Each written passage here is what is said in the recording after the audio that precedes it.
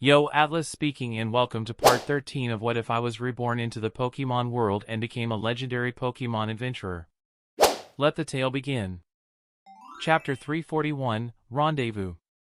The next morning I slept in for a bit, and neither Mom nor Dad came up to wake me up, so it was already close to 10 a.m. by the time I woke up by myself.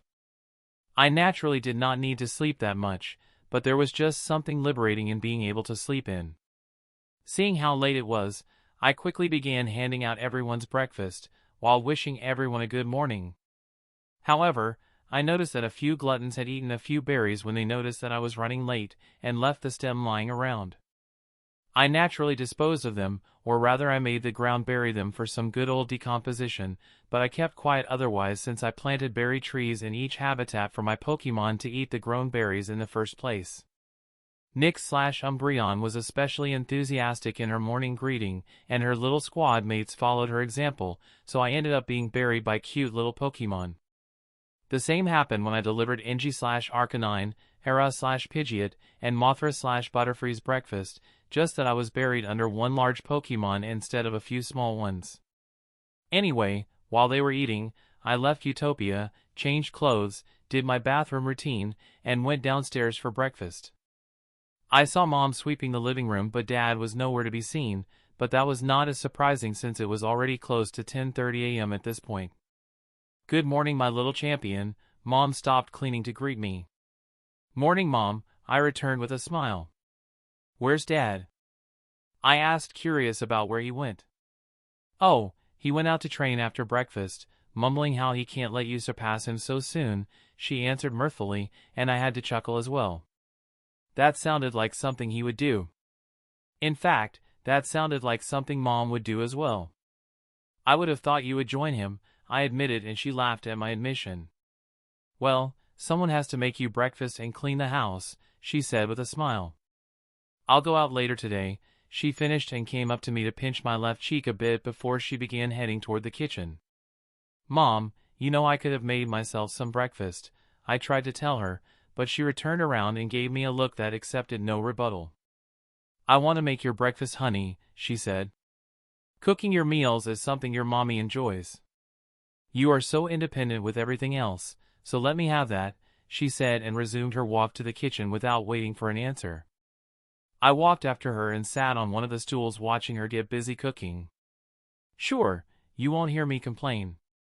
Your cooking is the best in the world," I praised her, buttering her up a bit, and she gave me a happy smile before she focused back on cooking. I just silently watched Mom prepare my breakfast for the next 15 minutes before I helped her move everything onto the dinner table.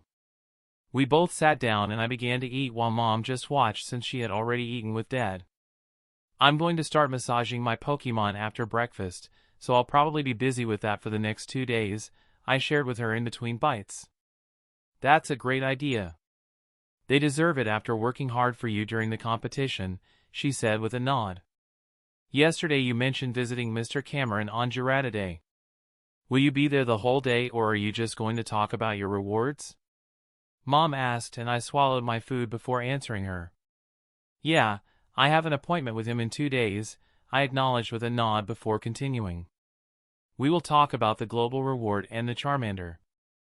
I also plan to exchange my Academy points for visits to certain Pokemon habitats, so I'll probably be busy with that not only on Girarda Day but also on Poké Day, and maybe even on Dial Day, depending on how long I have to spend in each habitat. Alright, just make sure that you only add as many new Pokemon as you are confident of giving sufficient attention to. Adding them to your team and then neglecting them is not something you should do, but I believe that you would never do that," she lectured, and I acknowledged her concern. "I have everyone's help, so I'm sure the newbies will get all the attention they'll need," I assuaged her. Speaking of adding new Pokemon, I began, shifting the flow of the conversation. "I happen to have one for you that I bought in Ransay," I finished, curious about what her reaction will be in a moment. "Sweetie, you did not have to buy me a Pokemon. I already have enough partners for the time being, so I'm not particularly interested in adding another Pokemon to my team," she reasoned, and I put on a thoughtful look. "Oh, I remembered that you were interested in getting an errand last year, so when I saw a 5-star one in Fontaine City I made sure to get it for you." But I'm sure I'll find something for him to do if you don't want him, I said with a faux sorry tone. I saw her eyes sparkle in excitement when I mentioned that the Pokemon I got her was an Aaron, and she did not mind my act at all. Really? You found such a good Aaron? She asked excitedly, and I gave her a nod, satisfied with her reaction. That's great. I was not lucky enough to get a good one last year. Your mommy's lucky star, she beamed with happiness when she said that. Come on, pull it out and show it to me, she said while making an urging hand motion. I just chuckled at her sudden enthusiasm and pulled out Aaron's Pokeball. I switched it back to regular mode from the stasis one before handing her the Pokeball. Here you go, I said before placing the ball in her hands. You can go through the registration process right away. I did not do it since I intended to give him to you anyway, I informed her, and she did just that before she called Aaron out. Aaron made an appearance and curiously checked out his new surroundings. I cleared my throat to gain his attention, and it worked perfectly. Aaron, this is my mother, I introduced Mom while pointing at her. She's going to be your trainer, I informed him, and he went up to her to check her out. Mom, I'll leave to do my thing, and you two can get acquainted by yourself, I told her, and she looked away from Aaron for a bit.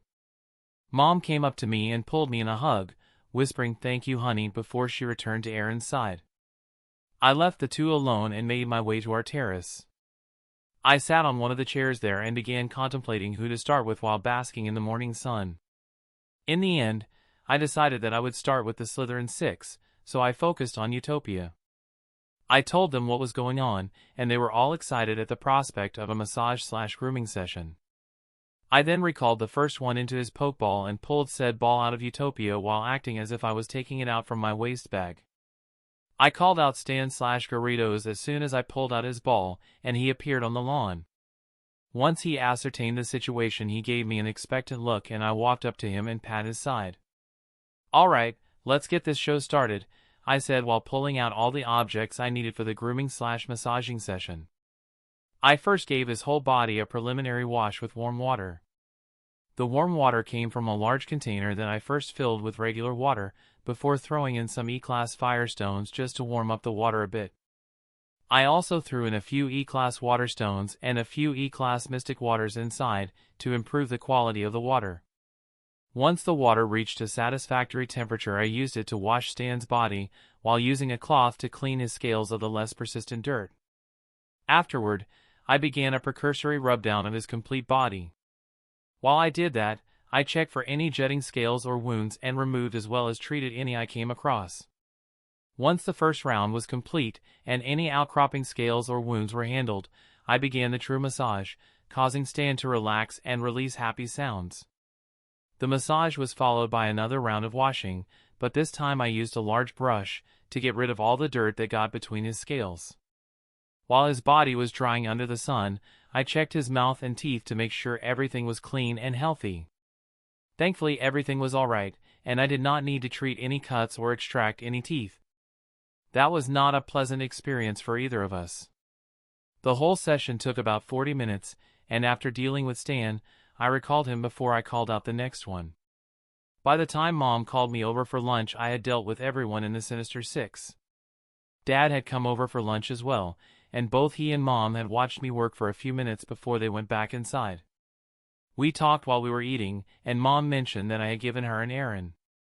She later showed him to Dad, who congratulated her for getting the Aaron she had long wanted. Meanwhile, I went back outside and resumed my grooming/massage day. I focused only on grooming and massaging one of my Pokemon after the other, and by the time dinner was ready at 7 p.m., I had gone through roughly a third of them. Thankfully, the others took only 20 to 30 minutes per Pokemon depending on their size. The Gyarados were the largest members of my team, hence why it took longer to deal with them. Anyway, I decided to stop for the day and relax with my parents after dinner.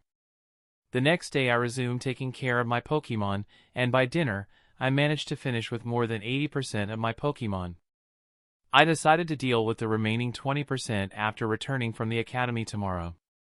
I was sure that I could take out 3 or so hours to finish them off. If not, then I would simply have to finish the rest on Pocket Day. Regardless, I made sure everyone knew my plan for the next day before going to sleep. I woke up at 7:40 a.m. and prepared for the day. I ate a hearty breakfast and told Mom I might miss lunch before leaving for the academy. I directly headed for Mr. Cameron's office and knocked on the door. I entered once he gave the permission to do so and saw him looking at me with a smile. "Good morning," I greeted him. "Morning," he greeted back. "I have been waiting for you," he continued before pulling over a small stack of papers. He took the one at the top and handed it to me. "That's your file. You can find the total amount of academy points you've earned until now on it. I marked it for you so you should have no problem finding it," he said before taking another 2 documents from the stack. This contains a list of all habitats our academy has access to and that students can visit in exchange for academy points. Take a look at it and mark which ones you want to visit after making sure you can afford it. That way I can create a schedule for you to visit them all, he said while handing off both papers to me as well. He then pushed the remaining stack in my direction. As for the rest, they contain the materials that students can exchange for academy points, so you can check it out and mark any materials you want if you have any leftover points after selecting the habitats you are planning to visit, he finished before motioning for me to take the stack as well. I did just that and began scrutinizing everything after I got the go-ahead from Mr. Cameron. He then began, or resumed working on his computer, not sure which one it was, while I was looking through the documents. Chapter 342, Decisions and Arrangements. Let's see, I thought while looking at the marked number, and I could not keep my surprise from showing when I saw that the number was much higher than I expected it to be.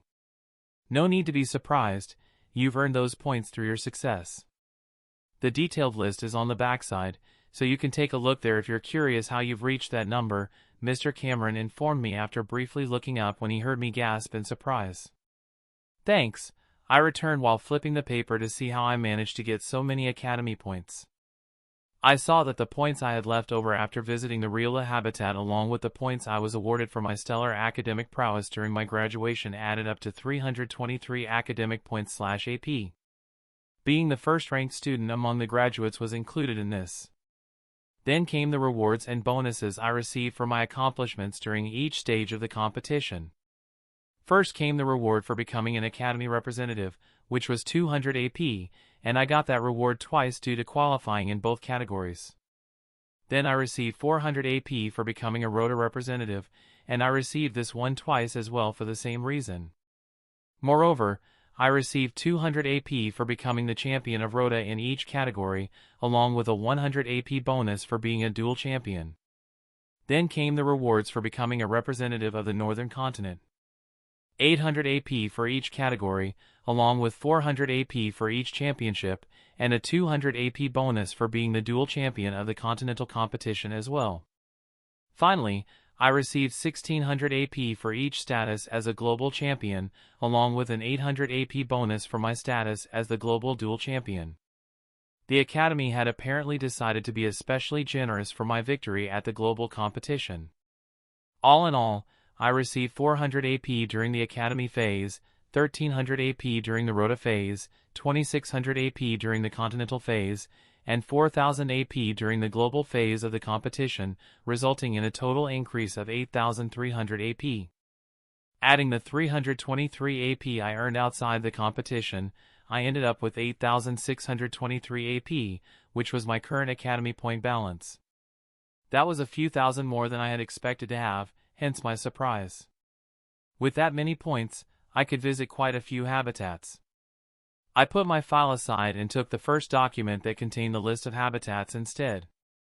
Each habitat that was listed had a brief introduction below the habitat's name/species. The introduction also listed behavioral points that had to be paid attention to during the visit. Most importantly, the fee for the visit to the habitat was displayed beside the habitat title. Curiously, the first document contained all officially available species on its 2 sides, so I was a bit curious about what was written in the second document. Still, I focused on reading through the document at hand first. The species/habitats on this document were Riolu for 2500 AP, Togepi for 1800 AP, Ralts for 1500 AP, Tyrogue for 1250 AP, Mienfoo for 1250 AP as well, Buniri for 1000 AP, and finally Clauncher also for 1000 AP. I would definitely be visiting the Togepi and Ralts habitats. I also had a marked interest in visiting the Tyrogue and Meanfa habitats due to my interest in both Hitmonform as well as Meancheo. Adding the fees of each of those visits together resulted in 5,800 AP, which theoretically left me with another 2,823 AP. I would be lying if I said that I was not interested in getting the chance to get another Riolu, but I was also interested in acquiring a Buniri, or rather a future Lopunny, specifically one of the aura variants I had seen. Then there was also the second document. I decided to take a look at that one first before making any decision, to see if there was anything that would attract my attention, so I set the first document aside and read through the second one. The title of the document directly explained why I got access to the species on it. It was titled Extra Privilege due to Global Duel Championship, and there were 5 species/habitats on it. The first one was a Mankey habitat for 1000 AP, Pancham for 1250 AP, Metatite for 1400 AP, Hawlucha for 1800 AP, and finally 3000 AP for a visit to a Squirtle habitat. The Academy actually had a Squirtle tribe. How surprising. Sir, why is the fee to visit the Squirtle habitat so high? I curiously asked Mr. Cameron, who looked up from his work when he heard me address him. Oh, that's because the number of Squirtle we have is pretty low compared to the other habitats. Also, each Squirtle there knows Aura Sphere, since they are either born with it or are specifically taught the move before they reach the high iron stage, he explained before focusing back on his work. Well, that was pretty impressive and explained the high price. Regardless, I could not afford it anyway if I went through with my plan to pay a visit to the previously mentioned 4 habitats due to being left with less than 3000 AP. Still, the second document opened new combinations on how I could spend the leftover 2823 AP if I did not choose to visit the Riola habitat for a second time. I could visit the Buniri habitat along with any of the habitats on the second document except for the Squirtle one. Mankey could pair with any of the other 3 habitats on the second document as well. The others had fewer pairing options. Still, there were quite a few possible combinations, so I would have to carefully consider which one I would choose. As for the material list, I would check that one after I had decided which combination I would be going with, since I preferred Pokemon over materials, and I did not want my decision to be influenced by material gains. I would just choose materials according to the amount I was left at the end, and not more than that. After I made that decision, I packed away all my papers, gaining the attention of Mr. Cameron as a result. "Done already?" he asked, and I nodded. "Have you already made your decision, or did you decide to think about it some more?" he inquired next. "Partly," I began to answer. "I'm definitely going to visit the Togepi and Ralts habitat, but I'm unsure how to deal with the rest of my Academy points. The Tyrogue and Meanfa habitats are the most tempting, but other combinations are appealing as well, so I'll think about those some more," I explained, and he nodded. "That's good, no need to rush your decision. Don't worry about having to spend all your points as soon as possible. I'll make sure you can use them whenever you want, even if it's a year later," he guaranteed, and I thanked him with a smile. "I would be grateful if you could organize an appointment for me to visit the Togepi habitat and one for the Ralts habitat as well, but not on the same day," I requested, and he agreed. "Sure, I can do that," he said while writing it down in a notebook. "I'll talk to the tribe supervisors regarding the best times for your visit, and inform you after I have an answer," he told me when he saw me looking at his notebook. Thanking him for the things he did for me had become a habit by now, since it happened so often. "Alright, now that the matter of your Academy points is out of the way, let's talk about the other matters. Have you decided which species you want to choose from for your global reward?" Mr. Cameron asked, since I had told him that I would make my decision by today. "Yes, I have," I told him with a nod. "I want to choose a Gibble," I informed him, and he smiled at me before nodding. "It's a good choice. Actually, all options are good in their own way, so this was a question of preference," he said before laughing a bit. "I had actually thought you would end up choosing Beldum, but Gibble is just as good." After he said that, he briefly wrote something on the computer before focusing back on me. "I'll personally head to Sinnoh to receive the 3 Gibble they'll provide for the selection, and to ensure everything is proper. I'm not exactly sure how long it will take on their part to select the suitable Gibble, but I believe you'll be able to make your selection sometime next week," he assured, and I fully trusted him when he said that. "I'll leave it to you, sir," was all I said on that topic, and he moved on after that. I finished the talks with Oak's Laboratory regarding your visit to their Royal Breeding Center, specifically the Charmander one. I arranged an appointment on Day next week. You will be given access to nearly all the areas of the facility during the selection process, and you have until 5 p.m. to choose your preferred Charmander. I'll bring you to the facility on Day and pick you back up as well, so let's meet in front of the Academy at 9:45 a.m., Mr. Cameron explained, and I gave him a grateful nod for arranging everything. "I'll be there on time, I promised." "That's everything, I believe," he declared. "Unless there is something else you want to add or say," he asked, and I shook my head in denial. "No, sir. That's all," I returned, and he gave a satisfied nod. He then indicated that I could go, and I thanked him once more before excusing myself and leaving. My visit to the Academy took less than 2 hours, so I had more than enough time to finish the grooming/massage session for the rest once I was back home. 2 hours before dinner, only Nyx/Umbreon and her group were left. I called out all of them at once so that the rest could play around while I was dealing with one of them.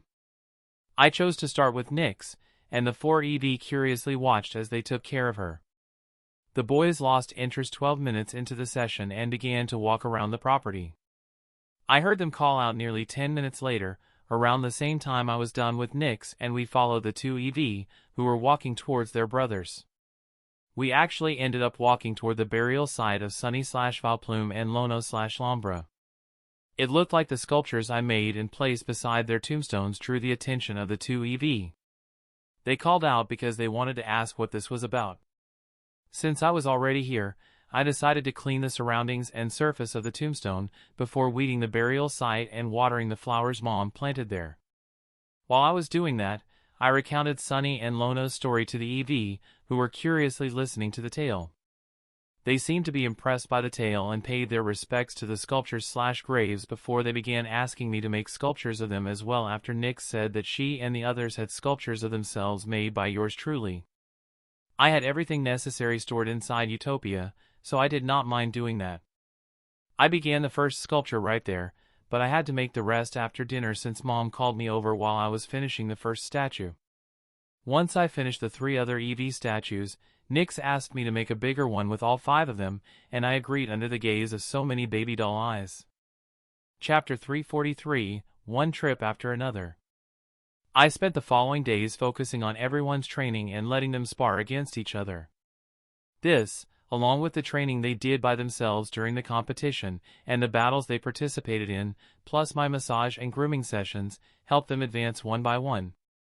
Thanks to their hard work, everyone's parameters rose by 1 or 2 values, and the ones with the most notable increase were the Sinister 6, simply because they now had all completed the second round of limit breaking.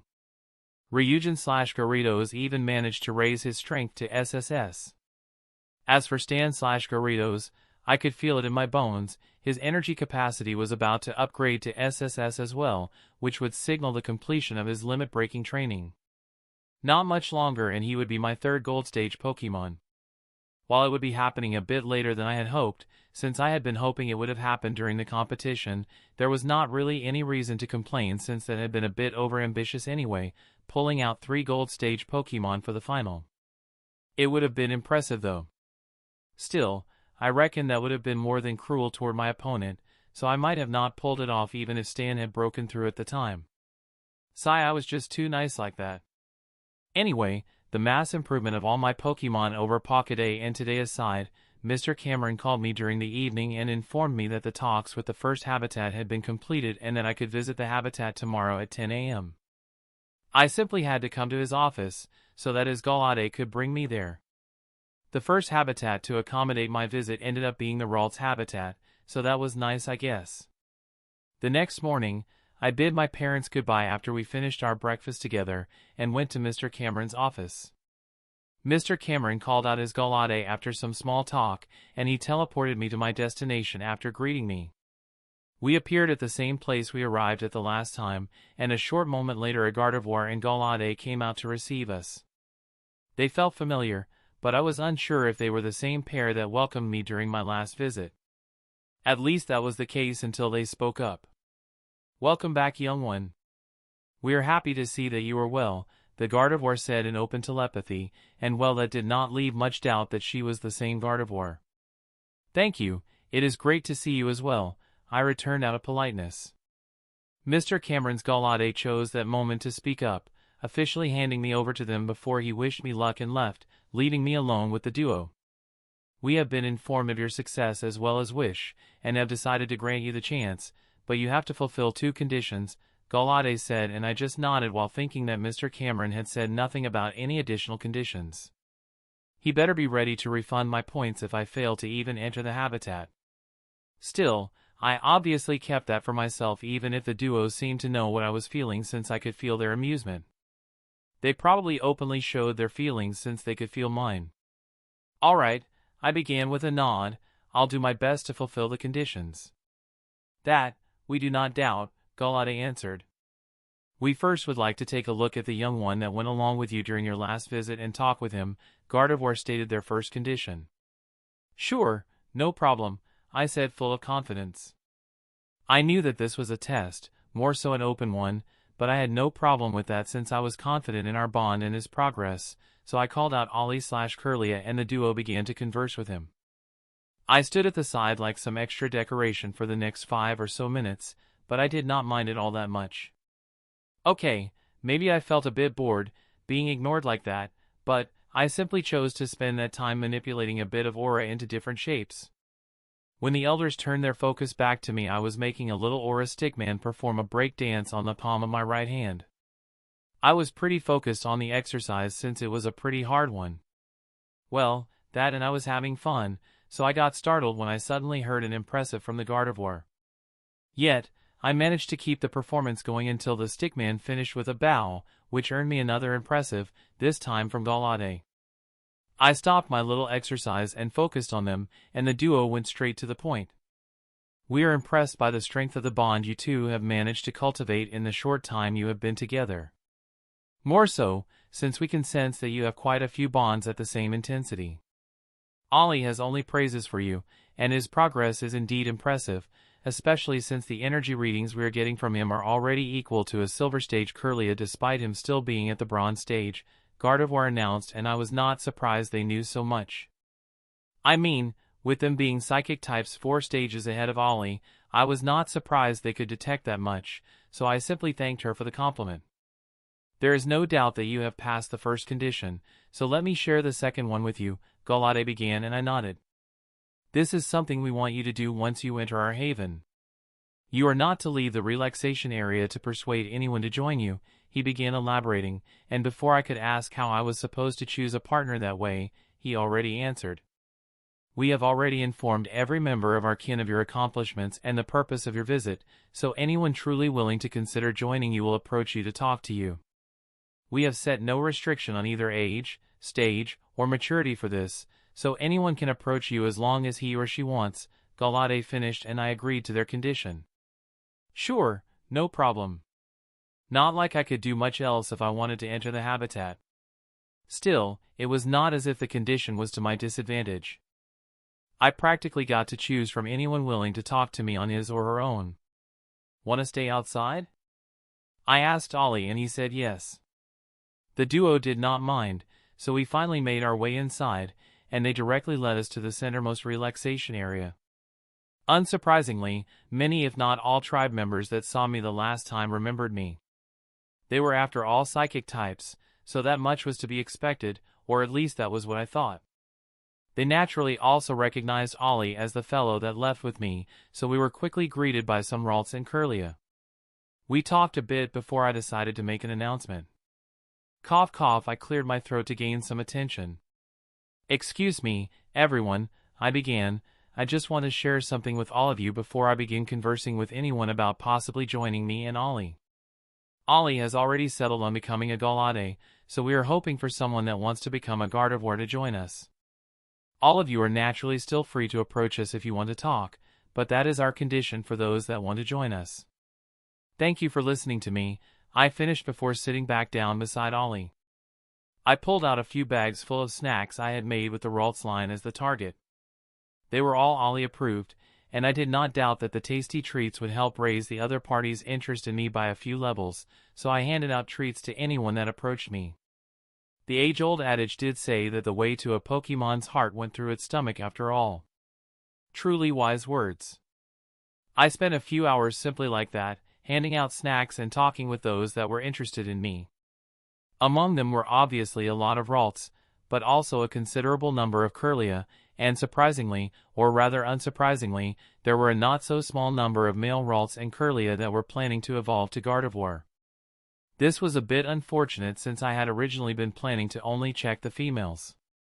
You know, because the goal was a Gardevoir and Ollie was already a male. I even went so far as to ask Ollie to observe the others during this time to see which ones he thought he could spend a long time together, since that was what would happen after the newbie joined our family. All so that they could get along well in the future. Harmony, and compatibility were important factors after all. I saw a few interesting candidates, but I was going to wait until the last moment before I decided anything. Anyway, around 2 p.m., I began pulling out my cooking stuff and began preparing some curry. I was planning a repeat performance of my cooking feat at the Real Habitat, and it seemed that tales of my stunt had reached them as well, since the Ralts and Kirlia around me became excited when I began pulling out my cooking utensils.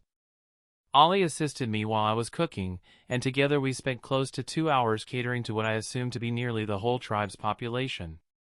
Well, the elders helped, and all 4 of us used our psychic abilities to speed up the handover. I was pretty sure that we handed out more than 1,000 portions of curry. Among those that enjoyed our food, there were not only Ralts and Kirlia, but also Gardevoir and Galade, including the elder duo that took a portion for themselves at the end. They also helped me and Ollie with the cleanup after everyone was done eating, while praising our culinary abilities. Anyway, after that lunch episode, the talks resumed, and our little stunt really proved its worth. During the next 3 hours, before I was asked to make a choice, I was approached at a much higher frequency than before, and this time around even Gardevoir were among those that came up to me to talk. That surprised even me, but they told me the elders had reminded everyone that the younger Gardevoir might approach me as well if they were interested in my offer, and more than 10 had decided to take up the offer. When the elder duo approached me to inform me that my time was running out and asked whether I had made a decision, I had a few options in my head that I was still considering. All of them had received Ollie's approval, so the rest was left to me, but I had a hard time deciding on whom to choose. My list of candidates ended up having 2 Ralts, 2 Kirlia, and 1 Gardevoir. Species, Ralts. Gender, female. Type, psychic, fairy. Potential, deep blue. Stage, bronze stage, low. Genetic variation, none. Abilities, synchronize, telepathy. Talents, none. Affinities, psychic, fairy. While neither of the Ralts had any unlocked modifiers or talent, I chose them because of their high potential compared to their stage. Species, Ralts. Gender, female. Type, psychic, fairy. Potential, deep blue. Stage, bronze stage, mid. Genetic variation, none. Abilities, synchronize, trace.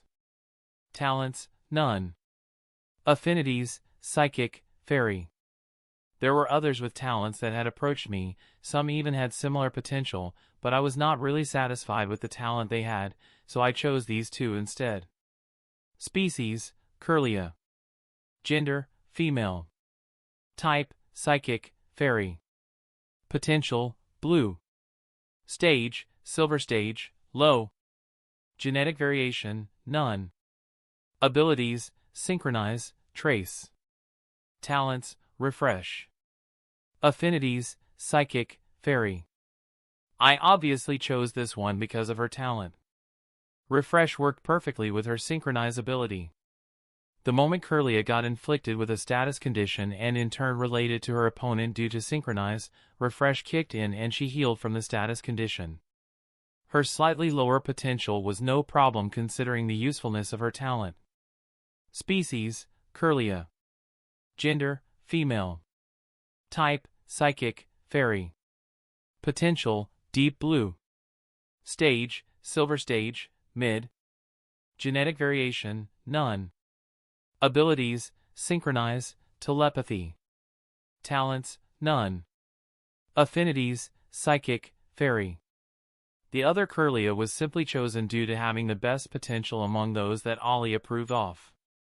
The main reason why I chose her was that she was a blank canvas and I did not like the talents of the others.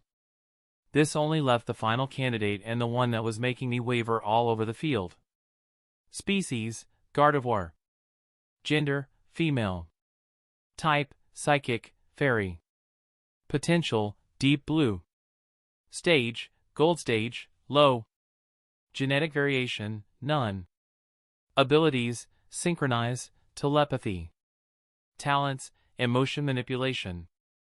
Affinities, psychic, fairy. Obviously, she was already at the gold stage, so that was pretty impressive. She had no modifiers, but that was no problem. Her potential was not bad at all, even if she missed out on a few limit-breaking bonuses, as well as an evolution bonus.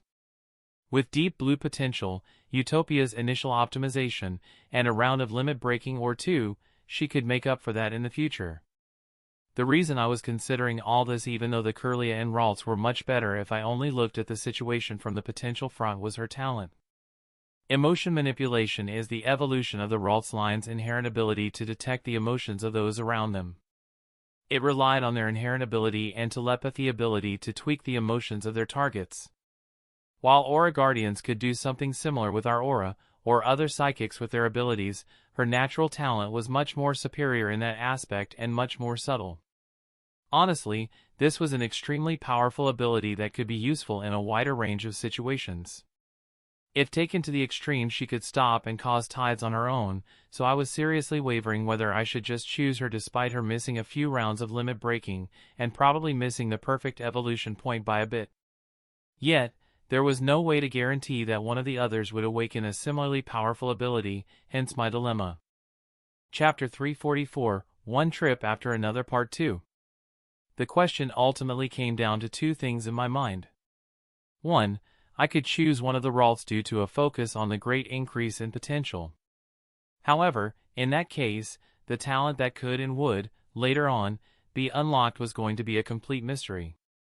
Forget about awakening the same talent as Gardevoir, the question was if they could unlock a talent of the same grade, since emotion manipulation was a first-class talent. Probability told me that it was more likely that Ralts would unlock a slightly weaker ability or worse. Choice number 2 was choosing Gardevoir. As I said, her talent was a great one, and her strength was already at the gold stage, which meant she saved a few years of training, so using the time she saved to make up for any deficiencies caused by her early evolution or early breakthroughs was not too much of a loss. Especially since Utopia's initial optimization would take care of a big chunk of those deficiencies. As for the lost chances at improving her potential, Utopia's boost along with her future limit-breaking bonuses would still let her reach the Aurora realm by the time she reached the Palladium stage at the latest. While it would undoubtedly take longer than it would have taken the Ralts, Gardevoir would reach that point as well eventually, so that was okay. It may sound a bit presumptuous to say this, but I could afford to wait a few decades for her to reach that point. It was not as if she would not become stronger during that time, since she would, and her talent was ultimately worth it, so having made my decision, I gave the elders my answer. Yes, I began with a nod. I have made a decision, I continued before looking in the direction of Gardevoir, the one I had chosen. If she is truly willing, then I would like Gardevoir to join my family, I said more to her than to the elders, and everyone turned their gaze towards her, waiting for her answer. Sure, I don't mind. That was the reason I and the others approached you anyway, she said through open telepathy, which seemed to be the preferred communication method of everyone here. That is good, Elder Gardevoir said. You have our approval, Elder Galade added, and everyone else around congratulated us. They were congratulating her for joining someone promising with a talent for cooking, while they were congratulating me for getting a strong and talented member of their kin to join my group. That my talent for cooking specifically came up was a bit funny, but so true. Tasty food was truly useful in many situations. Still, I shall give you some on-the-nose advice, Elder Galade began. You will no doubt quickly notice that young Gwen here is a particularly talented member of our line, or she would probably share it with you even if you didn't, but please refrain from openly displaying her talent until you can protect yourself and her from those that would feel threatened by it. This counts for both of you, Elder Gardevoir spoke up. We're not saying you can't use it since that is your choice, but we simply ask you to consider the situation and be subtle about it until you can handle any situation that your actions might cause. Yes, I promise, I said, and Gardevoir did the same. I hope you do, Elder Galade answered. I know that you are under the protection of the Guardians and the Alliance, but some things are tempting enough for certain people that they would be willing to take the risk regardless. Honestly, if I did not already know what they were worried about due to having seen what exactly her talent was, the last bit would have sounded much more ominous. Still, their concerns were valid since her talent would be invaluable to any evil or criminal organization. I chose to simply nod instead of speaking since I did not need words to display that I was taking them seriously.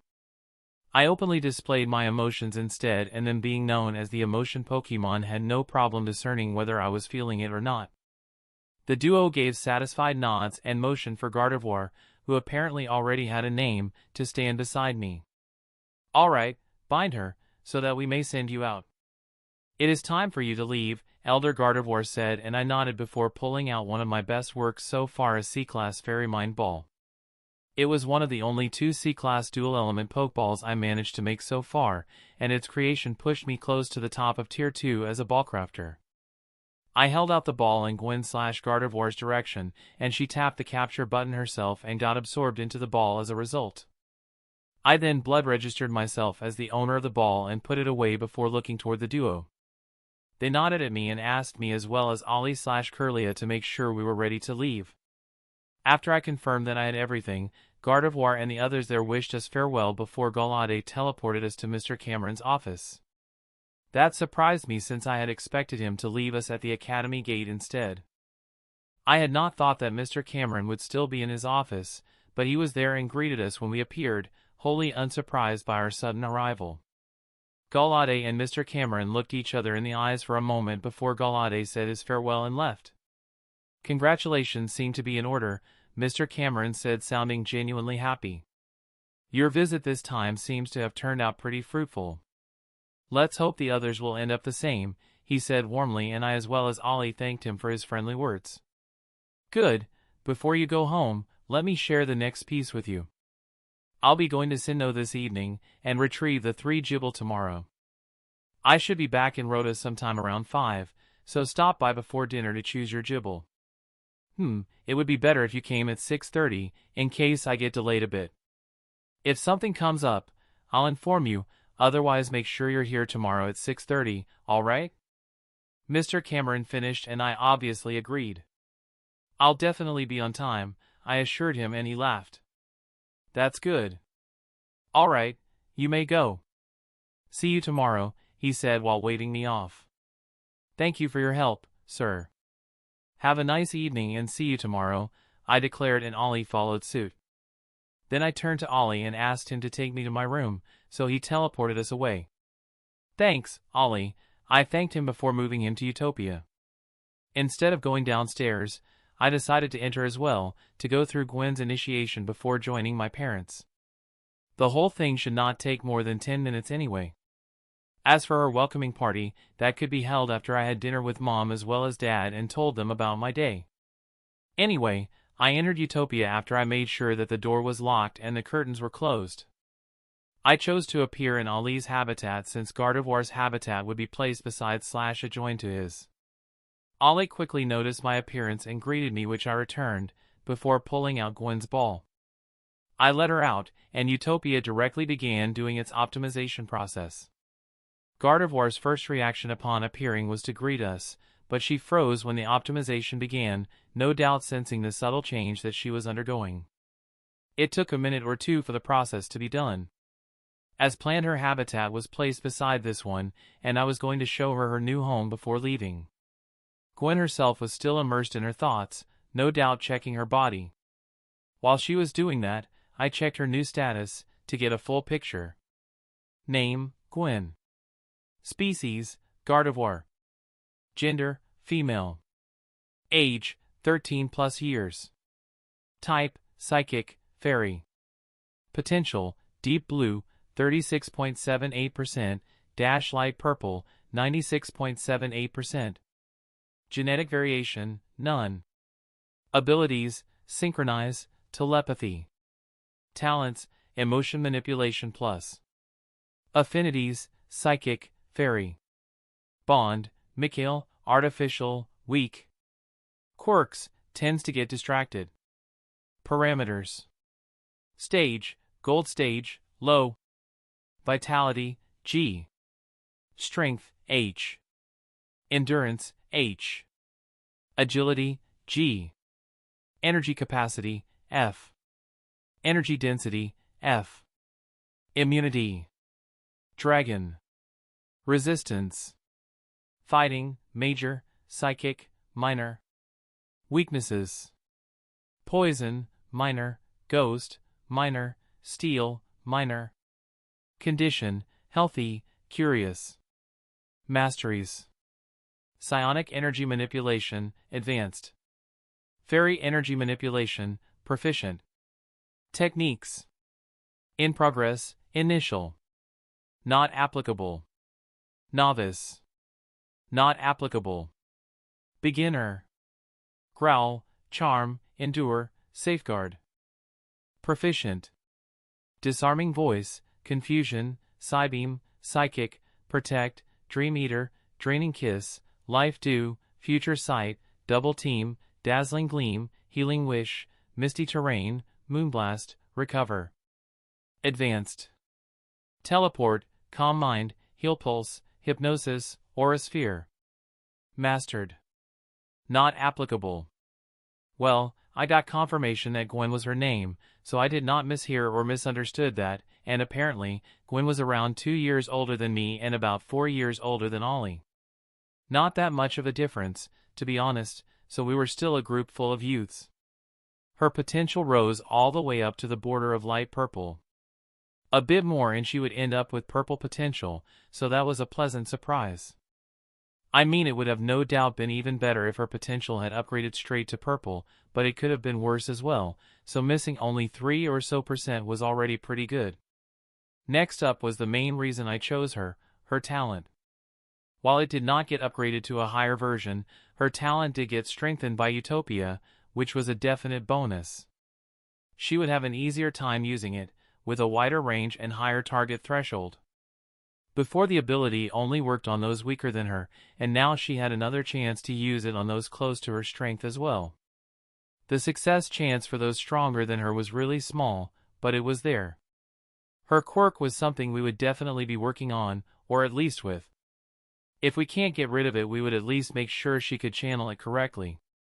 Well, her parameters were around where I thought they would be.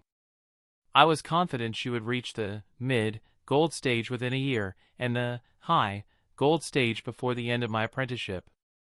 How long it would take her to complete the limit-breaking training, however, was not something I could estimate right now. Her energy manipulation and move masteries were good enough, and Gwen was done with her check while I was looking at her move pool. That was a really interesting experience. It felt as if something helped me fill tiny holes inside my being I did not know even existed. I feel better than ever before, and I definitely noticed my potential increase to the next grade while all that was happening. Even my talent seems to have become stronger, but neither of you two seems to be surprised by that. I have to say, this has to be the most interesting and mysterious welcoming gift any Gardevoir has to have received. You're proving to be much more mysterious than I expected you to be, especially since the energy around this place is perfect for our line and the density is impressive as well. It is as if this place was created just for the members of the Ralts family. Also, it seems as if someone is asking me to be nice to you, not to try to harm you. She excitedly began talking and I let her finish everything she wanted to say before replying. That is because it is a habitat especially created for the Ralts line, specifically for Ollie here, I answered her while pointing towards all. She looked as if she thought I was joking, but she could feel that I was being truthful, so she did not know what to think about my claim. Also, this is not the only habitat like that, you've got one as well, right beside this one, that belongs to you, which is perfectly calibrated to fit your needs," I told her before motioning her to follow me. While we were heading to her place, I began giving her the introduction. "I've had this blessing since I first opened my eyes to this world. It is a gift from the gods, at least I see it as such. It gives me access to an alternate space that only I can access for me and my Pokemon to live in and flourish. Utopia, my personal Mirage Island." I began introducing Utopia to her, and she absorbed everything I said with awe, interest, and a slight disbelief. However, her natural ability told her that all I was saying was the truth, at least as far as I knew, and that was the case. Nothing of the things I told her was wrong, and it allowed me to explain my gifts without involving my last life. We arrived at her part, I showed her around, finished my explanation, and called the others over for her introduction. I then told them that they could get to know each other since I had to go out since my parents were no doubt waiting, and that we would do the welcoming party once I was back. Afterward, left them all to their talk and returned to my room before heading downstairs. I saw Mom and Dad waiting in the living room, and they greeted me as soon as they saw me. The dinner table was already set, and Mom said they had been just waiting for me, so she ushered us straight into the dinner table and we began to slowly eat while talking about how our respective days had been. Chapter 345, One Trip After Another Part 3. That evening, after finishing dinner with my parents and talking with them for another hour, I re-entered Utopia once I was back in my room. Gwen/Gardevoir was still surrounded by the others and they were amiably talking to each other, so I simply watched them for a moment. I could not stop the happy smile that appeared on my face at seeing them like this, and I had no reason to hide my happiness. In fact, I began to laugh happily at seeing the harmonious picture. My laughter caught their attention and they rushed in my direction. Only at that moment did I feel a pang of regret. That had been such a picturesque moment and it got ruined because I disturbed them. I should have taken a picture to capture that unpretentiously lovely moment. Well, it was too late for regrets. At least I had the moment in my head, so I would simply have to draw it myself. My drawing skills were okay, mostly thanks to all the ball crafting and massage skills I learned, but to illustrate this moment in the way it deserves, I would probably have to invest some time to truly improve my drawing skills. Sigh, everything costs time, I lamented while deciding to shelve the idea of directly drawing the scene for a bit. I could devote an hour or two to drawing practice a week. Thankfully I had a great memory, so I could draw the scene in a few years once I became good enough to paint it. Anyway, I greeted them all, and we talked for a bit before I officially declared the start of Gwen's welcoming party. I pulled out tables and placed the snacks as well as drinks there so that everyone could take whatever they wanted. I made sure that some of the tables had lower legs for those that were in the smaller group. Obviously, everyone staying inside Utopia was invited, but I especially asked Stan/Garridos, Mothra/Butterfree, and Parvati/Beedrill to ensure that their subordinates behaved. I made sure they knew that they had to take care of any mess their subordinates caused, and they gave me a solemn salute promising that they would make no mess, besides the one that usually happened with leftovers. I saw the Eevee and Spinda dancing, or they could have also been playing tag.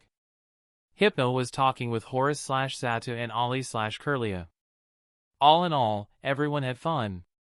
An hour in, Gwen/Gardevoir approached me with a cup in her hands while levitating a small cloud of snacks beside her.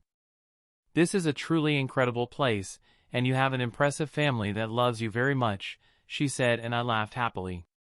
"Yes, I love them all as well," I told her with a nod, silently accepting the Utopia bit. She gave an appreciative hum and we simply stayed like that for a bit before she spoke up again. "Do you ever plan to open this place to others as well? Because I'm sure a part of my kin would definitely be willing to settle here," Gwen asked, and I briefly considered how to go about answering that question. "Maybe in the future when I feel like I can defend this place, but even then only those willing to live under my rule will be able to settle here since the place belongs to me after all," I ultimately replied, since I had no plans to let anyone in that was not willing to work for me or be under my rule/command. Until then, this place is an absolute secret that only those that are already a part of Utopia are allowed to know, I added in an absolutely serious tone. "I understand," she replied with a smile, and I left it at that. I got pulled into playing a song after that and I saw Gwen clapping along with the others. I allowed the merriment to go on until 11 p.m., and once it became that late I asked them to gather together for the traditional photo session. By the time all single photos, group photos, and mega group photos were taken, it was close to midnight. I left after making sure everything was clean and everyone was back at their place. The next morning I introduced Gwen to my parents and they were impressed with her. Other than that, I began trying to learn how to play some more songs that I knew with my ocarina. It was something a lot of my Pokemon had requested of me yesterday, so I decided to once more invest some time into this little hobby of mine. I unknowingly ended up going at it until lunch, and Gwen silently listened in the whole time, along with Horace and Mothra, whom I had called out as well before I began. "Honey, those songs you played are beautiful and I haven't heard them before, just like the other ones you've learned before this. Your musical talent is truly impressive as well. I'm sure Rose, Weiss, Jessie, and the other girls would love to listen to you play some of these songs for them. Make sure to play for them at some point too, okay?" Mom said while we were eating lunch. I knew that saying something different was futile, so I just said yes, and she gave me a satisfied nod. "Son, I listened in for a bit and your mom is right, you are really talented at this. I'm sure you could work as a performer if you wanted to, especially with a few of your Pokemon like Mothra and Gwen dancing to your music," Dad complimented me as well. "Thank you, Dad, but you know I'm too busy to fit any performance into my life," I said with a helpless face, not that I had put any thought into becoming a performer before this. I was truly too busy for that, and there was a lot of other stuff I would rather focus on rather than spend time performing for others. "Make sure to come straight home after you're done with your business with Mr. Cameron. Your dad brought back a Pidgeotto that attacked him while they were out training, so I'm making stuffed Pidgeotto tonight for dinner. I don't want the food to get cold, so make sure you're back by 7, Mom exhorted, and I nodded. I used to, and still do, love stuffed chicken, and the Pidgeotto version was much better, so I did not plan to be late for dinner. I would head to Mr. Cameron's office at 6, get my Gibble, and come straight back home for dinner. That was the game plan. It was Gru Day, so there were some interesting TV shows to watch even though it was only 2 p.m., so I decided to do a TV streaming event for the others. I went through the channels until I found something funny and then displayed the screen on the Sky of Utopia for everyone to see. Passing on the sound was obviously easy as well, and I naturally did not forget to give everyone their lunch too. I spent the whole time until 6 like that, taking the occasion as one of our rare cheat days. Once it was 6 p.m., I had to stop the stream since I had to leave the house, but I promised them I would stream the movie I was going to watch with my parents later that evening. That made them all cheer, and I made my way to the academy after telling Mom that I was going out. It was only 6:20 when I arrived in front of Mr. Cameron's office door, but I simply shrugged and knocked either way. He said he would return around 5 p.m., so he should be back either way. "Come on in," I heard him say, so I went inside and wished him a good evening. "Ah, young McGill. Just the person I have been waiting for," he greeted me with a smile. "How was the trip, sir?" I asked him to make polite small talk. "Everything went well," Mr. Cameron said with a nod. "I made sure they brought out truly good ones, and I am pretty satisfied with Gibble they chose," he said cheerfully, and I nodded along. "All right, I've got the Pokeballs here," he declared while pulling out a briefcase from below the table. He placed the briefcase on the table and pushed it in my direction after he opened it. I could see 3 Pokeballs nestled inside, and Mr. Cameron began introducing them while I was looking at the Pokeballs. All 3 Gibble are at the mid-iron stage. 2 of them are male and 1 is female, he read from a file. Also, all 3 have 5-star potential, and once more all 3 come from a truly noble heritage, so even among 5-star potential Gibble, they belong to the cream of the crop, he declared. The Alliance staff asked me to pass along that you may call them out one after the other to talk and check each one, but only individually, not in a group.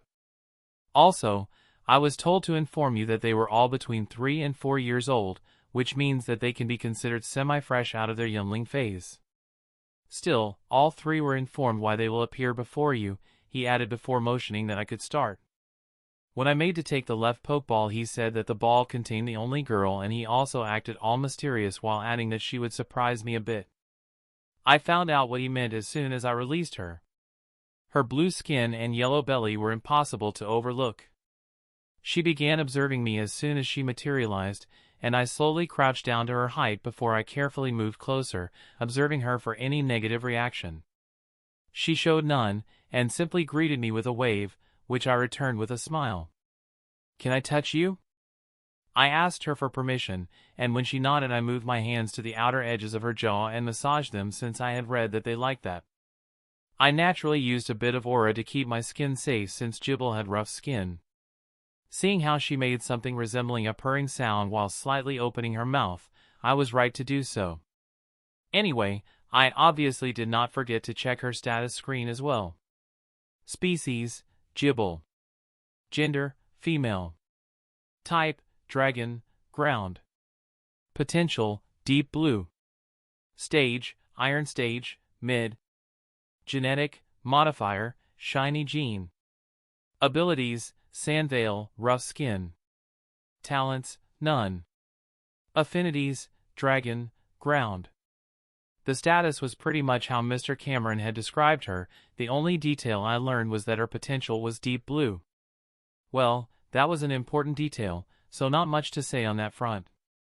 She had not unlocked her talent, but that was something that could happen after she joined me, if she joined me.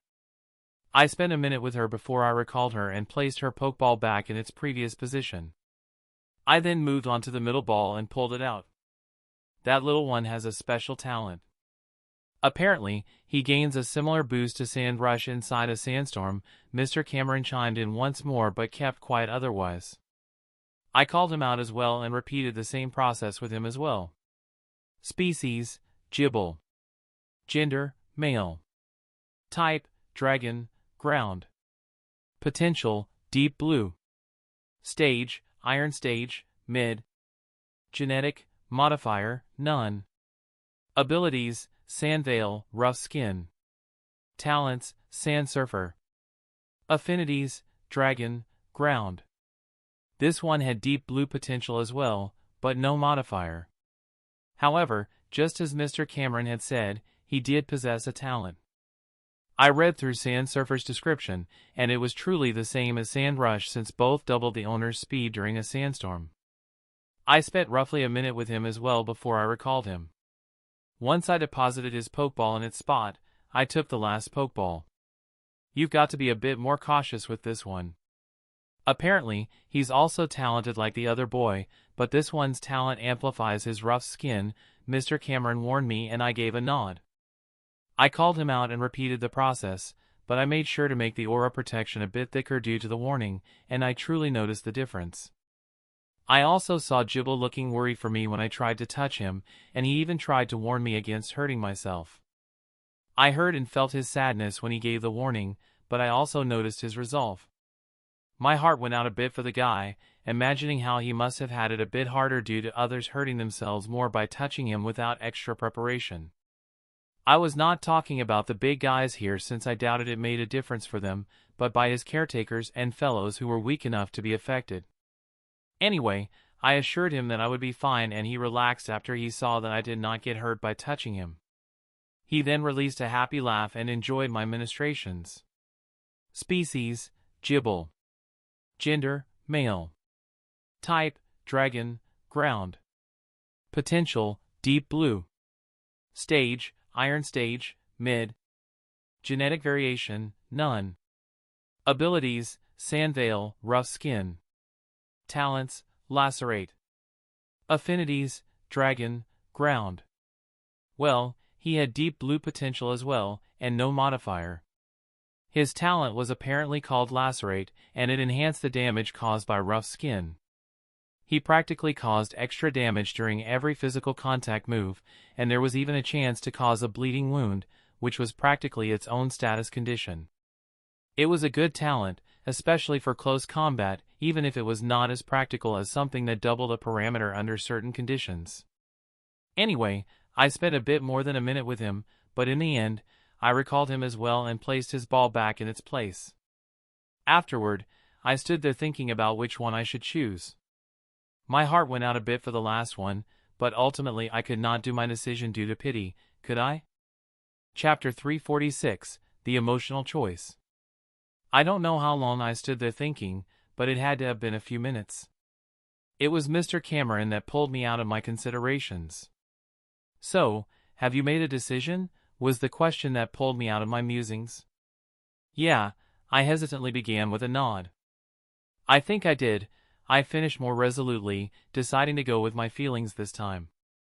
"I'll go with this little guy," I told him while pulling out the last pokeball I placed back just a few minutes ago. He clicked the best with me out of the three, I informed Mr. Cameron, and he gave me a gentle smile. The kind a fond grandfather would give his grandson. "It's a good choice," he said with a nod. "His ability, if used correctly, will make him an even more impressive close-range fighter, and as long as he is treated with care, I'm sure he'll return it with unwavering loyalty and friendship." "Yes, I think so too," I fully agreed with him. "So, make sure to be nice to him." "He seemed a bit lonely," Mr. Cameron finished, and I pat my chest while telling him to leave it to me. He closed the briefcase after that and placed it back below the table. "All right, now you just have to register the pokeball in front of me, and then you may go," he said once he was done putting away the briefcase. I pricked my finger and did the blood registration before putting the ball away. I was about to wish him a good evening and leave when a thought came up. "Mr. Cameron, would you like to join me and my parents for dinner? My mom is making stuffed pidgeotto, so if you have the time, you could join us," I inquired/offered, and he warmly chuckled a bit. "Did you clear that up with your mom beforehand, or is this more of a spontaneous invitation?" he asked.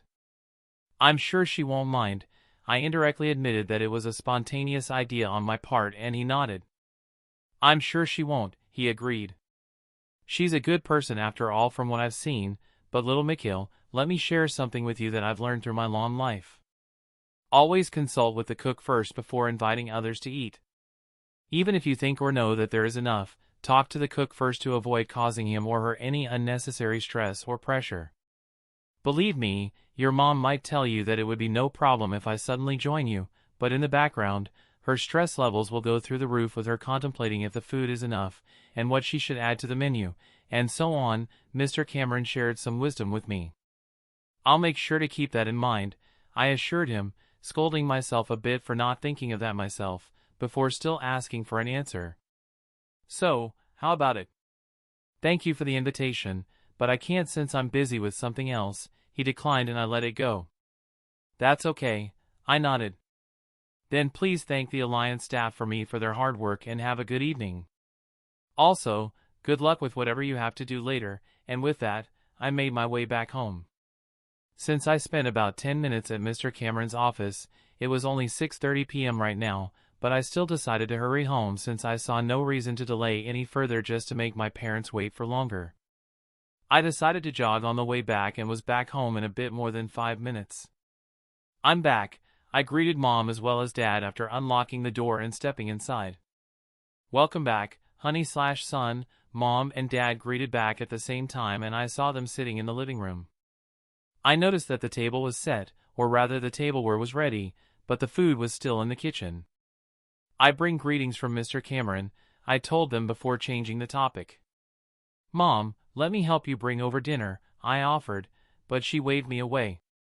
"Go and wash your hands and face." "I'll have your dad help me while you do that," she said, shooing me to the washroom. Being the obedient son that I was, I quickly went to wash my hands. I hurried a bit so that I could help them finish setting the table. Well, as much as I could without compromising cleanliness.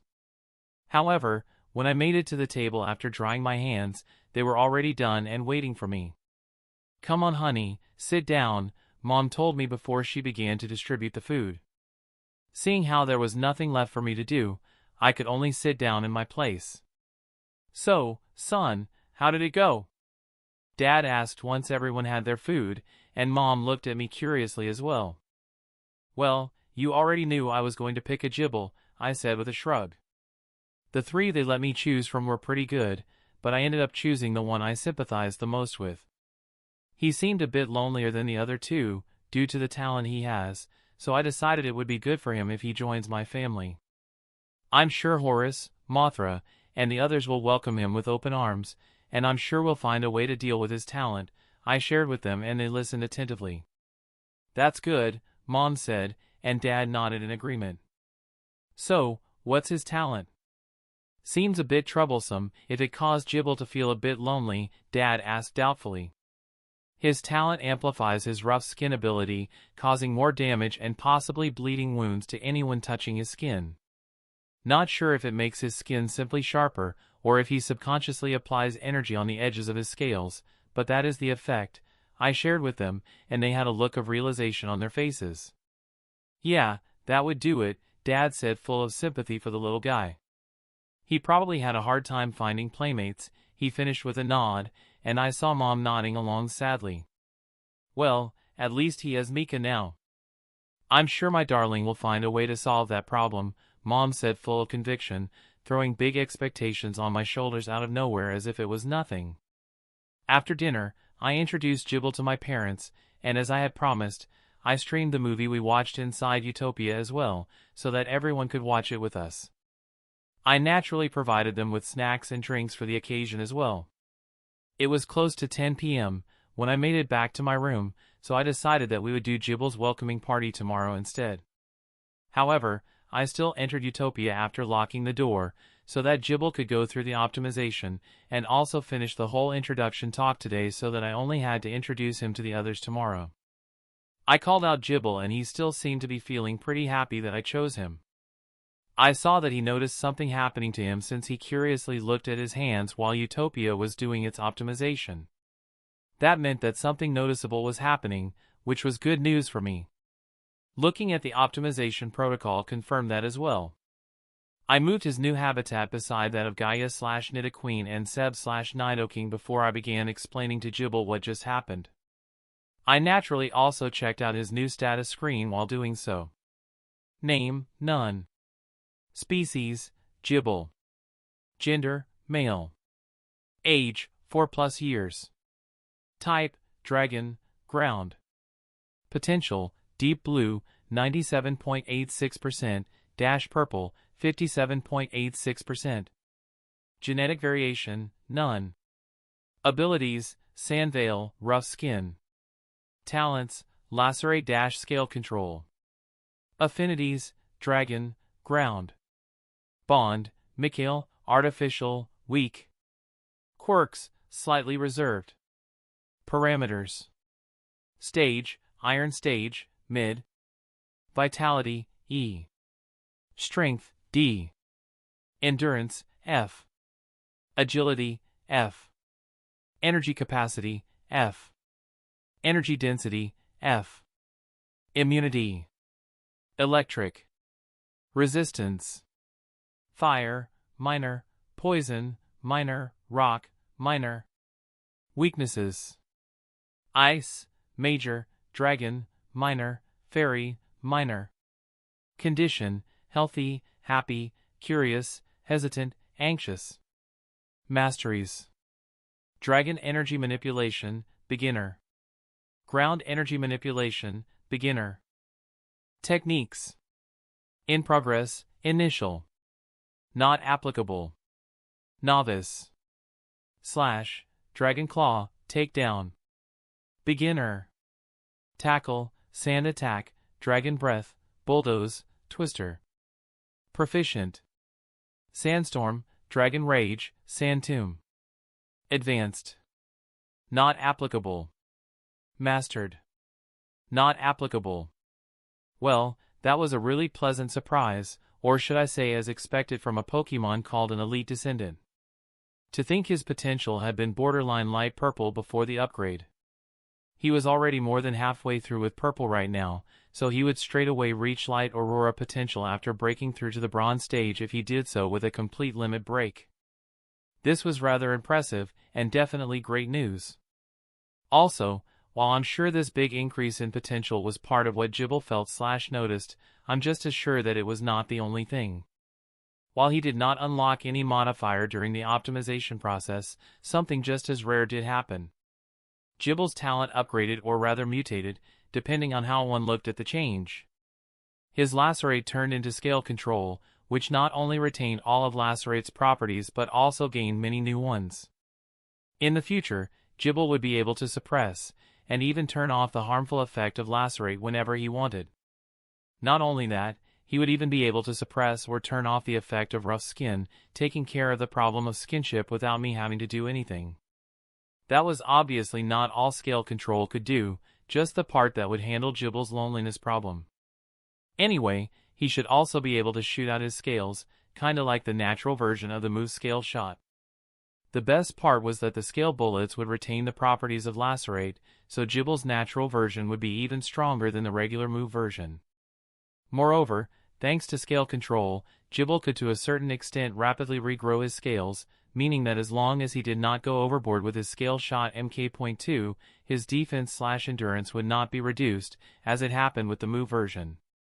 Another use of scale control that I could think of, off the top of my head, was to use it to deal with/negate the recoil damage during self-harm 1 moves, by temporarily padding the contact area with extra scales. He should also be able to learn most if not all scale-related moves if he worked hard enough. However, those were all uses that had to be trained first and not things that he could do from the get-go. Even suppressing lacerate and rough skin were things that Gibble had to train first, but I did not doubt that he would manage to do so. I was certain that he had the necessary motivation and potential to get that down as fast as possible. Moving on to the next part of his status, his quirk made sense. His inability to touch others without hurting them is most likely what caused his reservation, and the reactions he showed to me so far support that line of thought. I was sure that this would solve itself now that he could learn to control his talent and even ability. The rest of his status was within my expectation as well, especially his conditions/emotions, which had to do with the worries caused by his talent. Even the fact that he seems to have neglected his physical contact moves made sense from what I had seen from his behavior. Still, he had an impressive move pool/list for his strength, and his mastery of some of those moves was not bad at all, so I was satisfied with that as well. Anyway, while I finished checking his status, I also finished introducing Utopia to him, as well as the change it caused in his talent. When Gibble learned that he would be able to learn how to control his cutting skin, he began to openly cry out of happiness, showing that it had started to cast a shadow in his heart and stress him quite a bit. He ran up to me and hugged my legs, which I protected with aura to make sure he did not accidentally hurt me since I knew that it would have made him sad. Once I made sure that my skin and clothes were safe, I crouched down and gave him a proper hug while he let out all his hidden sadness thanks to the happy news. I rubbed his back as well as his head, and at some point, Gibble became emotionally exhausted and began to doze off. I told him I would bring him to his new home, and carried him to his new habitat. I carried him straight to his home/cave and laid him down on the area designated as his bed. Before I left, I gave him a last soft pat on the belly and wished him good night. Afterward, I went to Gaia and told her about Gibble, before I asked her to keep an eye on him tomorrow morning. She told me to leave it to her, and I left Utopia without disturbing anyone else. I then went to bed as well, happy that Gibble's problems had practically solved themselves. All we now had to do was treat him well and help him train his talent. Chapter 347, One Trip After Another Part 4. The next day started the second week of the 17th month, also signaling the start of the second week of the official 3-month-long school break I had until my high school life, or rather the tertiary education circle, began. I still had to take care of that as well, along with finally sending out my applications for my internship, but that could still wait for a week or two. I wanted to finish adding all newbies first before I began focusing on the next phase of my education. As I said, it was ARC day, and Dad was already gone by the time I woke up and went down for breakfast. He insisted on following his weekly schedule despite not having the usual working schedule due to being a freelancer right now, but that was okay. Dad being a disciplined person was much better than him being an irresponsible person after all. Anyway, Dad's diligence aside, Mr. Cameron called me shortly after I was done with breakfast. He informed me that I could visit the Tyrode habitat on Mu Day, meaning tomorrow, and the Togepi habitat on Dial Day. Also, apparently his meeting yesterday was with Oak Labs, and he told me that my visit to the Charmander habitat/breeding ground on Gruday stood, and he managed to raise the departure time from 5 p.m. to 6 p.m. That only left the visit to the Meanfoot habitat unscheduled, at least among those I had settled on, and I used the occasion to inform Mr. Cameron that I would also like to visit the Buniri and Pancham habitats. That decision left me with 573 AP, but I would later decide what I was going to do with those academy points. After that conversation over the phone, I told Mom that I was going to spend some time with Jibble and went back up to my room. I locked the door and entered Utopia, where I found Gaia/Nidaqueen talking with Jibble. It was a pretty adorable scene, with Gaia sitting on the ground and with Jibble sitting between her legs while leaning on her belly. Jibble was animatedly talking, while Gaia would occasionally chip in, and she would sometimes pat his head, which Jibble seemed to enjoy. I saw Seb/Nidoking chilling/sitting not far from them, leaning against one of the trees while keeping an eye on the two. I decided to take a photo before I made my presence known, and only after I had shot a picture or two did I announce my arrival. "Good morning, Jibble, Gaia, and Seb as well," I greeted them. Jibble tried to stand up, but I waved it off, so Gaia patted his head and had him keep sitting. I made my way across the two and sat down right in front of them. "I see you've met Gaia and Seb," I said to Jibble, who excitedly nodded his head, moving nearly his whole body with the movement. It was a bit funny to see, and I released a good-natured chuckle seeing his enthusiasm. "I'm happy you've taken a liking to them, especially since we're going to introduce you to everyone else as well after this," I informed him, and Jibble looked a bit nervous at the prospect. Gaia and I assured him that everything would be fine, and Seb said one or two encouraging words as well. Jibble calmed down after our assurance that everything would be fine, and that we would make sure no one got hurt by accident. After that, he was rather excited to meet the rest of the team, so we stood up and made our way to neutral ground, also known as the center of Utopia, which was just the area around my house. I called all team members over since I decided to introduce him to the team first before introducing him to the rest as well. Better start small, even if small in this case was a bit more than 40 Pokemon. That was still better than the 160 or so it would have been otherwise. Anyway, everyone trickled in, and I introduced Jibble to them. I mentioned his talent as well as the troubles it caused him, as well as the fact that he could now learn how to control it. I asked them to take care of him and to make sure they don't accidentally hurt themselves through him until he got his talent under control, since that would somewhat ironically hurt Jibble if they got hurt because of him. I obviously left out the somewhat ironically bit. Jibble looked pretty surprised seeing, or rather being introduced to so many team/family members. He looked even more surprised when he heard that there were more Pokemon living inside Utopia that he was going to see later on. As usual, my Pokemon were a lively bunch, and the older ones proved that they were pretty dependable. I saw Horus/Sada making sure that the EV did not hurt themselves during their over-enthusiastic greeting. Thanks to their natural endurance, most of the members at the high silver stage had no problem with touching Jibble gently without hurting themselves, even if they took no precautions.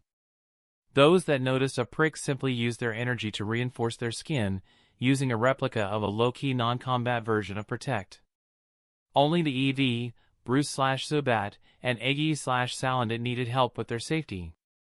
In the end, we spent a few hours like this just talking among ourselves, with Jibble spending some time with everyone, before playing with the young group. I also handed out food and drinks to everyone during that time. I took all photos according to our tradition and then told everyone that I was leaving Jibble to them before I left Utopia since lunchtime had crept up on us. I obviously only left after handing out their lunch first. Mom asked me during lunch how it went with Jibble, and I told her that it went pretty well. I asked her how Aaron's training was going in return, and she happily began to talk about their training and the progress they were making. While listening to her, one would think that Aaron had been with her forever, even though he only joined her a week ago. Still, I loved her as she was, and her enthusiasm was one of Mom's strong points, so I listened to her narration with a smile. At least Aaron seemed to like her well enough from what she was saying, and I was sure she was telling the truth. Mom was a pretty lovable person after all. She grew on you as long as you let her, which could probably be misunderstood somehow, but I meant it in a 100% nice manner. Anyway, I spent the rest of the day between spending time with Mom and looking up some more information on the professors of the Northern Continent. While I had already mostly made my decision, there was no harm in making sure it was truly the right one. I left the decision of what to do with the rest of the day to my Pokemon, and most of them simply went with the usual routine of training and relaxing. Before I knew it was dinner time, and Dad said something really interesting. I went back to Hope Town to check up on our house today since we are going to move back there for the duration of Mikhail's tertiary education, he said after Mom asked him how his day was. Oh, how is it? Mom asked him curiously, and I looked at him in curiosity as well. The house is fine, and it simply needs a thorough cleaning before we move back in. The garden only needs a slight weeding but is otherwise in order thanks to the wild Pokemon we allowed to live there. They made sure to do their best to maintain our property, so other than looking a bit wild, the rest is just as we left it, he shared, and Mom looked happy hearing that. That's great news. I was worried that my flowers would all be dead by now since it has been some time since we last went back to Hope Town, Mom said, and I had to agree. It had truly been some time since we went back, and now that I thought about it I kind of felt nostalgic. I wondered how the little water variant Scentret was. It has been nearly 9 years since I first saw it, and close to 6 years since I last saw it. It had probably already evolved to Ferret by now, that, or if I went a bit morbid in my thoughts, it could have also died somehow. Maybe I could casually look for it once we were back in Hope Town. I might even get to fulfill my vow from that day. Anyway, Dad brought me out of my musings by addressing me. Say, son, have you already decided which trainer school you want to apply to? He asked curiously, and Mom watched me attentively as well, waiting for my answer. Not really, I denied with a shake of my head. I looked through a few, but I have yet to decide which one I want to study. I think I'll wait until the case of my internship is determined before applying so that I can choose one that is close to the laboratory I'll intern at, I finished, and Mom nodded while saying and That's a good idea, but don't wait too long. The application phase ends sometime around the middle of next month, I think, Dad warned, and I acknowledged his warning. We talked as we ate, and before we knew it, all the food was gone. Seems like we got too into our talk since we usually noticed how much food was left. Nonetheless, after dinner, we sat in the living room and let the news run while we played some good old board games. We kept playing until late in the night, and by the time I went up it was already after 11 p.m., and by the time I fell asleep, it had to have been close to midnight. The next morning I woke up slightly early, a bit before 8 a.m., and I left our house at around 8:30 a.m. to make my way to the academy. Mr. Cameron asked me to be at his office at 9 a.m., so I was planning to be on time for my visit to the Tyrogue habitat.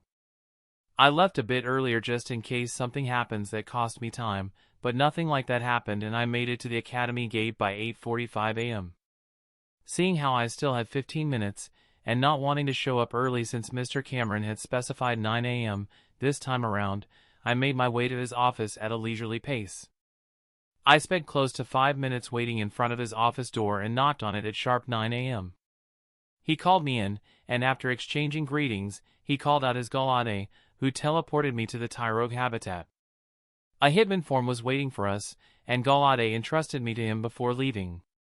Hitman form informed me that he would be leading me to the habitat's core area, where the Tyrogue were generally hanging out, and that he would remain by my side for the duration of my stay today. He also informed me that I could stay until 7 p.m. and had to leave after that. We began heading toward our destination, and I decided to ask him something I had thought of yesterday. I told him about Tyson/Machoke and asked him if Tyson could spar/fight against any of the resident Pokemon that were around his strength level, since finding so many friendly and strong fighting types was not easy. This would really help with fulfilling Tyson's evolution condition, and thankfully Hitmonform said that there was no problem with Tyson issuing an open sparring invitation. However, no one would force anyone to accept his challenge, so if and how many accepted his challenge depended on his luck. I thanked Hitmonform with a smile for his permission. I honestly doubted that there would be no Hitmonchan, Hitmonlee, or Hitmontop that were itching to test themselves against a strong-looking Machoke. Anyway, we finally stopped walking, and I could see quite a few Tyrogue hanging around the area we stopped at. They were all doing their thing, most of them either sparring or training, but our arrival attracted the attention of quite a few of them since I could see them looking over at us. Chapter 348, One Trip After Another, Part 5. Hello, everyone, I began with a general greeting. My name is Mikhail, and I'm here today to search for a partner that wants to become a hitman form as well as walk to the peak of the world with me. I shared with them to disclose that I was only interested in those that wanted to evolve into hitman form. Despite hitman form being arguably the strongest evolution of Tyrogue, it was possible that not all Tyrogue wanted to become one, so I wanted to make sure that I did not end up liking a Tyrogue only for it to want to evolve into Hitmonchan or one of the other two evolutions. That would make me feel bad as if I had lost something, so it was better to filter them out right from the onset. That way I would not see them in the first place, and what one does not know, one cannot feel bad about losing. The peak of the world bit was to motivate them and to show some aspirations. Anyway, the reaction seemed good enough, and I could feel the curiosity of many Tyrogue increase after my little greeting. Their curiosity and that of the others around us only increased when I called out Tyson/Machoke. This is Tyson, one of my partners. I started introducing Tyson. I've asked Elder Hitmonform for permission for Tyson to spar against some of you, and he agreed that those willing could fight him. I could see and feel the interest and excitement increase when I said, Tyson here is at the high, silver stage, so we would like to set a lower limit of participation to high, silver as well to ensure that both parties can fight without worry, I declared, causing a few of the hitmans around us, probably those that did not fit the criteria, to look disappointed. Still, I had to do that since Tyson's evolution condition was to beat fighting types with the same prowess as him or higher, and I doubted that any mid-silver stage Pokemon present could fulfill that criteria. Still, it would not do to miss out on some local geniuses. Still, any of you capable of beating high, silver stage Pokemon may step up as well. However, I'd like them to get the approval of Elder Hitmonform first before stepping up. I amended my previous statement, and included the Elder to ensure no one tried fibbing just to get to fight as well. I doubted anyone here had the gall to lie to one of their Elders, and Hitmonform had agreed to preside over the matches, so this bit should be no problem. Just to have mentioned it, but deadly and crippling strikes are forbidden. Let me also add that I have brought along a lot of medical supplies so you don't have to worry about getting injured. In case I can't treat some injuries, I'll make sure that the Academy treats you at my expense. I finished my announcement, and let Tyson as well as Elder Hitmonform move to one of the fighting rings present, while I began mingling with the Tyrogue. The Hitman group was much more enthusiastic about fighting Tyson than I had expected, and after having to go over to heal Tyson as well as his opponent for the fourth time in less than 30 minutes, I left a bag full of healing salves and tonics with Elder Hitmonform after explaining which ones were for external use and which one could be drunk. Honestly, I should have expected a group of fighting types to jump at the chance to fight/spar against another strong fighting type, but I did not want to stereotype them all. Considering that there was a queue for those that wanted to fight, I would have been right with my assumption, at least in this case. While Tyson was busy exchanging pointers with the big guys, I was busy talking with and checking out the little guys that approached me. I obviously had taken out a batch of fighting-type snacks that were made to suit Tyson's taste, but the Tyrogue liked the taste just fine as well. Talking while snacking was much better than blandly talking with them. That the snacks lured over more Tyrogue to talk with me was a happy coincidence. I spent a few hours like that, and I met a few interesting Tyrogue during that time. There were those with blue potential among them and some that had unlocked a talent, but none really stood out to me. Species, Tyrogue. Gender, male. Type, fighting. Potential, blue. Stage, iron stage, mid. Genetic variation, none. Abilities, guts, steadfast. Talents, iron stomach. Affinities, fighting, aura. The one with an iron stomach, for example, which allowed him to eat and digest everything that did not exceed his energy tolerance capacity. That meant he could eat any material regardless of type and compatibility as long as its class or energy potency was not too high, which would cause it to explode or get crippled. Such a talent was Musin for any Pokemon in regards to type mutation or digesting raw treasures, but pretty much useless for me since I wanted my Hitmonform to retain his fighting type, and none of my Pokemon had to eat unprocessed materials. As I said, by the time lunch rolled around I saw a few talented Tyrogue, but none that particularly roused my interest, and with blue potential being the highest to show up so far, more than once in fact, I was not worried that there were no good seedlings among the Tyrogue. Worst case scenario, I would choose one of the blue potential ones I had talked to without an unlocked talent. Anyway, I decided that it was time for lunch since it was already 1 p.m., so I called out to Tyson and the Elder Hitman form to inform them that it was time for lunch. Due to having already done so in the habitats I visited before this, there was no way I could not cook curry for the Tyrogue habitat without being unfair and appearing insulting. Besides, seeing the general excitement when I said that it was time for lunch, they were probably kind of expecting the same. I began pulling out the tables and cooking utensils while Tyson finished his latest fight. By the time he came to my side, I had pulled out all materials, and since I had long ago decided to include my Pokemon whenever they could and wanted to be included, I had Tyson help me with cooking. I used the materials from my pre-prepared stock, so I only divided them into the correct ratios and have Tyson add them to the pots. He also helped with stirring one of them, and after close to 50 minutes the curry, or rather curries, were ready. Obviously, our cooking did not escape the attention of the inhabitants. On the contrary, the delightful smell of the curry attracted the attention of everyone once it began spreading in the area. We were currently surrounded by a sea of Tyrogue, Hitmonchan, Hitmonlee, Hitmontop, and Hitmonform that were watching us, or rather the curry, with excitement. I actually had to pull out a few more big pots in the middle of the session when I noticed that the number of Pokemon was higher than I had estimated it to be. Anyway, I asked Elder Hitmonform for help in distributing the curry since there were truly too many Pokemon around us, and 17 more Hitmonform were called over to help me slash us. The 20 of us then began to hand out the curry along with cups of juice. Each pot had 2 of us stationed before it, and accordingly, there were also 10 lines with Pokemon lining up to get their share of the curry. I made sure that the still cooking batch did not burn while also distributing the current batch, and as soon as the new batch was done, I added it to the old batch. Thankfully there were so many of us working, or it might have taken until evening for us to finish handing out everything, but with 20 of us working together we managed to finish in a bit more than an hour, which was impressive enough since we handed out over 3,000 portions of curry if I was not wrong. I did send some curry over to Utopia for lunch as well, but with the number of servings we handed out that was just a drop in the ocean. Naturally, I also made sure to check the status of as many Pokemon as I could, mostly focusing on the Tyrogue and Hitmonform, but I still only managed to check a few hundred of them. Still, I saw some interesting ones. Chief among them were 3 individuals with deep blue potential. 2 of them were Hitmonform, and 1 was still a Tyrogue.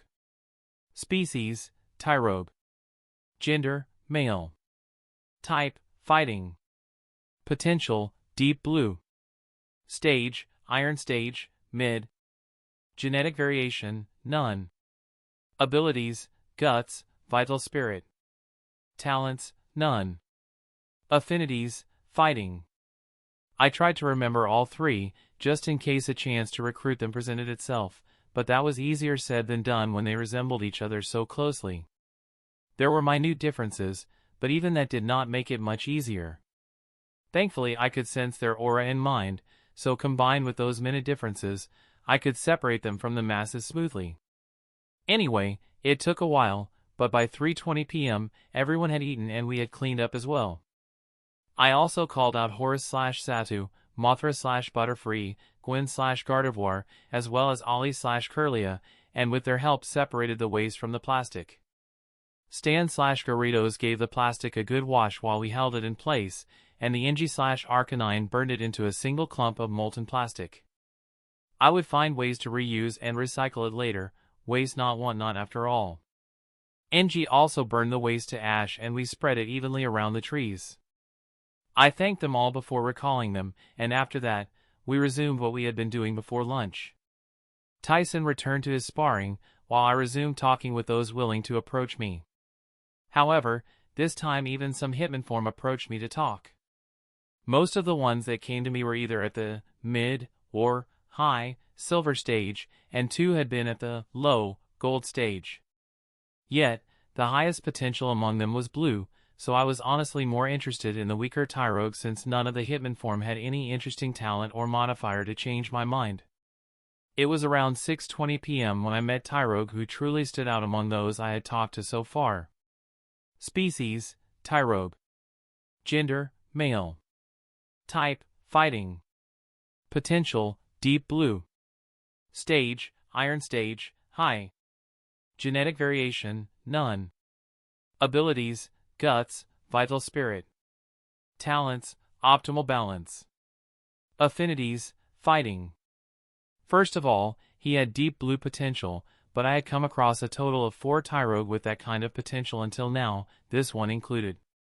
What truly put him above his compatriots was his talent. Now, while optimal balance may sound a bit lame, aside from the fact that it also sounded like something really useful for a Tyrogue that wants to evolve into a Hitman form, its effect was truly remarkable. It was a training/exercise-based talent that allowed Tyrogue to maximize the benefit of up to 3 affected aspects gained from any training or exercise he did. There was a lower threshold that determined if the exercise involved an aspect enough to benefit from the talent or not, but it was still enough to call it a divine talent. That may not be a good enough description, so an example would be good. Normally, if a Pokemon trains a move, only its mastery receives any substantial increase, but Tyrogue also raises his energy capacity and energy density to the same degree as his move mastery. In short, exercises that affect multiple factors receive a substantial boost under this talent, and instead of disseminating the training effect among multiple parameters/elements, all affected elements receive the full benefit. I made sure I kept an eye on that guy, since I doubted I would find someone better than him during the last 30 or so minutes, and I was proven right. When the clock struck 7 p.m. and the Elder Hitman form came up to me, Tyson in tow, to inform me that my time was up, I had not found anyone more appealing than the balanced Tyrogue, so I told the Elder that I had made my choice, and went up to Tyrogue to ask him if he would like to join my family. He agreed, and we went up to the Elder Hitman form to share the decision. After receiving his approval, I caught Tyrogue in one of the fighting balls I handcrafted. The Elder then led us back to the place we arrived at, and Tyson told me on the way that he had felt the ability to initiate his evolution an hour ago, meaning that he had managed to fulfill the victory condition at that time. He simply kept fighting, since it was not often that he got the opportunity to fight against so many other fighting types. Chapter 349, Efforts Rewarded. The meeting with Mr. Cameron was pretty short, with him simply congratulating me for the new addition and reminding me that I would be visiting the Togepi habitat on Dial Day. Once I was home, my parents expectantly looked at me, and I told them that everything went well. After dinner, we talked about my day and I introduced Tyrogue to them. We watched a movie, which I redirected to Utopia for everyone else. I mean, Tyrogue got to watch the movie with us, so I felt it was only fair that the others got to see it as well. Later, after I went up to my room, I did my routine before I entered Utopia together with Tyrogue. As soon as we appeared inside the living room of my Utopia mansion, I began giving Tyrogue the Utopia introduction speech, while Utopia did its optimization process. Tyrogue noticed some of the changes, but my explanation touched upon the reason, so he simply ignored it and kept listening to me. I did have to say that Tyrogue got pretty lucky during the process, since 2 notable changes happened, or rather succeeded, and the great increase in potential was not included in this. Name, none. Species, Tyrogue. Gender, male. Age, 3+ years. Type, fighting.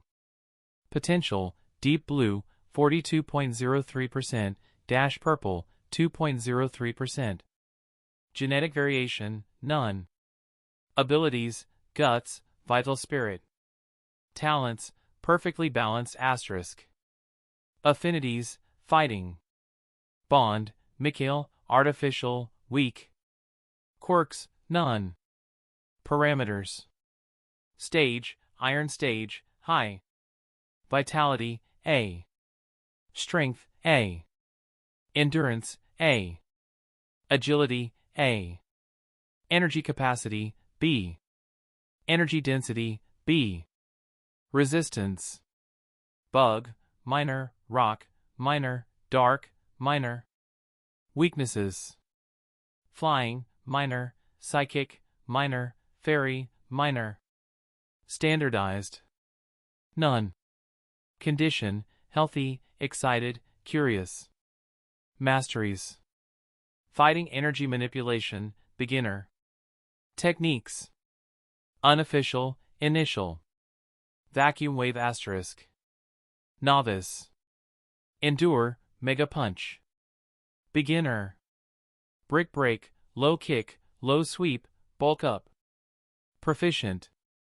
Tackle, focus energy, detect, rock smash, helping hand, fake out. Advanced. Not applicable. Mastered. Not applicable. Well, as I said, the potential increase was not the reason I called Tyrogue lucky, but it received a great improvement nonetheless, and could in fact be added to the other two as well, since Tyrogue was lucky enough that the Utopia boost was just enough to push him straight up to purple potential, even if it had been a tight thing. Still, the major point I actually meant was the upgrade his talent went through. His talent went from optimal balance to perfectly balanced, and I could understand why it was called that after reading through its description. Perfectly balanced was in essence the same as optimal balance, just that the maximum number of aspects/elements that could be targeted during an exercise or training increased from 3 to 6. That meant that theoretically, Tyrogue could train all his parameters at once if he did a good enough job during his training or exercise. Perfectly balanced also slightly lowered the threshold necessary to qualify for its effect, but the requirement was only marginally lower than optimal balance, so the improvement in this aspect was not as significant as the first one. Still, every bit helped, and with this upgrade, Tyrogue's talent had truly turned into a divine training talent that would allow him to save a lot of time. Anyway, this was the biggest change that happened. The second one was less significant, just something that happened for the first time. While Tyrogue did not unlock any genes or other modifiers during the optimization, he actually got access to an egg move, which had never happened before this. I mean, some of my Pokemon had egg moves, the best example being the Eevee that joined not long before this, but one of my Pokemon unlocking an egg move during the optimization process was a first. However, unlike regular egg moves which started at Novice Mastery, allowing the Pokemon to use them from the get-go, Tyrogue only received the knowledge of the move Vacuum Wave, along with a basic idea of how to perform it, so the move landed in the initial Mastery section instead of the Novice one. Nonetheless, this still meant that Tyrogue would be able to use the move once he trained it for a bit and raised its Mastery to the Novice grade. Considering that a Tyrogue's natural move pool was pretty pathetic, every move was welcome. I mean, despite not having that great of a variety, his move pool was actually pretty great for a Tyrogue, which normally only had Tackle, Helping Hand, Focus Energy, and Fake Out in its natural move pool. All his other moves were learned through hard work and instructions from the other inhabitants of the Tyrogue/Hitmonform habitat, so Vacuum Wave was a welcome addition, especially since it was a pretty versatile long-range option. Something which Tyrogue definitely lacked before.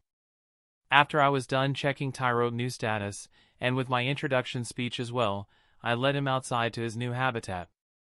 Then I decided to do his welcoming party today, even though it was already close to 10 p.m. The reason for that decision was pretty simple. Tyson/Machoke would be evolving tomorrow, and I did not want that to overshadow Tyrogue's welcoming party, which would definitely happen if I postponed it to tomorrow. So I called everyone over to Tyrogue's place and we threw his welcoming party right then and there. I brought out the snacks and drinks and introduced Tyrogue to everyone. We also took our traditional photos, and 2 hours later, a few minutes before midnight, I officially ended the party and sent everyone back to their own habitat. Tyson decided to stay at Tyrogue's place since it was his first day in Utopia, and I left after wishing everyone a good night. The next morning I woke up earlier than usual at 5 a.m. and went straight to my workshop inside Utopia to finish the preparations for Tyson's evolution. I already had everything I needed at hand since or rather we had been preparing and working towards this moment for a while, so all I had to do was complete the last step. I meticulously checked over each salve, tonic, potion, and lotion I prepared for this moment, while also making sure I had all materials at hand that I needed, or rather wanted for the evolution. After making sure everything was present, I began mixing the final cream, by using some of the salves and lotions I had prepared beforehand while adding some other materials into the mix, including some blood I had drawn from Tyson yesterday after the party. I also added a few drops while mixing some of the potions and tonics. It took me a few hours, until 8:57 a.m. to be exact, but I finally finished everything, so I packed up all the stuff and headed towards Tyrogue's habitat, where Tyson was at the moment. I saw him and Tyrogue already up and about, with Tyson having Tyrogue perform some of his moves while giving some tips on how Tyrogue could improve. I took a quick picture before calling out to Tyson, telling him that it was time for his evolution. Tyrogue looked pretty excited at the news as well, and we headed to Tyson's habitat for his evolution since the energy there was denser due to him being stronger. As soon as we arrived, I called everyone over so that they could spectate the evolution before I began pulling out the stuff I prepared.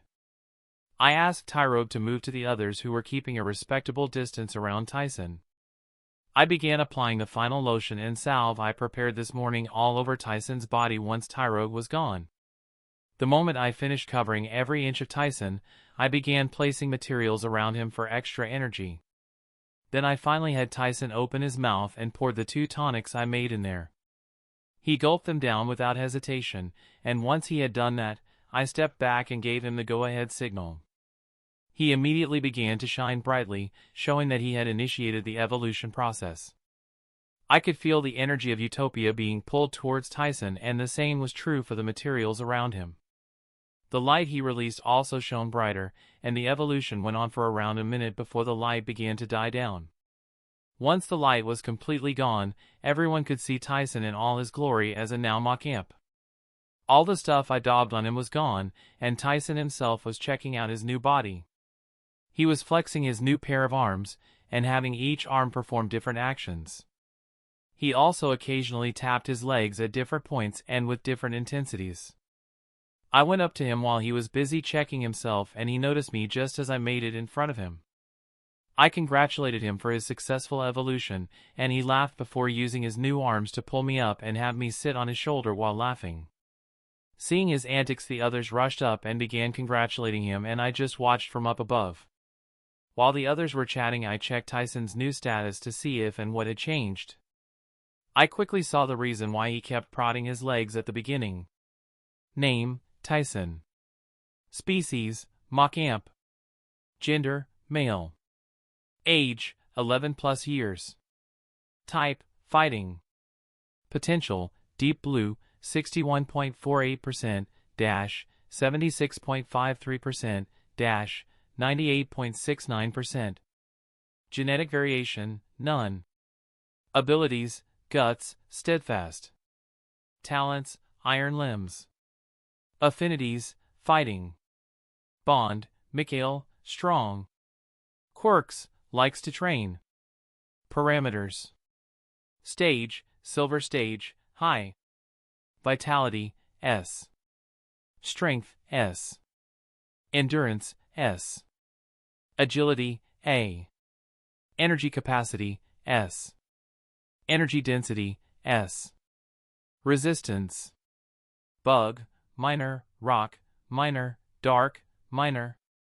Weaknesses: flying, minor, psychic, minor, fairy, minor. Standardized: psychic, in progress. Condition: healthy, happy, excited. Masteries: fighting, energy manipulation, advanced. Techniques: unofficial, initial. Not applicable. Novice. Double edge. Beginner.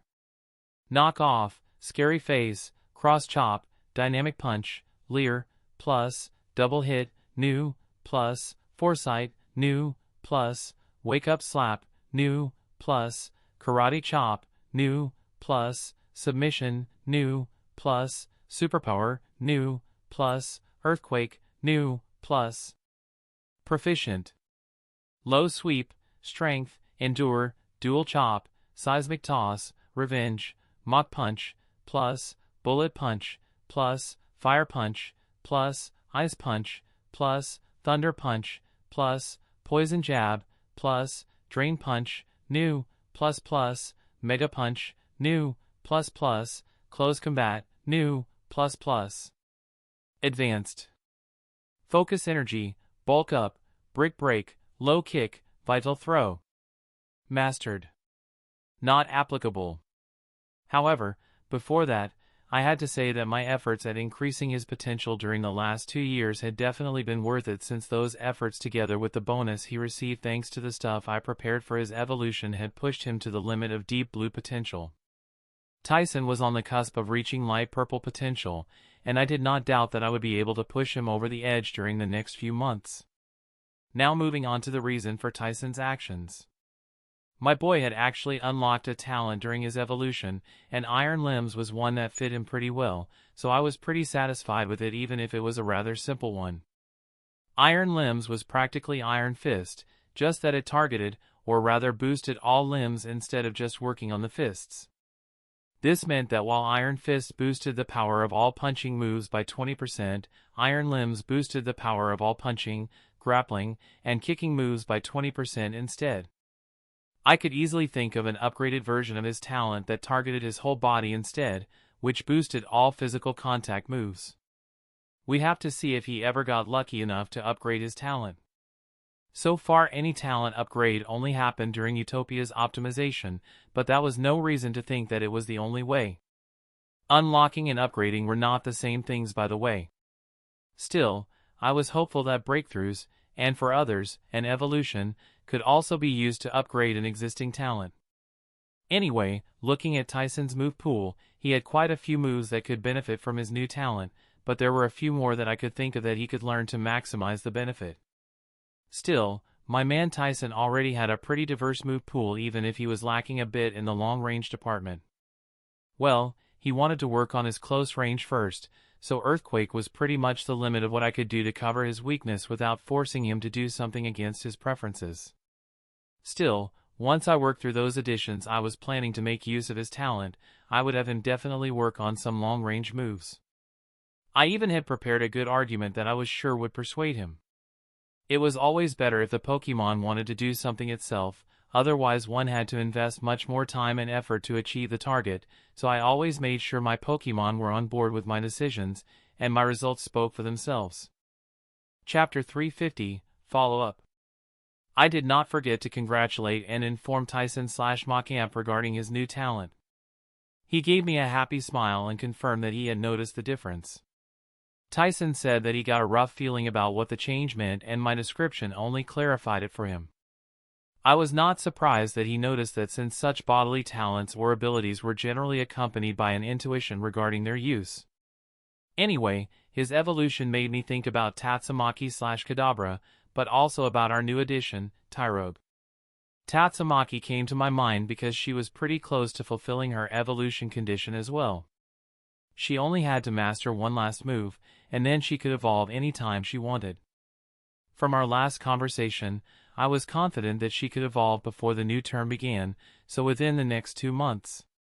I had previously thought that Tyson and Tatsumaki would have to finish their second round of limit breaking to be able to evolve, since usually only low, gold stage Machoke or Kadabra evolved to their next form. At least that had been my previous assumption based on what I had previously found out. However, it seemed that coming close to finishing the first round of limit breaking was enough to support, or rather fulfill the conditions for the evolution as well. Otherwise, Tyson would not have been able to trigger his evolution, and as far as I knew he was the first recorded Machoke to naturally evolve to Macamp at the high, silver stage. There could obviously be some off-the-record ones that evolved earlier, but I had no way of knowing that. Anyway, moving on. The reason Tyrogue came to my mind was because he was a hard case as far as evolution was concerned, or rather my expectations regarding limit breaking made Tyrogue's case a hard one. Tyrogue had only a single evolution, so the optimal evolution point for his species was high, bronze. That in itself was not that bad, since the goal was not too far off with him already being at the high, iron stage. However, Tyrogue as a species belonged to the bottom group as far as the racial value was concerned, meaning their development speed was slower than that of most other Pokémon species. While that normally would not be too much of a problem for most Tyrogues, since it just meant a few years more training at most, it became a problem when one wanted Tyrogue to go through limit-breaking training. My experience with similarly low racial value species such as Caterpie and Weedle told me that it would probably take Tyrogue 2, maybe even close to 3 years to reach the high, bronze stage, and that was only because of his already good starting point as well as my resources. At least that would have been the case if not for his talent. If or rather we managed to make good use of his talent, we might be able to reduce that duration to a year or even less. That would be good since Tyrogue not only progressed slower due to their low racial value, but they also did not naturally learn any new moves besides the initial 4, which made learning new moves harder as well. Well, it was better to focus on the ones he already had anyway, this way we could avoid wasting any extra time. The saved time could then be used to focus on his parameters to reach the high bronze stage even a bit earlier. To that end, I called Tyrogue over and told him that we would perform a string of tests after Tyson's party, and that's what we did. After everyone finished congratulating Tyson, I briefly went out for breakfast with my parents, before going back to my room. I re-entered Utopia after that, and we threw Tyson's successful evolution party, which went for the next 3, close to 4 hours. We ended to part with a sumptuous lunch at 2 p.m., and I let everyone do their thing afterward. As for myself, I left Utopia with Tyrogue in tow, and we went down to the terrace, where I had Tyrogue perform various exercises while I was observing him and his body's reactions to the exercises, both figuratively as well as literally. It took hours to see which exercise affected which parameter and body region by how much, as well as roughly when his talent got triggered. I had to find an exercise routine that affected as many elements enough for them to trigger his talent after all, so it was not surprising that I did not come up with a perfect plan straight away. If there was something like a perfect plan in the first place. Still, by the time dinner was ready and Mom called us inside, I had created 4 rudimentary exercise routines for Tyrogue that would cover all of his parameters between them and even train some of his moves while he was at it. I would obviously refine the routines further as time passed, but this was good enough for now. Tyrogue himself was completely spent and had a hard time doing more than simply moving due to his exhaustion. If not for the multiple times I had asked Ollie/Curlia, Gwen/Gardevoir, and Luna/Clefable to help him heal/recover, Tyrogue would have been unable to do even that. In fact, if not for their help, he would have been unable to persist through all the exercises. Yet, he still had a big smile on his face, showing how happy he was with the results of our labor. The others were already back inside Utopia and eating their dinner, along with everyone else there, but Tyrogue was accompanying me inside since he would be eating with us. Well, I gave him some additional vitamin and nutrition pellets since our dinner alone was not enough to satisfy all his needs according to my training and nutrition plan. With the training my Pokemon were going through both according to my instructions as well as additionally on their own whenever they felt like it, I was not worried about them becoming fat or oversaturated. On the contrary, I'd always made sure or rather had to make sure that they received enough energy and nutrition-rich food and drinks. I seriously doubted that someone else in my position could have supported as many Pokemon to the degree that I was doing, and the only reason I could do it was Utopia. No wonder all other serious trainers focused on a select few Pokemon, most of the time between 6 and 14, with only the richest as well as those with great backgrounds keeping up to 30 Pokemon. The numbers here represented not the total number of Pokemon a trainer had, but rather those that they truly focused on. Their main, first, and second string teams, so to speak. Both Mom and Dad had 12 Pokemon each, and they also had their main team along with their second string. The reason for that was relatively simply one batch was simply stronger than the other, whether that be due to age, their potential, or because they had only recently joined them, but it remained true that some of their Pokemon were simply stronger than the others. The same was true for everyone, which was why there was a distinction between teams or rosters. Anyway, I spent the next 2 days focusing on 2 things. Gible and Tyrogue's training. Gible mainly because he was new as well as his previous issues, and Tyrogue to help him slightly adjust his exercise routine bit by bit. I obviously also spent some time with my other Pokemon, but those 2 were the main focus for now. I also used some of my AP to exchange a D-Class Gravity Stone from the material list Mr. Cameron had given me since I could not use the B-Class one for Tyrogue's training because supporting the consumption of a B-Class item was too draining for the little guy. Name, Gravity Stone. Type, Rock. Class, D. Uses. A stone that following a chain of lucky circumstances managed to gain the ability to increase its gravity. Things in immediate contact with the stone are affected by this increase in gravity as well. The increase in gravity and the duration of the effect are dependent on the energy injected into the stone. The maximum duration depends on the amount of injected energy, while the increase in gravity depends on the quality/density of the injected energy. The maximum uninterrupted period this stone can increase gravity is 2 days. The maximum gravity increase this stone can cause is 4 times. The duration used to be a single day and the maximum gravity was 2.3 times before Utopia raised it to the maximum the D-class could support. The current Utopia would have also been able to upgrade its class even further to the C-class, but I stopped it since a D-class one was more appropriate for Tyrogue's training. A C-class gravity stone would have to wait until Utopia produced it by itself, which it could do, and I had Utopia work on it, so I would have one in my possession in a bit more than a week.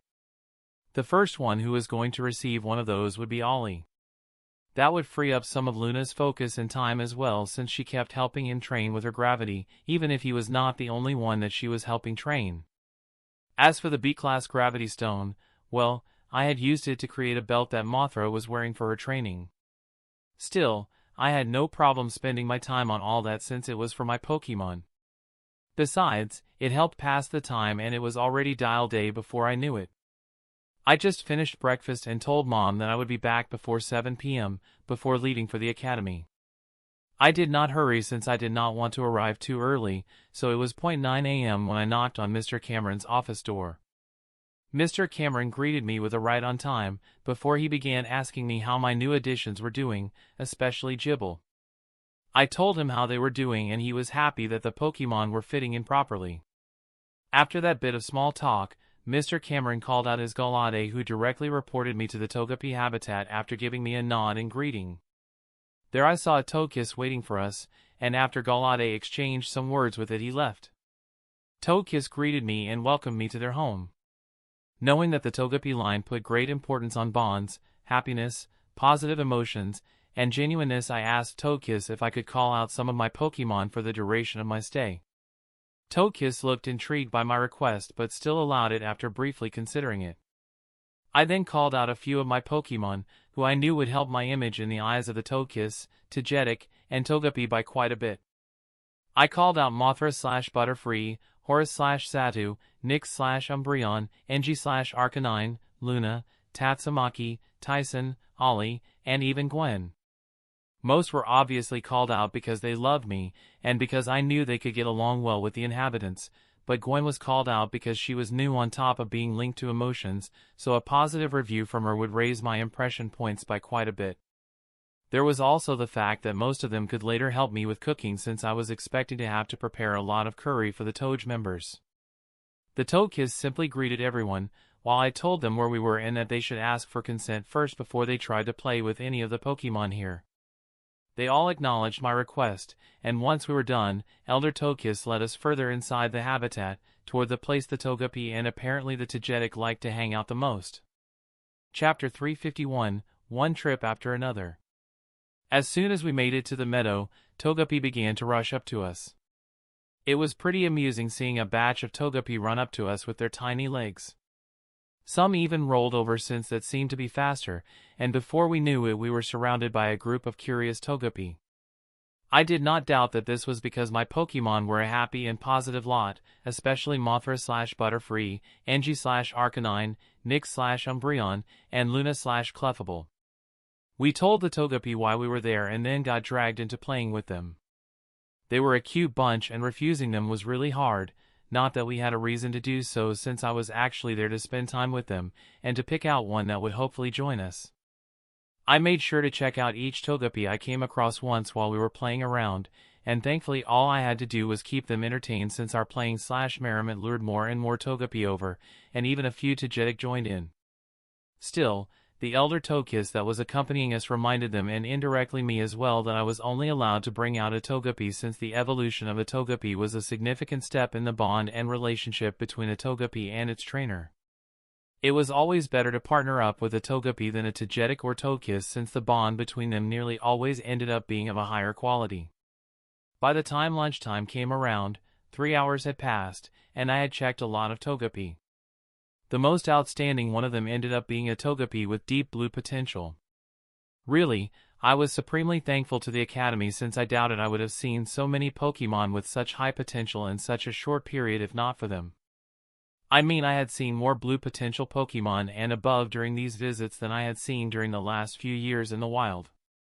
Well, theoretically these habitats were also considered wild areas that simply had a symbiotic/working relationship with the Academy and Aura Guardians, but the human element was involved, so whatever.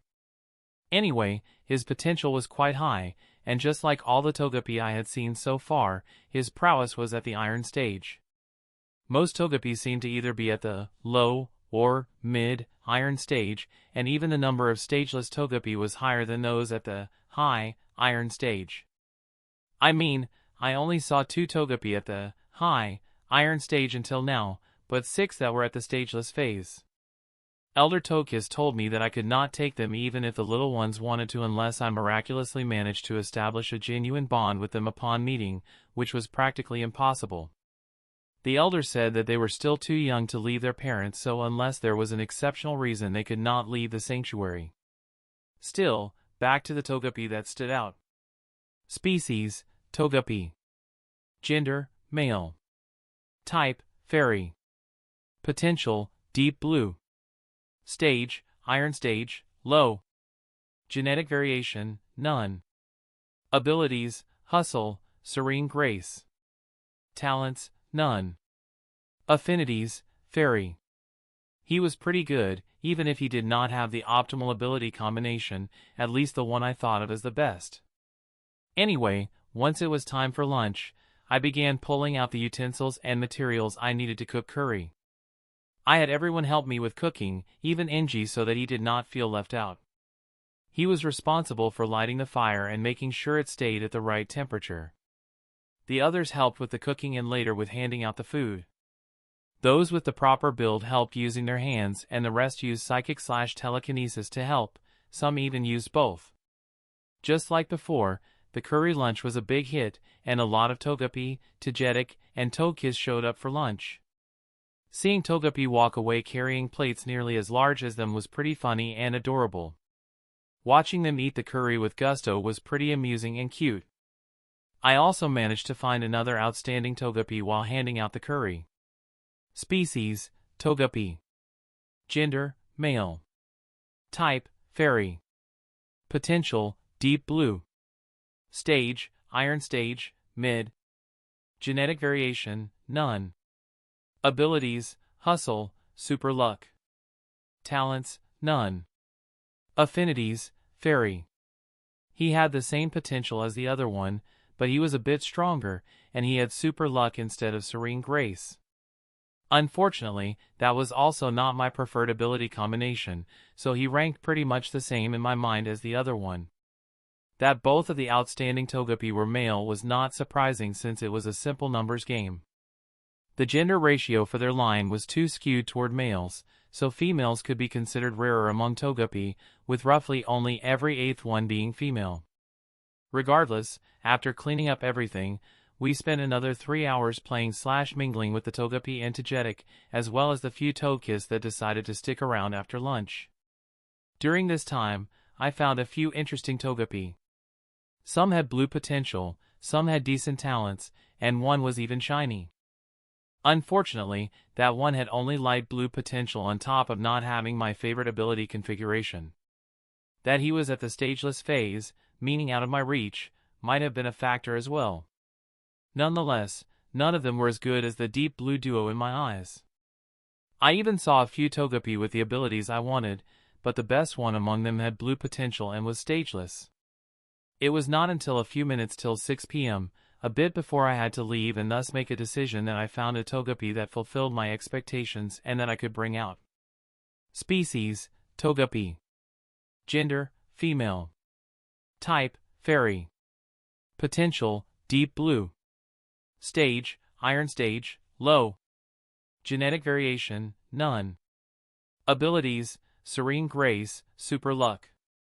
Talents, none. Affinities, fairy. Not only did she have deep blue potential, but she had both serene grace and super luck as her abilities, which was much better than having hustle in my opinion. Oh, and she belonged to the minority of female Togepi as well, which could probably be considered lucky as well. I saw no reason to hesitate and asked her if she wanted to come with me, and it looked as if she wanted to agree, but she ended up looking towards a pair of Togekiss first. Only after they nodded and encouraged her did she agree, so I brought out one of my fairy balls and blood registered it before catching her. The two Togekiss came up to me after that and asked me to take good care of their daughter. I called out Togepi and let her say her goodbyes to them after their words confirmed that they were her parents. After that, the elder Togekiss told us that he would be escorting us back to our initial arrival point, and we left while saying goodbye to everyone. I was carrying Togepi in my arms, and she was chatting with Mothra and Nyx. A few moments after we made it to the arrival point, Gallade showed up. I first recalled everyone, except for Togepi, before saying goodbye to the elder Togekiss. Gallade then brought me back to Mr. Cameron's office and he congratulated me since he could see Togepi in my arms. After some small talk, he reminded me to be on time on Gru Day before sending me away. I made it home by 6:30 p.m., and I kept carrying Togepi the whole time to talk to her while I was walking. I told her about myself, about the Pokemon I had, in addition to the ones she had already seen, and about my parents. I naturally did not talk about anything that was connected to Utopia while we were outside, and just went over non-secret stuff. Still, it helped Togepi learn about me, and she also talked about herself in as much detail as a non-sapient Pokemon could. Fairy types belong to the group that gained sapience really early, so she was not far from gaining sapience, which meant her narration was pretty good anyway. From this, I estimated that it would take her less than 3 months to gain full sapience, which was pretty good. Once we made it home, my parents greeted me, and after Mom noticed Togepi, she rushed up to me and began gushing over how cute Togepi was. Togepi meanwhile enjoyed the positive energy Mom was radiating and the attention she was showering her with. Dad congratulated me for gaining another partner before also praising Togepi. Mom asked for permission to hold Togepi. After Togepi gave an okay, Mom took her from my arms and carried Togepi herself. Then we moved to the dining table where everything was already set, and we began eating our dinner while talking. Mom asked me for some fairy food, knowing that I had prepared some in advance, and fed Togepi while eating her own dinner on the side. I naturally did not forget the others and made sure to hand out everyone's dinner inside Utopia as well, using my second thought stream. After dinner, we moved to the living room with Mom still holding onto Togepi, and we watched some TV while Mom was half paying attention to the TV and half playing with Togepi, who was doing the same. It was only an hour later that I took Togepi from Mom and went upstairs. Once I was in my room, I did the usual before entering Utopia. Utopia naturally did its usual thing after registering Togepi's entry, and I explained to Togepi where we were, while also making sure that she knew that Utopia was a secret she could tell no one. It was better they knew about it being a secret, even if the secret was safe anyway. The process went smoothly like always and was pretty successful. She would have been able to unlock a talent, but I made sure that it got temporarily sealed since I wanted to wait until she evolved to Digetic before unlocking her talent. She also managed to unlock an egg move even if no modifiers were attained. Anyway, once the process was complete, I checked her status using my second thought stream, while keeping up my explanation with the first/main one. Name, none. Species, Togepi. Gender, female. Age, 2+ years. Type, fairy. Potential, deep blue, 78.53%, dash purple, 38.53%. Genetic variation, none. Abilities, serene grace, super luck. Talents, none. Affinities, fairy. Bond, Mikhail, artificial, weak. Quirks, none. Parameters. Stage, iron stage, low. Vitality, H. Strength, H. Endurance, G. Agility, H. Energy capacity, H. Energy density, G. Immunity. Dragon. Resistance. Fighting, minor, bug, minor, dark, minor. Weaknesses: poison, minor, steel, minor. Standardized: none. Condition: healthy, excited, curious. Masteries: fairy energy manipulation, beginner. Techniques: unofficial, initial. Aerial ace asterisk. Novice. Growl. Beginner. Tackle, pound, sweet kiss, draining kiss, charm, metronome, yawn. Proficient: fairy wind, extrasensory asterisk. Advanced. Not applicable. Mastered. Not applicable. Her status was pretty good, and I learned that she had turned 2 years old just 2 months ago. After asking her, I also learned that she left her stageless phase just a few months ago, which somewhat fit what I learned about the general maturity speed of Togepi. I said somewhat since she was a bit faster than the average, since the general maturity time for Togepi was 2 to 2.5 years. The same article mentioned that they usually gain sapience between 2.5 and 4 years, or the mid-iron stage, with the occasional outlier gaining sapience at the low and high iron stage. Anyway, her talent increased straight to purple, and she was already close to 40% at that, which was pretty good. This meant I had another Pokemon that had the potential to reach light or Aurora potential before the gold stage. The lack of modifiers as well as her suppressed talent had already been known beforehand, and her parameters were no big surprise either. In fact, I'd say they were not bad at all considering that she only reached the iron stage a few months ago. The type relation was the standard one of the fairy type, even though I had to admit that the immunity to the dragon type did make me pat Togepi's head in admiration. Her move pool did surprise me a bit, since I did not expect her to have had an egg move before Utopia granted her another one. Extrasensory was a pretty good one as well. That she had quite a few moves surprised me a bit as well, but it made sense if one took into account that her parents were 2 Togekiss. The lukewarm mastery could easily be explained by her age and the fact that her parents had her focus on her egg move and fairy wind. Her new egg move being Aerial Ace was a bit funny, since the image of a Togepi using the move made me chuckle a bit. Still, all in all, her status screen was pretty good, and I could not stop myself from rubbing her head a few more times. After checking her status screen and finishing my introduction/explanation speech, I brought her out of the mansion/house before I called everyone over to introduce her to them. Everyone quickly gathered around us and I began introducing Togepi to them. She worked her charm and everyone was happy about meeting her. After I finished the preliminary introduction, I officially began our traditional newcomer welcome party. I pulled out the tables, chairs, pillows, snacks, as well as drinks, and we began to celebrate the addition of Togepi to our family. Chapter 352, Ideas and Arrival. Well, something I had not expected came out of Togepi's welcoming party. Gible and Togepi became fast friends throughout the party. Whether that was because Togepi felt that Gible needed some extra happiness or something else I did not know, but by the end of the party the little fairy and the little dragon were acting like good friends that knew each other for a long time. They even roped Tyrogue into their little group, and I was jokingly considering if I should bring out some Jews so that they could drink to their brother/sisterhood. I could call them Luffy, or rather Lucy, Ace, and Sabo, but that was just some fancy fantasy. There was no way I would name them simply because of some funny thought I randomly came up with. Anyway, due to the way the 3 young ones acted yesterday, I was not surprised when they all insisted to stay together while I was spending some time with one of them. So, instead of spending some time with Togepi to get closer, or with Gible for the same reason, or working on Tyrogue's routine, I spent the time with all 3 of them. We played and talked together during the time I would have spent socializing with Togepi as well as Gible, and the other 2 watched and cheered a bit during Tyrogue's training before they became too fired up and began doing some training of their own.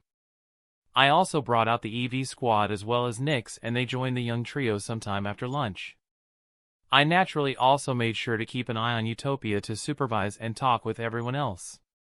It was during times like these that I was super thankful for my second thought stream and my master control of Utopia, which allowed me to not neglect my other Pokemon while spending time outside of Utopia. Still, that did not stop me from thinking about how great knowing a cloning technique would be. I had not forgotten my ideas regarding double team and substitute, but the implementation was too hard and for the foreseeable future out of my reach. Yet I had not stopped thinking about solutions as well as alternatives, and I had come up with something that I was confident could work. It was something that required me to train up one of my elemental affinities, but I was ready to do it since it would be worth it. Besides, I had already unwittingly done the first step for the ground element during the personal competition, so working on that element made sense. Essentially, I was going to create something like an elemental clone like the earth or water clone from Naruto, just better. The reason I called it better was that the only way my version could be differentiated from me was by using astral/soul abilities. I would need to incorporate astral energy to solve that problem, but I was not planning to work on that as well for now. As for my clone itself, I planned to train my ground abilities up until I could create a ground/earth clone. Then I would work on infusing my aura into the creation process to create a more lifelike version that also gave off my life signal and could do what I could do to a certain extent. The next step was to include my mind/mental energy into the process to turn the clone into a full-fledged copy that also gave off my mental signal. Afterward, I would use my second thought stream to control the clone, and Viola, I had a second body that was perfectly under my control. I could obviously do something similar by only using my ground and psychic abilities, without the aura, but that would be an inferior version, that would lack life, so I preferred doing a triple aspect clone. If I ever added astral energy to that clone, I would have practically created the perfect clone. Oh, and if everything worked out as I wanted it to, then I could use my ground, aura, and psychic abilities as well through my triple clone while controlling it. The best part was that as soon as I unlocked a third or fourth thought stream, I could create another clone giving me access to another body. I would be redefining the word multitasking, and that would solve or at least ease my time problem by quite a bit. Anyway, where was I before I went off tangent again? Ah, yes, I spent the day with the young ones, and before I knew it Kaide was nearly over. I was a bit giddy when I went to sleep since I would be visiting Oak's lab tomorrow. It might have been an egg center and not the main laboratory, but it still belonged to Oak. Besides, I would be getting a Charmander egg, and that was already enough of a reason for me to feel giddy. Who knew? Maybe I would get to meet the legend himself if he decided to show up. Well, it was also possible that he was busy with something else, or that my appearance did not attract his attention, but I was hoping that he would show up at some point since I would like to see the man for myself. While thinking about some more random things, I fell asleep. I woke up a bit earlier than usual even without setting any alarm. Since I was already up at 6 a.m. and only had to be in front of the academy at 9:45 a.m. for my meeting with Mr. Cameron, I decided to stock up a bit on the food front, so I went inside Utopia and began cooking all kinds of food for my Pokemon. As soon as a batch was done, I would store it, where it would stay fresh until I took it out. By the time the fourth batch was close to being done, it was already 8:30 a.m., so I began cleaning up the kitchen while the latest batch finished cooking. As soon as it was done, I began handing it out to everyone instead of storing it since they had already woken up by this point. I did not stay inside Utopia to accompany them for breakfast but left instead for my own breakfast with my parents. When I went downstairs, Mom had already prepared everything since she knew I would be leaving for the academy at 9:30 a.m. at the latest. Once I was done with my breakfast, I thanked Mom for the food, and she as well as Dad wished me luck on my trip. I left our home at 9:35 a.m. and considered a bit whether I should run to the academy or not before shaking my head in denial. There was no need to do that. Instead, I pulled out Horus/Sada's ball and called him out. I asked him to teleport me to the academy gate and he did. I could have done so as well, but it would have taken more jumps in time, so I decided to leave it to Horus. I recalled him after thanking him for his help.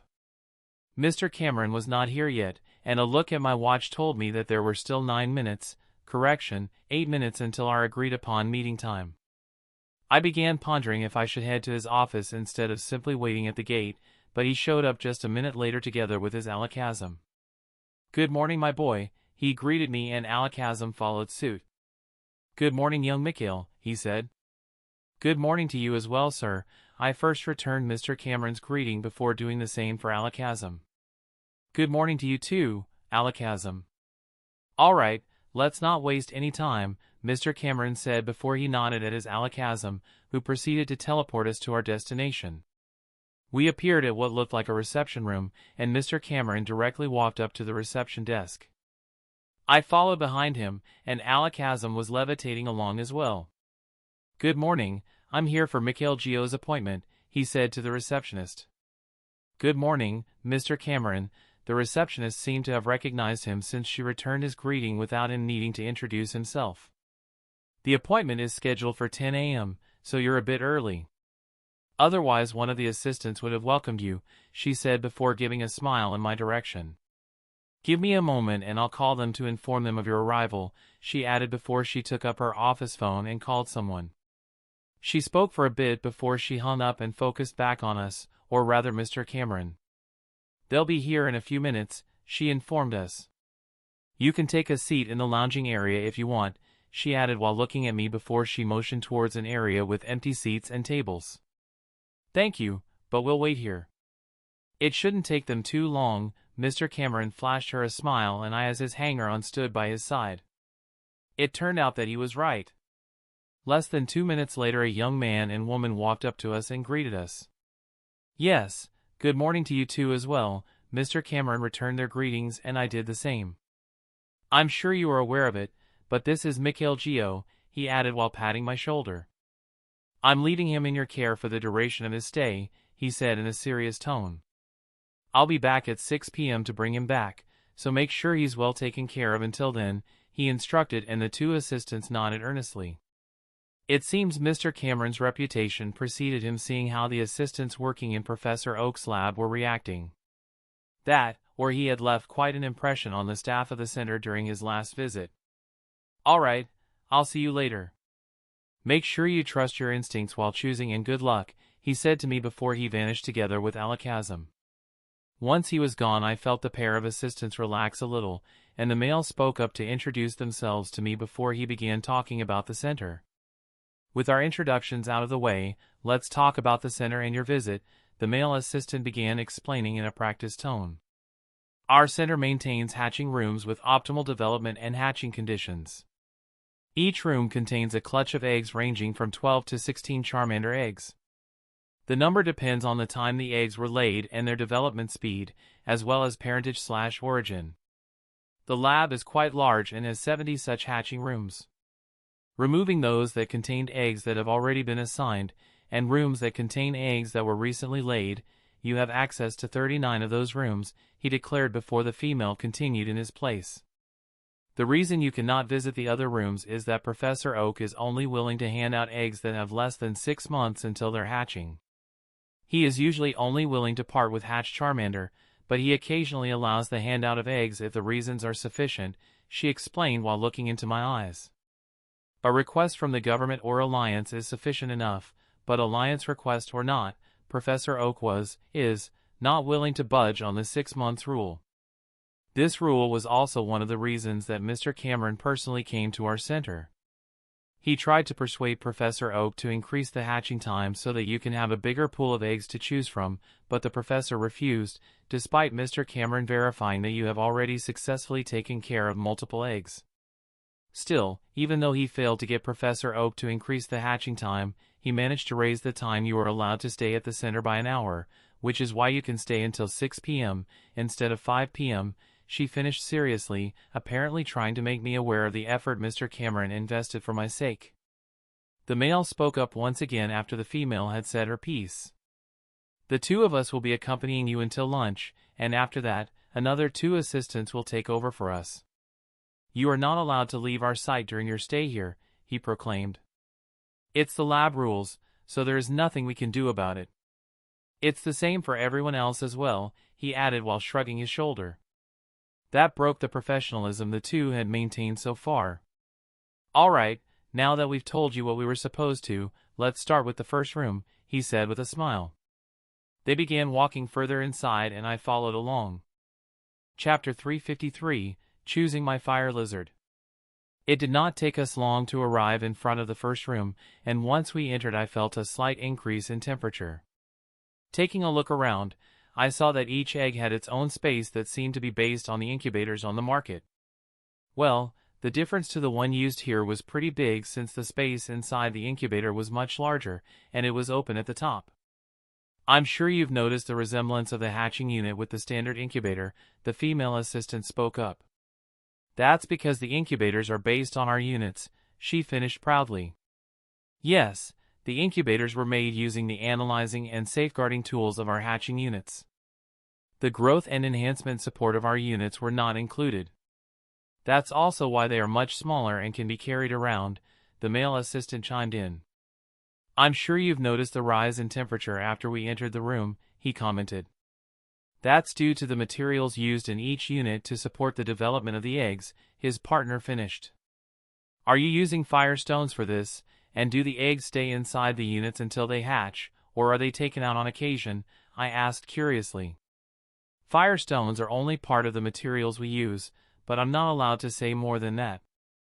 As for the eggs, they normally remain inside their unit, but sometimes they are taken out for a deeper examination, the female assistant answered.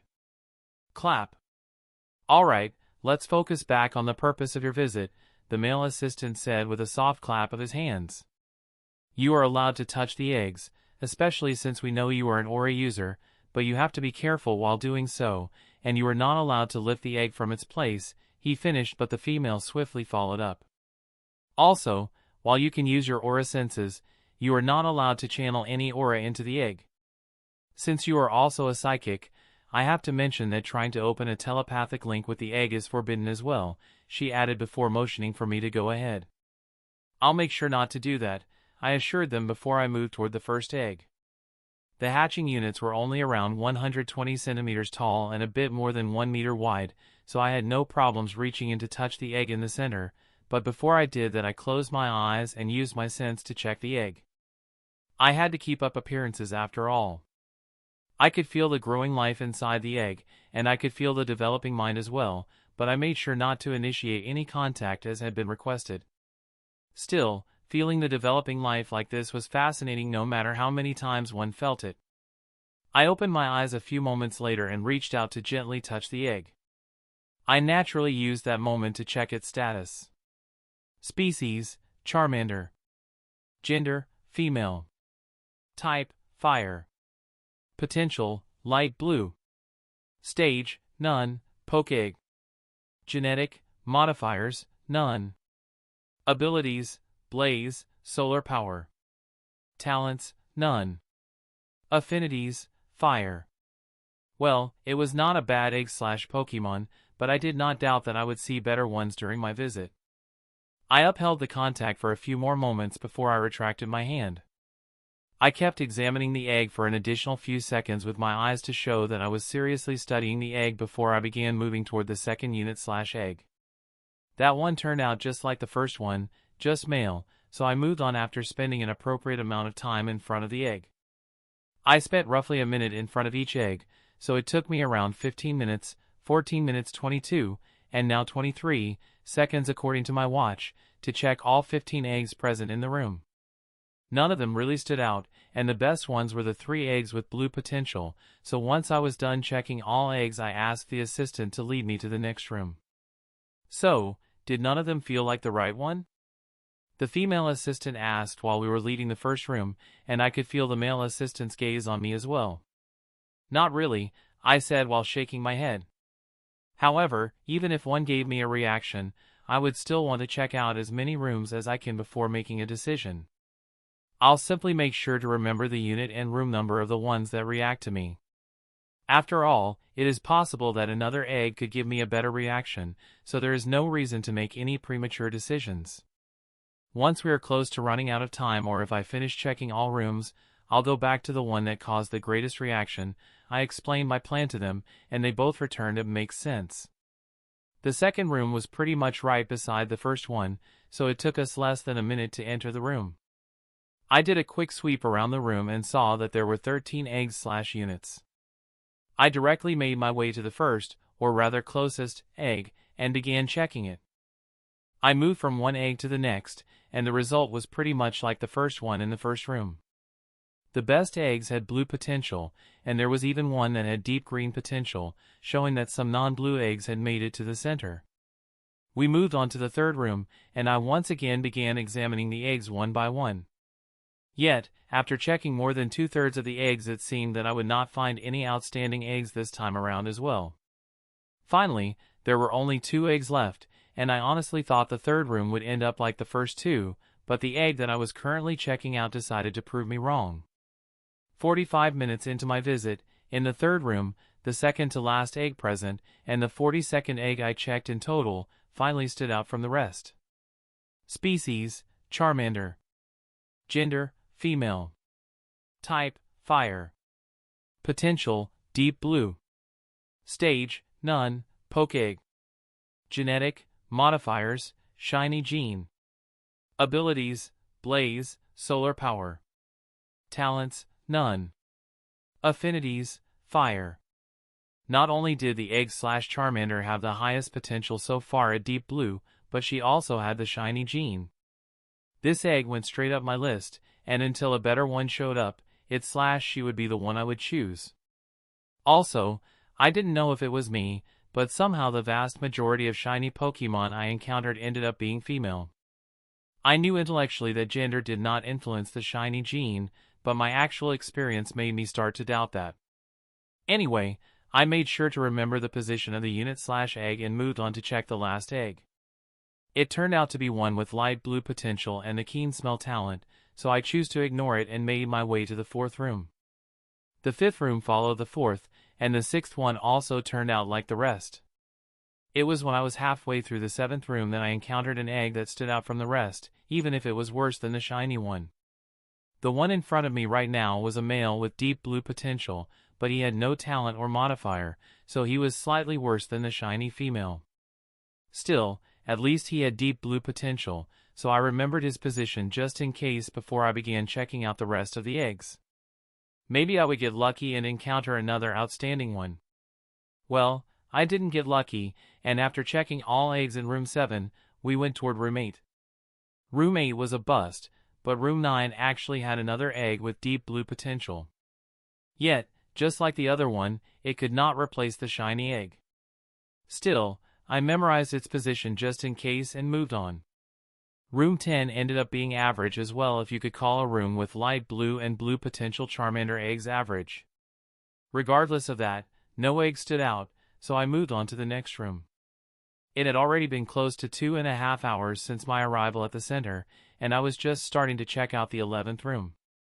If I kept up this pace, checking all 39 rooms would be a really tight thing. Yet, I was not planning to speed up since it would be pretty suspicious if I went any faster than I already was. Regardless of that brief reflection, I began checking the first egg, and it actually had deep blue potential. Quite the lucky start if I had to say so myself. Optimistic due to my starting luck, I moved on to the second egg, which ended up being one with blue potential. The third egg actually had light blue potential. Just when I was wondering if fate was trying to mock me and whether the next egg would end up having deep green potential, I saw that egg number 4 had blue potential along with a talent that allowed it to trigger Blaze earlier, at 50% health instead of 33%. That was not bad at all, even if it was not good enough to shake the position of the shiny. Still, it made me happy once more, and I happily moved on to the next egg. Who would have thought that it would end up being another outstanding one? Yes, egg number 141 ended up being pretty impressive indeed. Species: Charmander. Gender: male. Type: fire. Potential: light purple. Stage: none, poke egg. Genetic variation: none. Abilities: blaze, solar power. Talents: none. Affinities: fire. This was the first egg that I saw that had light purple potential, and that made egg number 141 move straight to the first place on my priority list. Well, he had to share the first place with the shiny egg since only having light purple potential was not enough to surpass its importance, but I would have to deeply ponder which one to choose before making my decision. I made sure to remember the position of the egg/unit and moved on to the next one. Unfortunately, the eggs after that were not as interesting, and I made my way to the next room without finding another egg that stood out. The rooms number 12, as well as 13, were rather lackluster, and just as I was about to walk toward the next room, the female assistant stopped me. "Mikhail, it's time for lunch, so let's make our way to the canteen. We'll eat with you, and then we'll hand you over to our replacement," she said, and a quick look at my watch told me that it was already 1 p.m. Seeing how it was indeed lunchtime, I agreed, and they led the way to the center's canteen. "The food is free for the employees of our center, and as a guest, it's free for you as well, so you can choose whatever you want," the male assistant said once we entered the canteen. I gave him a nod and took one of the empty tablets and 2 plates before moving around to take a look at what food was available. I ended up choosing the schnitzel, of the chicken variety, along with some rice and some sauce. The assistant duo was done with their selection before me and had already settled at one of the tables, so I made my way over to them. Surprisingly, only moments after I sat down 2 more tablets were placed on the table, and I saw a man pulling over one of the empty chairs. The 2 that joined us at our table were another male and female duo, and the first duo introduced them as the assistant pair that was going to replace them after lunch. Apparently, the 2 decided to come over a bit earlier to join us for lunch instead of arriving later on. After the introductions were out of the way, we began to eat, while conversing on the side. "So, we've all heard about your plans to do an internship with one of the professors, but as far as I heard from my circle, no one has received any applications yet, including our Oaks lab. Have you only sent out 1 application, or do you have yet to send out any applications?" one of them asked halfway through the meal. I still am, busy dealing with the rewards of the competition, so I have not sent out any applications yet, I answered with a shrug. "I think I'll do it either next weekend or some days after that," I finished, and they conceded that it made sense.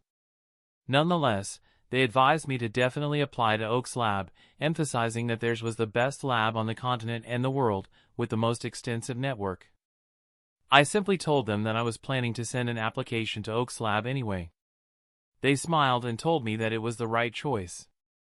After that, they switched the topic to some of the work they did, and around 6 or 7 minutes later everyone was done eating. I bid farewell to the 2 that were leaving before I made my way to room number 14 with the new pair of assistants in tow. Chapter 354, Choosing My Fire Lizard Part 2. Well, the tour after lunch did not have a lucky start. It took roughly an hour until I came across another outstanding egg. It was the 3rd egg I checked in room 18, and if I was not wrong, it was the 227th egg I checked out in total. The egg was one with light purple potential, and this time around it was a female one. I placed the egg on the same rank as the other light purple one and the shiny egg. After memorizing the position of the unit, I moved on, but none of the other eggs in the room stood out. Unfortunately, the same was true for room 19 as well, and room 20 did not have any outstanding eggs as well. The best one there was an egg with blue potential and a passable talent. It was during my assessment in room 21 that I found another diamond.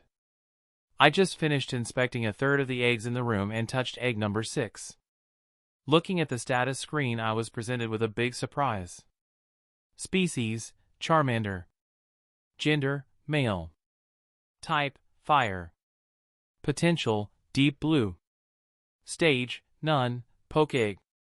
Genetic, modifiers, ability variation. Abilities, blaze, tough claws. Talents, solar boost. Affinities, fire, dragon, budding. Egg number 256 turned out to be quite a surprise. While deep blue potential was not something new during this visit, it was the first time in general that I saw the ability variation modifier. It literally did what it said, and changed one of Charmander's abilities to one it normally did not have. In this case, it switched solar power with tough claws. The effect of tough claw was the standard one that increased the power of contact moves by 30%. The fact that tough claws was the ability that Mega Charizard X gained upon Mega Evolution could have been a coincidence, but it was more likely that one of his ancestors had been a Mega Charizard X. As for why I said ancestors and not parents? Well, to be honest, I doubted that he would have been here if that had been the case. The egg would have either stayed with its parents or would have been placed in a special hatching room of its own. At least, that's what I would expect for the egg of a Mega Charizard. Actually, it was also possible that one of its parents was simply a strong dragon type whose existence exhibited itself in this way. Regardless of which one it was, I believe that a dragon-type predecessor was involved somehow. The fact that the egg/Charmander had a budding dragon affinity did support my descendant theory. It could have been a coincidence as well, but it was more likely that the two elements were linked. This did not necessarily mean that I thought that one of them necessitated the other, 'cause I didn't. I was just thinking that they were connected in this case. Anyway, the ability variation was not the only thing that stood out with this egg. It also had a pretty great talent on top of having a modifier. Solar Boost granted Charmander an all-around 10% boost during the day. This boost did not require the presence of Sunny Day, but if Sunny Day was active, then the boost increased by another plus 5%, resulting in a total overall increase of 15%. Honestly, this was a pretty great talent. Not only did it increase his racial values/parameters during the day in Sunny Day, but it also boosted the power of moves. It could even be said to synergize with Tough Claws, raising the power of contact moves by 40% during the day or by 45% during Sunny Day.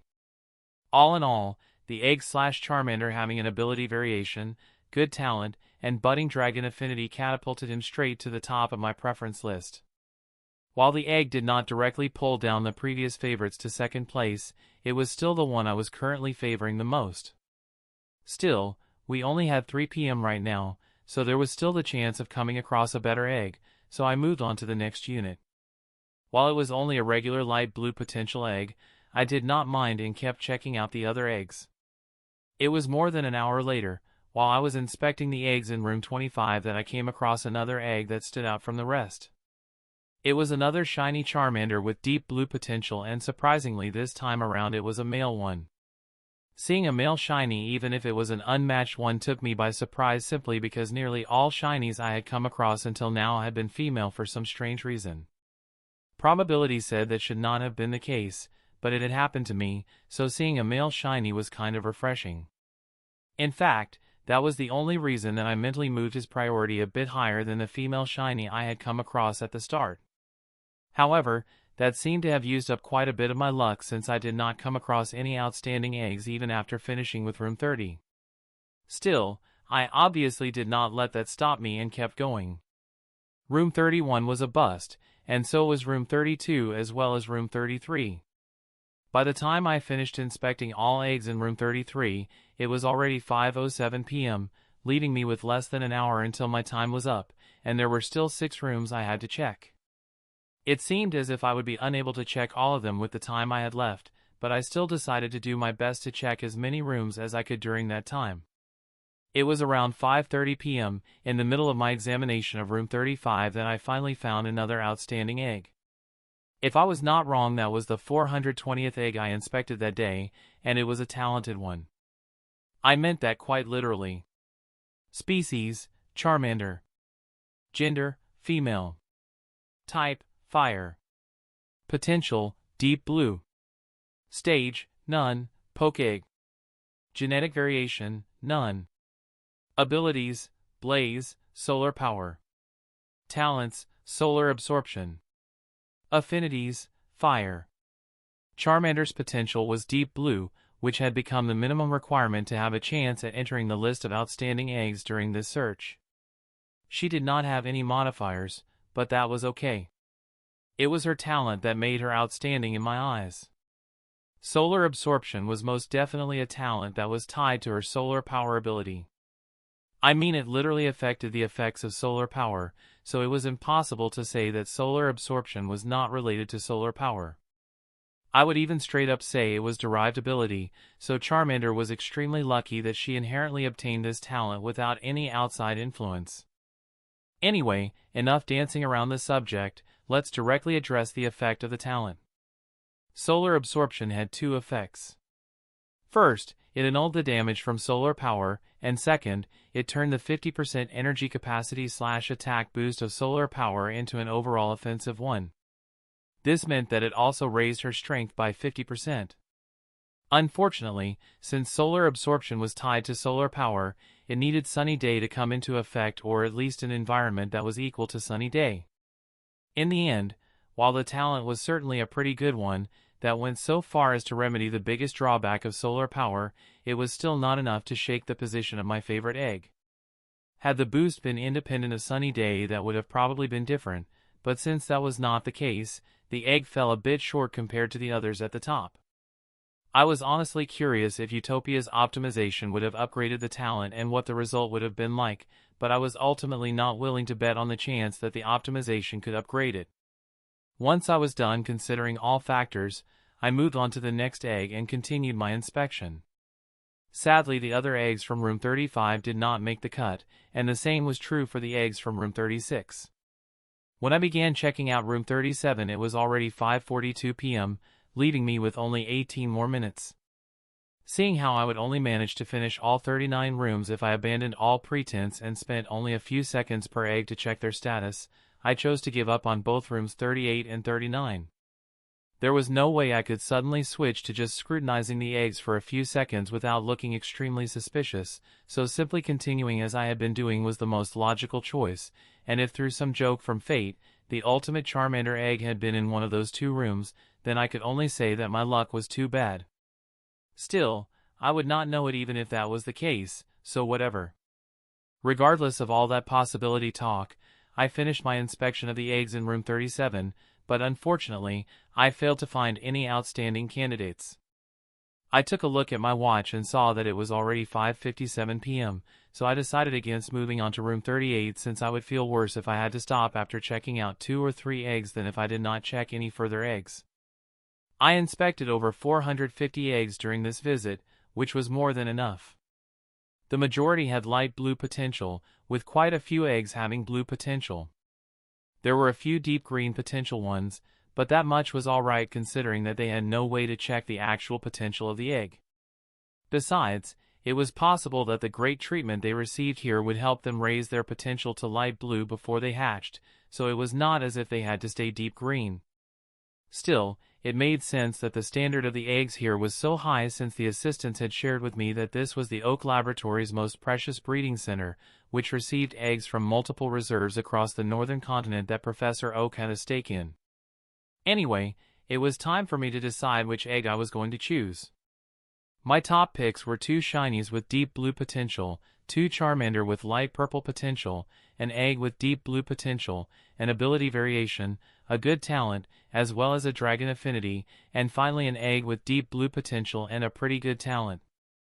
Well, the last one was the first to get disqualified since his talent was just not enough to trump the others. The 2 light purple eggs joined it a short moment later as well, since it was easier for me to raise the potential of the other eggs to light purple than it was to unlock the shiny gene or such a combination of modifier, talent, and affinity. In the end, that same argument led me to disqualify the 2 shinies as well. The probability of unlocking the shiny gene was higher than somehow coming across such a triple combo once more, especially with a talent that could rival Solar Boost. So I ultimately ended up choosing the triple factor egg. I had already suspected that it would end up like this the moment I saw its status screen, but I still had to do a serious comparison before making my final decision. Still, it ended up as the winner anyway. Mikhail, it is 6 p.m. Your time is up, so you won't be able to visit the other rooms, the female assistant reminded me, and I gave her a thankful nod. That's okay, I told her. I've already made my decision, I shared, and both assistants looked relieved when I said that. It's good that you've already made your choice. Come on, lead the way. We should not delay it any further since your visit time is already over, the male said, and I acknowledged that he was right, so I began heading toward room 21. After stepping inside, I directly headed to the 6th egg. This is the egg I want, I informed both assistants. They nodded before the female went up to the terminal and began typing on the keyboard that appeared on the screen. She's doing the checkout procedure, the male assistant explained, and I nodded, having already come to the same conclusion. All right, you can take the egg now, the female assistant spoke up a minute later, so I went up to the unit and took out the egg. Here, place the egg inside this, the male assistant said while handing me an incubator that he pulled out of one of the cabinets inside the room. That's one of the top incubators on the market, so you can leave the egg inside until it hatches without any worries. If anything does come up with the egg, the incubator will release a red signal, the female assistant explained while I was putting the egg inside the incubator. Thank you, both of you. I thanked them seriously and they smiled at me while telling me I was welcome. After I stored the egg inside the incubator, they led me back toward the reception room, and I received a really unexpected surprise the moment I stepped there. Waiting for me in front of the reception desk was the legend himself. "Hello there, young Mikhail," Professor Oak greeted me. "I've been waiting for you," he said with a smile, confirming that he was here for me. Chapter 355, Professor Oak's Offer. I had to admit that I involuntarily stiffened for a brief moment when I suddenly saw Professor Oak, especially when he directly addressed me after I entered the reception area. Still, that was no more than a reflexive reaction, and I directly relaxed my tense body before I returned his greeting. "Good evening, Professor Oak," I began with a smile. "I honestly did not think that I would get to meet you today, sir, after I learned that you were not present." "It is truly an honor to meet you," I finished honestly, and he gave me a happy nod. "No need to call me sir, my boy, and Professor Oak is a mouthful, so you can just call me Professor, or Professor Oak if you want," he offered, and I acknowledged his suggestion with a smile as well as a nod. "Good," he said, seeing me accept his proposal. "Well, I was indeed otherwise busy today, which is why I could only pay a visit right now, but I've wanted to meet you myself and talk to you for a bit, which is why I've said that I've been waiting for you," he began in a serious tone before he finished mirthfully. "Oh, you wanted to see me, Professor?" I asked curiously, and he nodded. "Yes, as I said, I wanted to talk to you, but let's take a seat first before we continue our conversation. There's no need for us to keep standing in the middle of the reception room after all," he said before walking towards the seating area. Just as I was about to follow him, I was briefly stopped by the assistant pair that had accompanied me. "Mikhail, since the professor is here, we'll leave you in his care and excuse ourselves." "Take care and make sure you take good care of the little one as well," the male assistant said. What he said, the female spoke up. "Take care, Mikhail, maybe we'll see each other someday," she finished, and they left after wishing a good evening to Professor Oak, who did the same. I watched them go for a moment before I resumed walking after Professor Oak, and sat down across from him so that we could talk face to face. The professor began to speak as soon as I sat down. "I usually keep an eye out on any promising youths, as do most higher-ranked Alliance members, so your performance at the competition obviously caught my attention. However, since I am inclined to the path of academic pursuit, you have attracted my attention even before the student competitions due to the research papers you have published.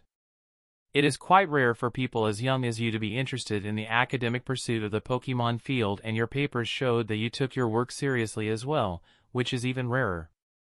Your meticulous work impressed many people even if the content was not groundbreaking. Not that groundbreaking results are the standard one should expect from anyone.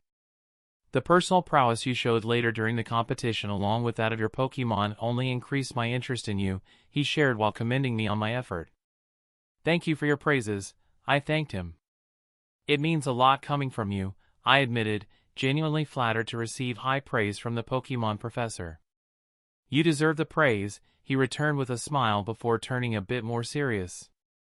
"The reason I came over to speak with you today has to do with one of the previous declarations you've made through the media. You have admitted that you were planning to do an internship during the period of your tertiary education. Have you already sent out any applications?" Professor Oak inquired, and I shook my head. "No, sir. I've been busy dealing with the rewards from the competition and decided to finish handling them first before sending out my applications. I have yet to apply to any trainer school for the same reason," I shared with him, and he gave me a pleased nod. "It is good that you seriously considered your situation instead of rushing things," he praised me before he continued. "Now, I want to give you an offer that will save you from writing all those pesky applications. I'm offering you an internship at the main lab of Oak's laboratory in Pallet City. The duration of the internship will be the 3 years your tertiary education will take. If you deliver good work during these 3 years, and if you are willing at the time, I will offer you a field researcher position," he declared, and I could not say that I had not expected the offer when he said he wanted to talk, but now that the offer really came, I was still slightly surprised.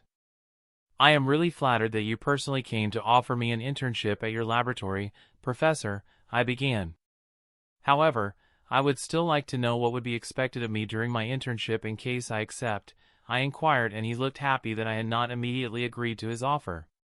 "It is good that you decided to gather more information before making a decision," the professor praised me once more. "As for your duties, part of your duties will be shadowing me and my assistants during our work and acting as our assistant. You will also get to actively participate in some of our research. You might even get the chance to participate in some of our collaboration projects, which will give you the chance to work with other professors. Furthermore, whenever you are not busy with those duties, you will be allowed access to lab resources for your own research as long as you go through the correct procedures to apply for them," he announced, and I was a bit shocked by the number of benefits I was being offered. I did not even bother hiding my shock as well as surprise, and seeing my reaction, the professor simply nodded. "These privileges are normally only given to my leading assistants, but I have decided to make an exception for you due to the potential you have shown both academically as well as with Pokemon. However, I have to warn you in advance, if at any point during your internship you show that you are slacking off, then I'll reserve the right to revoke those privileges," he warned, and I saw nothing wrong with what he said. I would do the same, and I was sure everyone else would do the same as well. Still, now that the offer was on the table, I began to seriously contemplate it. Professor Oak just leaned back and waited for me to think over his offer. He explicitly told me I could take my time to think over it. However, frankly, the conditions he offered were already pretty great, unreasonably so in fact. Additionally, it was not as if I had not been considering applying for a position at Oak's lab, because I definitely had been doing that. Truthfully, Oak Lab had been my preferred/top choice regardless, and I had honestly not expected to be given any conditions that were blatantly favoring me like this, so it was not as if I was suddenly being forced to choose something that I had not been wanting before. The conditions Professor Oak offered were too good to decline, and doing so would be pretty stupid. I was also absolutely sure that the professor knew that fact, which was why he was so assured and confident while waiting for my reply. Well, that and the fact that he did not really lose anything if I declined his offer. He was the one doing me a favor by going out of his way to recruit me and not the other way around, so I would be the one to lose out if I declined. Ultimately, there was no way that I would decline such a generous offer, especially not coming from my top pick. "I thank you for the generous offer, Professor," I began with a grateful smile. "I'd like to accept it," I admitted before asking something rather crucial. "So, do I need to sign something right now, and do I still need to hand in an application first?" I asked curiously, and he shook his head. "No, my boy. You don't need to do either of those. One of my assistants will send over a document for you to sign during the next few days that will clearly list the benefits as well as conditions you will be entitled and obligated to for the duration of your internship. You can read over the agreement first before you sign it, and you can even consult others such as your parents before signing it. You only need to send in the signed document by the end of this month, which gives you more than 2 weeks to look through it. For now, your verbal agreement is enough," he answered my question, sounding satisfied and happy with my decision. "Also, if you want, I can also have a list of recommended trainer schools sent to you, to ease your search for a suitable trainer school," he offered, and I gratefully accepted the offer. "I am pleased that you have accepted my offer," he said before pausing briefly. "Another thing we will do for the period you are working with us is to declare Oak's Laboratory as the address and residence of your Pokemon. That will keep anyone from seriously looking into the place you are keeping the many Pokemon you have gathered so far," he finished while giving me a profound look. Truly, even I was a bit surprised that I showed no signs of panic when he said that, since it implied something rather big. However, if I was honest, I had already expected the Aura Guardians and the upper echelon of the Alliance to notice something off in that regard. It was simply impossible for the individual or individuals that I knew were tasked with looking after my safety to not notice some discrepancies while doing their jobs. Otherwise, they would have to be doing a shit job, which would have been worse than the alternative.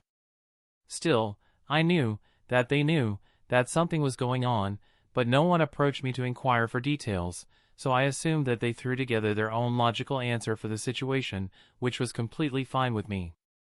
I was sure that the reasoning/explanation they came up with was much better than the one I came up with myself, or at least more acceptable in their minds. What Professor Oak said/implied simply confirmed what I had already been suspecting, which was also the reason I did not react negatively when he said it. Still, I was content to leave them with the theories they came up with themselves and saw no reason to offer any extra explanations. That would be great, I simply answered with a grateful nod. Thank you, I added directly afterward to express my gratitude verbally. You're welcome, he returned, and that was the moment Mr. Cameron showed up with alakazam. Mr. Cameron directly approached us and Professor Oak's presence did not seem to surprise him, so I assumed he had been informed about it, or he had learned about it from somewhere. The two exchanged greetings and asked each other how they were doing. After they finished the polite greeting tango, Mr. Cameron looked over at me. So, did you find an egg that sparked your interest? He inquired, and I nodded. Yep, I found one that I'm sure will fit right in with my family, I told him, and he looked satisfied at that. So, did you make your offer? He asked the professor after turning to him. Yes, and he accepted, the professor returned. I'm sure a lot of your colleagues are going to be disappointed, Mr. Cameron said, somewhat amused. Congratulations on getting a promising prospect to join your lab, he added a moment later, and the professor thanked him. All right, it's time for us to go, Mr. Cameron told me more than the professor, so I bid farewell to Professor Oak, who told me that I should expect the document within the next 3 days. After he said that, the two big shots said their goodbyes as well, and the next moment that was me, Mr. Cameron, as well as alakazam, appeared in Mr. Cameron's office. Chapter 356, Happy Surprise. Mr. Cameron went ahead and sat down on his office chair before smiling at me. Congratulations on your internship at Oak's laboratory. That's something many young aspiring researchers dream about, he congratulated me before he mumbled something that I had a hard time hearing even with my enhanced hearing. I think I heard the words granduncle, pass, and mischance, but since he did not seem to plan to mention whatever that was about to me, I did not ask him what he was mumbling. Before you go home, let me share some news with you. I've finished the talks with the last few habitats and the dates for your visit have been determined, Mr. Cameron declared after he finished his mumbling. That's great, I chimed in, and he nodded along before he continued. Your first appointment is on Muday at the Minfa habitat. The second one is on Pockaday at the Buniri habitat, and the final one is on Kaiday at the Pancham habitat. I made sure that there is a day between each appointment so that you can have a day to introduce and get to know each Pokemon a bit before a new one joins, he announced, and I thanked him for his consideration. Alright, now that you know the dates, it's time for you to hurry home. It's already 6:30 and I'm sure your parents are waiting for you, he said while making a shooing motion. Thank you for everything, and have a good evening, sir, I returned before I left his office and the academy. It had been some time since I flew around, so I decided to do so right now. To make it more interesting, I decided to test my flight speed, but since I did not want my clothes to get dirty or wrinkly, or Mew forbid anything to happen to the incubator in my arms, I made sure to reinforce and shield them as well as myself before I levitated into the air. It took me a bit more than 3 minutes to arrive home, which translated to my flight speed being around 160 kilometers per hour. That was slightly slower than my current regular maximum speed and a tad slower than a third of my aura-boosted maximum speed. I had only used my telekinetic abilities to fly this time around, so if I added a shield around my body with a cone-shaped front, I could probably raise that by half or so, which would be above my regular top running speed. Still, even if I could run faster than I could fly, not to mention teleportation, nothing beat the feeling of being able to fly through one's own capability. Flying was humanity's dream/a man's romance after all. Anyway, after landing in front of our house entrance, I took a look at the incubator that I had been forced to carry along for showcase sake, since the Sylph.co bags were not suitable for eggs or any living beings for that matter, and I was not planning to blatantly show off Utopia regardless of anything that happened today. Having to carry around eggs/incubators like this was not convenient at all, not to mention riskier, so I actually began considering if I should work on creating a storage device specifically for eggs and incubators. I had at least the basics of the necessary knowledge base for such a project thanks to my ball crafting mastery, so it was not impossible for me to actually produce a working model if I worked on it for a few years, but I had Utopia so outside of showcase situations such as this one, I did not need an egg bag. Maybe I could recommend the subject to someone else. I honestly could not believe that something like that had not been invented yet, but maybe mobile egg storage had not been interesting/lucrative enough to arouse major interest. Nevertheless, I ended up shelving the idea as one of my many possible future projects, before I moved the incubator in my arms so that I could free one of them. Once my right arm was free, I pulled out my key and opened the door. While stepping inside, the thought that I could have used my telekinesis to do the same came up, but I shrugged it off. No need to cry over spilled milk. The thought that I could have also simply levitated the incubator also came up but got similarly shrugged off. I wanted to keep body contact with the egg/incubator since I was willfully radiating my aura so that the egg/Charmander could feel and get used to my life signature. That was not a problem inside the nesting area of Utopia since my lovely space did that automatically, but right now I had to do it myself. Anyway, Mom and Dad seemed to have heard me entering since they were coming towards me when I stepped into the living room. "Welcome home," they said in sync before their attention was taken by the egg in my arms. "Congratulations on getting yourself a Charmander," they once again said in sync, and I had to laugh when they looked at each other in surprise at having said the same thing at the same time. "Is that a couple thing?" I jokingly asked them, which made them laugh as well. "Yes, only the closest ones can do it," Dad returned mirthfully while taking Mom's hand into his own, passively feeding me sugar. "How about you bring the incubator to your room before coming back down? You can hardly eat dinner with it in your arms like that," Mom requested while throwing Dad a happy look. I briefly considered if I should leave these sugar dispensers alone for a bit, or if I should stick to my previous plan. "All right, I'll be back down in a moment," I told them after deciding to leave the egg inside Utopia since it could emit my signature just as well as I could. I was back home, so the showcase was over anyway. I swiftly turned around and made my way to my room. Once I locked the door behind me, I entered Utopia and appeared inside my place. Utopia did its thing and began analyzing the egg, and since it was an egg, the only thing it ended up doing was generating a habitat with a nesting area. I made sure that the habitat was squeezed beside Osiris/Marowak's habitat for obvious reasons before heading to the new place so that I could leave the egg inside the nesting spot. When I made it there, I saw Osiris waiting for me in front of the cave entrance that contained the nesting ground. The appearance of a new habitat had no doubt roused his curiosity, which was why he came over. I saw that his gaze was directly drawn to the egg in my arms, so I spoke up. "This is your new little brother," I announced. "You're going to help me take care of him," I declared, and he looked equal parts happy and uneasy.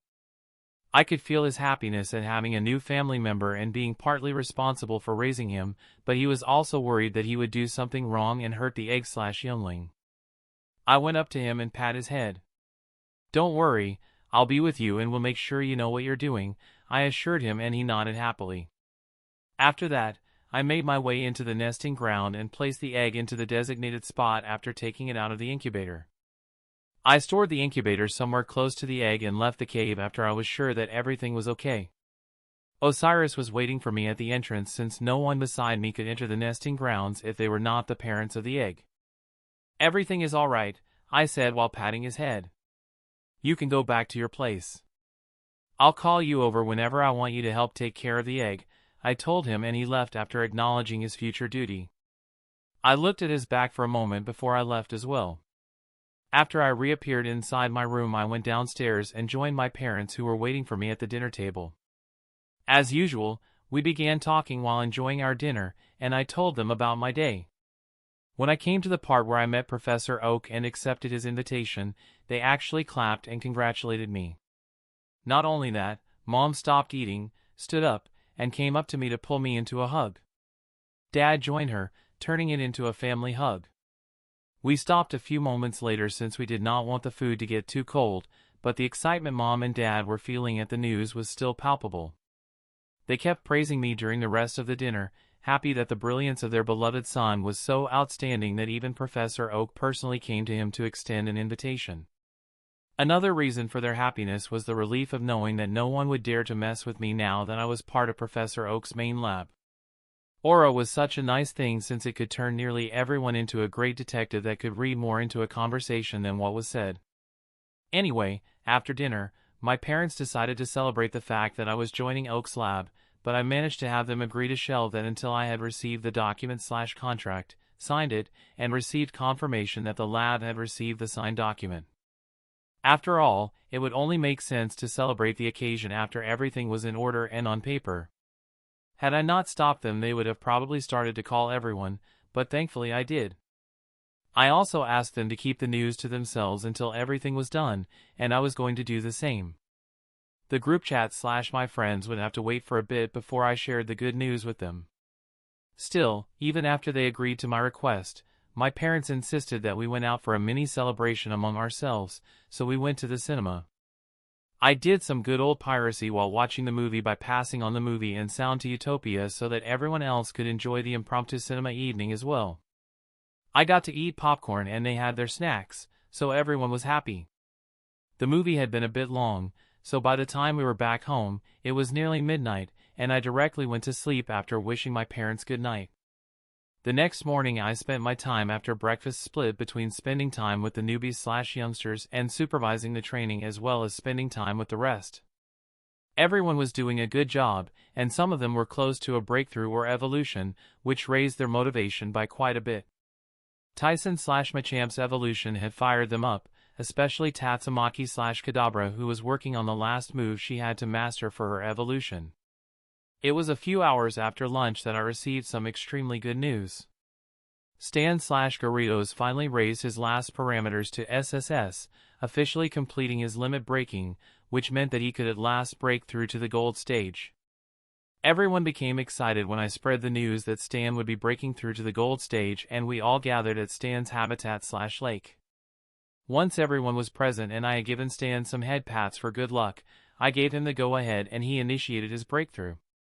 When a few moments later more energy from the environment got absorbed by Stan and he began to light up a bit, I, as well as everyone else, at least among the non-newbies, knew that Stan had managed to trigger something extra during his evolution, so everyone broke out in excited chatter, curious what he had unlocked. Chapter 357, Boss Stan. It took less than a minute for everything to calm down, but that was nearly as long as a regular evolution. I knew from experience that this only happened when a gene got unlocked, so congratulations were in order, I guess. The moment the light died down and Stan/Garridos became visible, my theory got confirmed. Well, actually, Stan did look pretty much identical to how he had looked before his breakthrough, with a single obvious difference. The crest on his head had turned royal purple. Other than that, I could see no further visible changes, at least for now. With that thought, I headed towards Stan, who was moving his body, no doubt testing any differences he felt. He stopped moving when I came close enough, and he brought his head close when I finally stopped in front of him. Congratulations on reaching the gold stage, Stan, I congratulated him while patting his head. He gurgled happily when I began massaging his chin. I guess I also have to congratulate you on becoming a Royal Garridos, I added after taking a quick glance at his status. Stan laughed happily when he heard that, and I noticed the other coming up as well to congratulate him. At the forefront were the members of the Slithering Six, and while they were talking to him I took a closer look at Stan's body.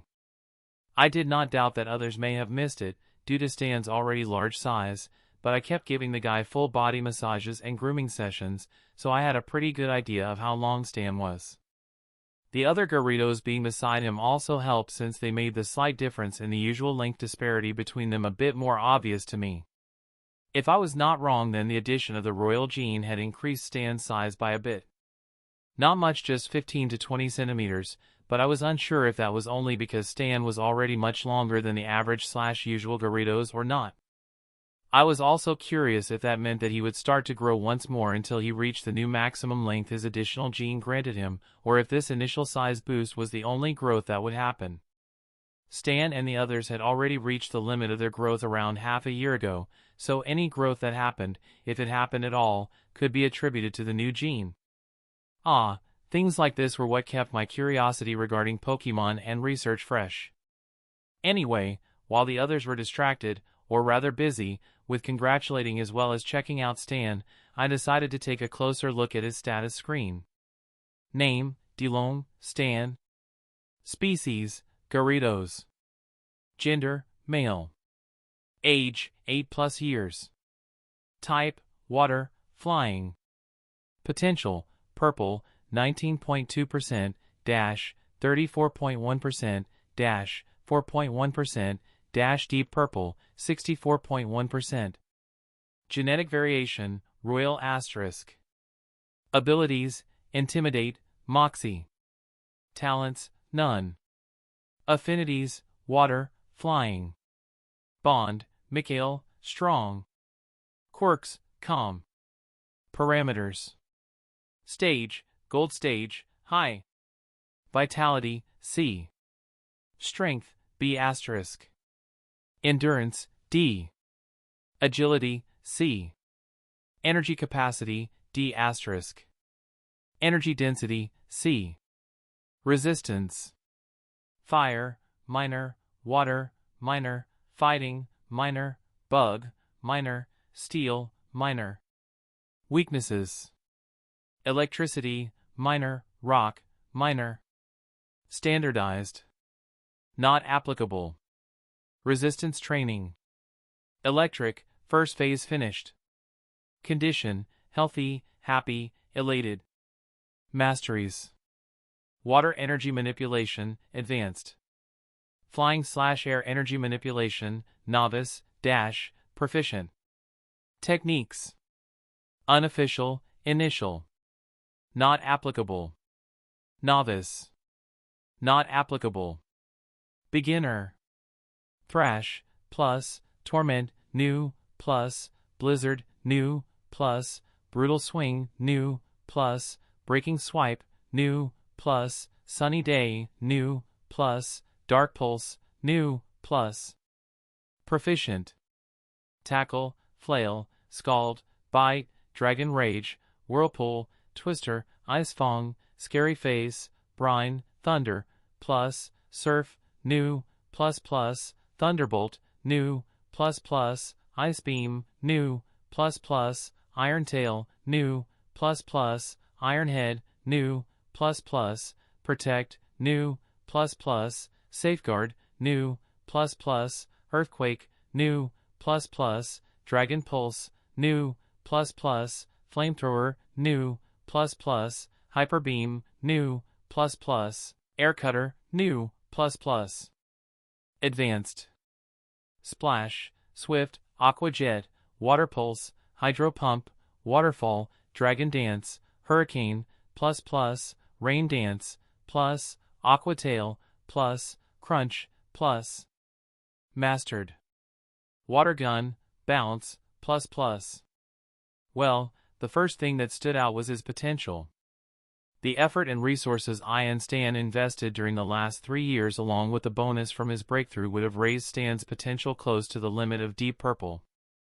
However, unlocking his royal gene had cost him 30% of his current potential progress, so instead of needing less than 6% more before he would reach the fabled Aurora realm, light Aurora really, potential-wise, Stan needed about 36%. I knew personally how hard it was to increase the potential of Pokemon in the purple spectrum, especially the deep purple one, so I did not doubt that filling up that 36% would take me many years and a lot of resources. The real question was if I could help Stan take the last step before he broke through to the dark gold stage or not.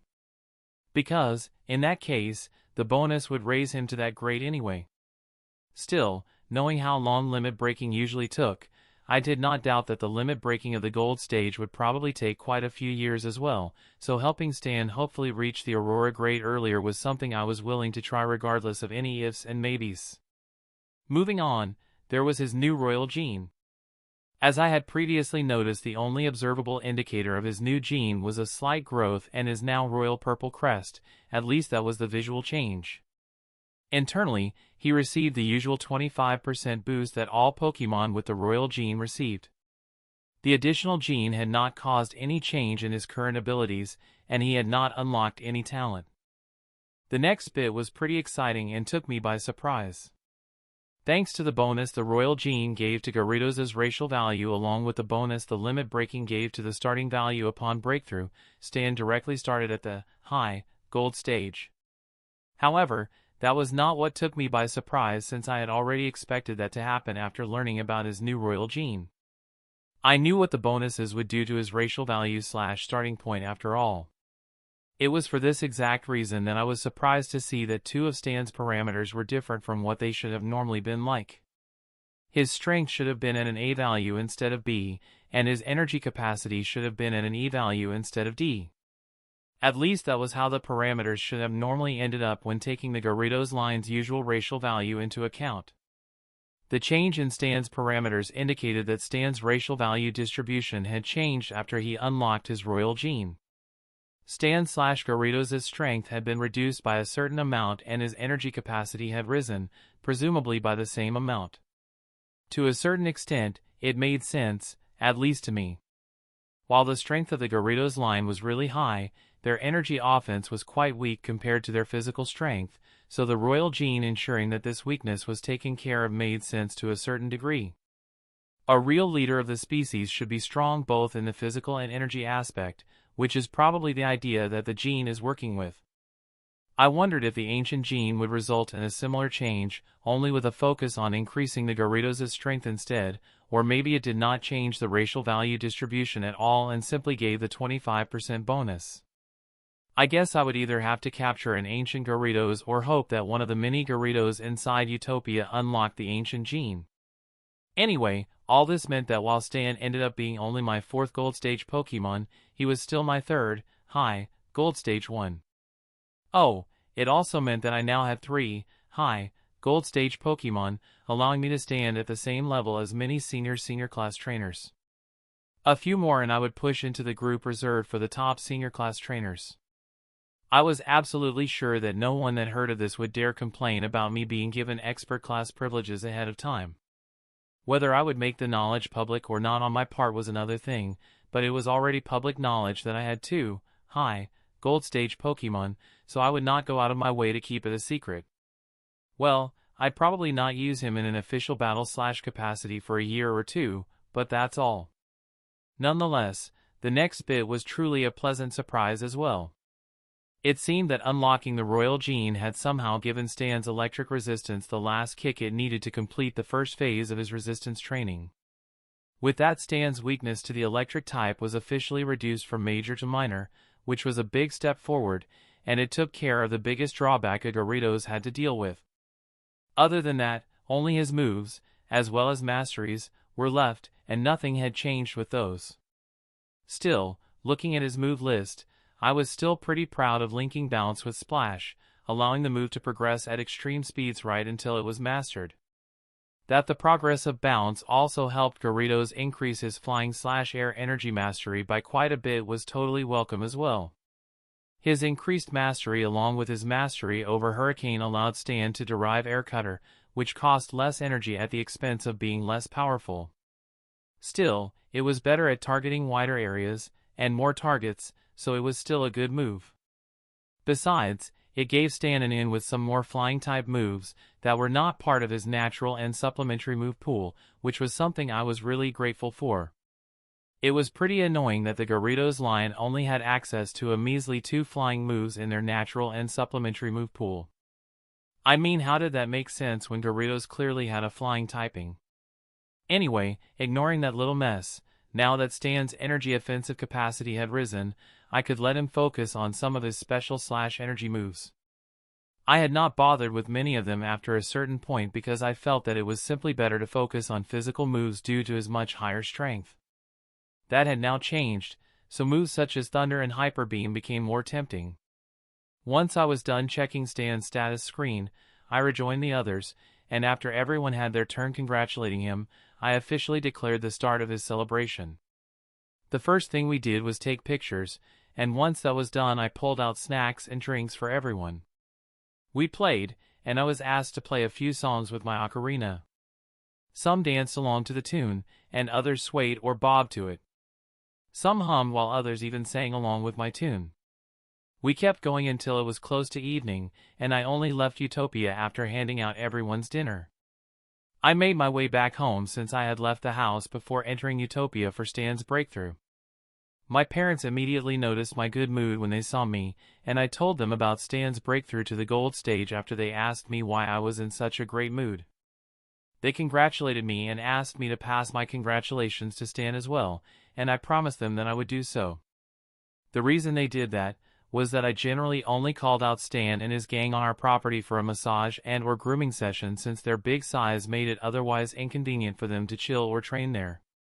After that bit, I helped Mom with preparing dinner. We made some Magikarp fillets, along with steamed potatoes, carrots, and broccoli. I also made 2 berry sauces, one for the fish and one for the veggies, and Dad praised Mom and me to the heavens while eating the food. He did that quite often, but it was still nice to hear someone praise the food one made. After dinner, we talked a bit before watching some TV, and the next morning after breakfast, I made my way to Mr. Cameron's office for my visit to the Minfu habitat. Chapter 358, One Trip After Another Part 7. The trip to the Minfu habitat went pretty well. I was received by a Mincheo, who led me to the area the inhabitants like to hang around the most. There I began talking and mingling with as many Minfu and Mincheo as possible. I obviously checked the status of each one of them, just as I was unmistakably handing out real-approved snacks to all of them since I assumed that their tastes were closer to one another than to that of a Makok. I did test that theory, and the few Minfu and Mincheo I asked which snacks they liked more. 8 out of 10 pointed at the Riolu snack, and the others mentioned that they liked the Makok snack more by just a little bit, so I simply used the Riolu snack for everyone. When the time for lunch came around, I asked Elder Mincheo for permission to call out some of my Pokemon to help me with preparing lunch, and after he gave the permission I called out the same batch that helped me with the curry cooking at the Togepi habitat. Like always, the curry/lunch was a big hit with all inhabitants, and we spent around 2 hours in total to cook for and serve about 2,000 Minfos/Mincheo in total. Still, just as it had been in the habitats before, the tasty food raised the enthusiasm of everyone that ate it, so the Minfu and Mincheo were more enthusiastic while talking/mingling with me after lunch. Not to mention that more of them were willing to approach and chat with me. By 6 p.m., I had interacted with a lot of the inhabitants, and after the elders' prompt I went up to the Minfu that I had ended up liking the most. Species, Minfu. Gender, female. Type, fighting. Potential, light purple. Stage, bronze stage, mid. Genetic variation, none. Abilities, inner focus, regenerator. Talents, none. Affinities, fighting, aura. I chose Minfu for a variety of reasons. Her potential was great, she was not far from high, bronze, which meant she could evolve not too far off in the future, and she had an actual aura affinity listed in her affinity section. That she had my preferred ability combination was a bonus. Thankfully, she agreed to join my family, so I caught her in one of my fighting balls. I released her and asked if she had to say her goodbyes to anyone, but she denied it, citing that her parents were on a journey and only occasionally came to visit. There was not much to say or do in that case, so we went up to the elder that was waiting for me/us and told him that we were ready to leave. I talked with Minfu until we made our way back to the reception point and only called her back when Galade appeared. My stay at Mr. Cameron's office was a bit short, with him congratulating me for my new member, before reminding me to be back for the visit to the Buniri habitat the day after tomorrow. I made my way back home after that, and my parents were waiting for me with dinner on the table. Like every time, we talked about our day during dinner, and Mom as well as Dad asked to see Minfu after dinner, so I introduced the three to each other. I stayed downstairs with my parents until 9 p.m. to spend some time with them. Once I was in my room, I did the usual before entering Utopia. There I called Minfu out and began explaining the situation to her while Utopia did its optimization process. Minfu listened curiously and attentively to my explanation, and I could sense the growing joy she felt at the development/situation. As usual, the optimization process ended before my explanation, and I used my trusty second thought stream to check Minfu's new status while keeping up the explanation. Name, none. Species, Minfu. Gender, female. Age, 6+ years. Type, fighting. Potential, light purple, 31.57%, dash purple, 91.57%. Genetic modifier, none. Abilities, inner focus, regenerator. Talents, none. Affinities, fighting, aura. Bond, Mikhail, artificial, weak. Quirks, patient, likes to meditate. Parameters. Stage, bronze stage, mid. Vitality, E. Strength, C. Endurance, E. Agility, D. Energy capacity, D. Energy density, E.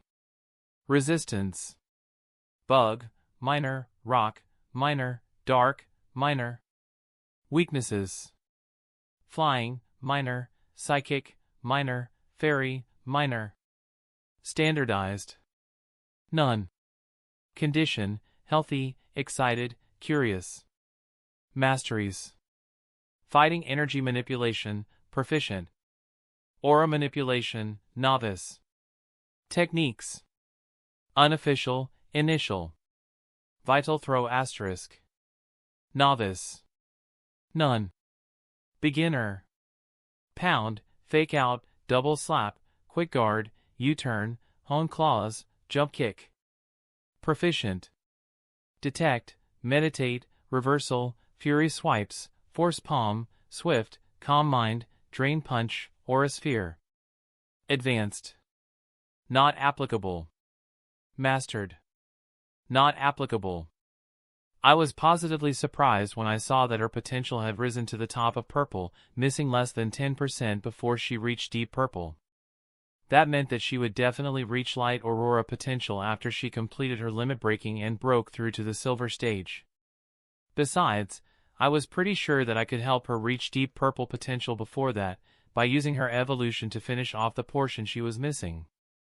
That Meanfoot had not unlocked any modifier was not surprising, and I was the one that suppressed the talent activation, so that section being empty as well was only normal. Her quirks were a bit interesting since they gave me a zen feel, but they were not bad, so everything was alright on that front. As long as they were not bad ones, I did not mind any quirks my Pokemon had, so I saw no need to work on adjusting/changing them. Meanfoot's parameters showed that she was stably in the mid bronze stage. I was confident to help her reach the high bronze stage in 6 to 8 months at most, but I was a bit reticent as far as her evolution was concerned. Theoretically, she should be able to evolve without any problems as soon as she reached the high bronze stage since she only had a single evolution, but I remembered that Meanfoot belonged to the small group of Pokemon that evolve really late in canon, so I considered if I should delay/adjust her evolution point a bit as well. After contemplating the topic for a while, I decided to ask Meanfoot to delay her evolution until all her parameters reached the limit, or with the usual letters, the A value. I was pretty sure that she would agree to the request seeing how she was supposed to be patient. The sections right until her condition were as they should be. Her condition was pretty much the same as that of any Pokemon that got their first Utopia experience along with the explanation regarding what was going on, at least on the emotional front. Meanfoot being healthy was what I wanted and expected her to be since I had not noticed her being injured or ill. If anything besides healthy had come up, I would have immediately acted to ensure that her condition turned healthy, so healthy was good. Thanks to her aura affinity, Meanfoot's mastery section had something listed that others of her species didn't, aura manipulation. It was only a novice mastery at the moment, no doubt because she only worked on aura sphere so far as aura was concerned. Nonetheless, its mere existence gave her access to a few moves she would otherwise not have been able to learn, not to mention the capacity to learn aura abilities such as healing and creating aura constructs. It was definitely a great thing for her to have. That only left her moves, and as far as I was concerned, her move list was good enough. She was proficient with quite a few of her moves. Detect, Meditate, Calm Mind, Aura Sphere, and Drain Punch were the ones I was especially happy with due to their usefulness. The fact that Meanfoot had an egg move unlocked was fortunate, and that it was Vital Throw was quite lucky as well since it was a great fighting type move that fit her species pretty well. Anyway, it took me a bit to finish up my explanation even after I was done checking her updated status screen, but once I was done and had made sure she got the gist of it, I called everyone over to introduce her to them. After the introductions were out of the way, I initiated her welcoming party, and everyone had fun. The photos we took during the party joined our photo album, and it was close to midnight when I declared the party over. The younglings tapped out a bit before that since they ended up sleepy due to how energetic they were the whole time. Everyone went back to their own places when I declared the party over, and I personally led Minfu to her new habitat. I placed it beside Tyrogue's habitat, so her neighbor was of the same type. Once Minfu entered her new dwelling, I bid her good night and left Utopia. I directly went to sleep as well once I had changed into my PJs. Since I had no appointments on Girardiday, I called out all newbies along with some oldies and spent time with them at home the next morning. That helped increase our relationship and I got to spend time with my parents. Well, the document that Professor Oak had mentioned arrived sometime after lunch, so I checked it out together with my parents. The content was pretty much the same as what we had discussed during my visit to the center. I now simply had it in writing. I went over all points, conditions, and privileges with my parents. We talked a bit about them and saw nothing wrong. Mom and Dad agreed with me that the conditions were really generous, so I signed the documents after we checked them thrice. Still, there was something there that was new. They asked me if I was all right with them publishing an announcement on their website about my acceptance as an intern at the main lab. The reason given was to inform all other professors that the case was closed so that they did not keep waiting for an application. I probably could have done something myself, but their method was probably faster, so I checked the agreement box. Once I signed the documents, we placed them in an envelope addressed to the main lab in Pallet City. I then threw the envelope into a mailbox close to our home. Other than that bit of semi-work, the rest of the day was spent chilling with everyone. The next morning, after breakfast, I made my way to Mr. Cameron's office once again since it was pocket day, which meant I was going to visit the Buniri habitat. After I was done with this visit, and the visit to the Pancham habitat on Kaide, so the day after tomorrow, I would be through with all my visits. Once that happened, I would stop adding any new Pokemon to the family until the end of my internship/tertiary education since this batch was already quite large. Well, to be honest, I would probably make an exception if I came across a chance to get a pseudo-legendary, one of the royal Pokemon, or a similarly rare Pokemon. I knew myself well enough to admit that. However, I was not planning to go out of my way to search for them. Anyway, future plans aside, I made it to Mr. Cameron's office at 8:55 a.m. and knocked on the door. After deciding against waiting until 9 a.m., Mr. Cameron called me in, and after we exchanged morning greetings, he called out Galade, who teleported me to my destination straight away. Galade entrusted me to the Lopunny waiting for us and directly left afterward. Meanwhile, I was checking out the Lopunny for no other reason than it being one of the rare aura variants I had seen, heard, and read about. The aura variant was also the reason why I added the Buniri habitat to my options in the first place. Chapter 359, Buniri, Lopunny, and Aura. No matter how I looked at it, the aura variant still reminded me of Mega Lopunny due to the similarities between them, and there definitely was an uncanny resemblance between the two. I could only spot three, well, for differences if one wanted to be fussy. The first difference was the ears. Unlike the Mega, which had super long ears, the Aura variant's ears stopped after the first cream-colored tuft. The second difference was the butterfly-shaped fur/tuft on its head. The crest was still there, but just much smaller, a bit less than half of it if I was not wrong with my estimation. The third and fourth could have probably counted as one change that was linked to the upper body.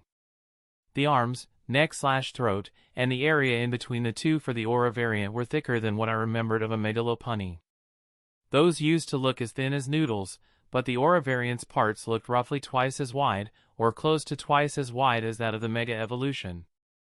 Well, personally, I thought it looked much more balanced and thus better. Anyway, other than those few changes, the Aura variant looked like the Mega Lopunny I could remember. Now the question was if the resemblance remained a visual one, or if the two had more in common than just their looks, and I was planning to find out during my stay today. I was after all planning to have an Aura variant join me, or at least a Buniri that would become an Aura variant, so I had to make sure I learned more about them, especially how to evolve them if I ended up choosing a Buniri. We arrived at the hangout spot while I was busy checking out the aura variant leading the way, and our arrival drew the attention of a majority of those present. I could feel the excitement as well as curiosity, and I saw quite a few of the extra curious ones coming up to us, so I turned to my companion. "Can I call out a few of my partners? I'm sure they would enjoy playing with the Buniri," I inquired, and the Lopunny permitted it, so I called out Nyx/Umbreon and her EV squad along with Saphira/Swablu since I thought they would get along the best with the Buniri. Their shared fluffiness might have been why I called out Saphira, but I was sure that it was perfectly reasonable as far as motives were concerned. "Alright, everyone," I said, gaining the attention of my Pokémon. "I called you out so that you can play with the Buniri, so have fun," I told them, and they cheered before going up to some of the Buniri that had arrived in front of us. Not to be left behind, I pulled out a few snacks that were EV approved, which made me confident that Buniri would like them as well. As soon as the snacks appeared, the eyes of many Buniri lit up, and they rushed up to me to get some of the snacks. "I see my reputation precedes me," I jokingly said before handing out the snacks to the Buniri that were acting all cute and shy while asking if they could have some of the snacks. Even my guys and gals came running back with their new playmates in tow to ask for snacks as well. I naturally had no problem handing out my snacks since I had a big storage full of snacks I prepared for situations like this, so I would never run out of snacks in the middle of things, at least I genuinely hoped so.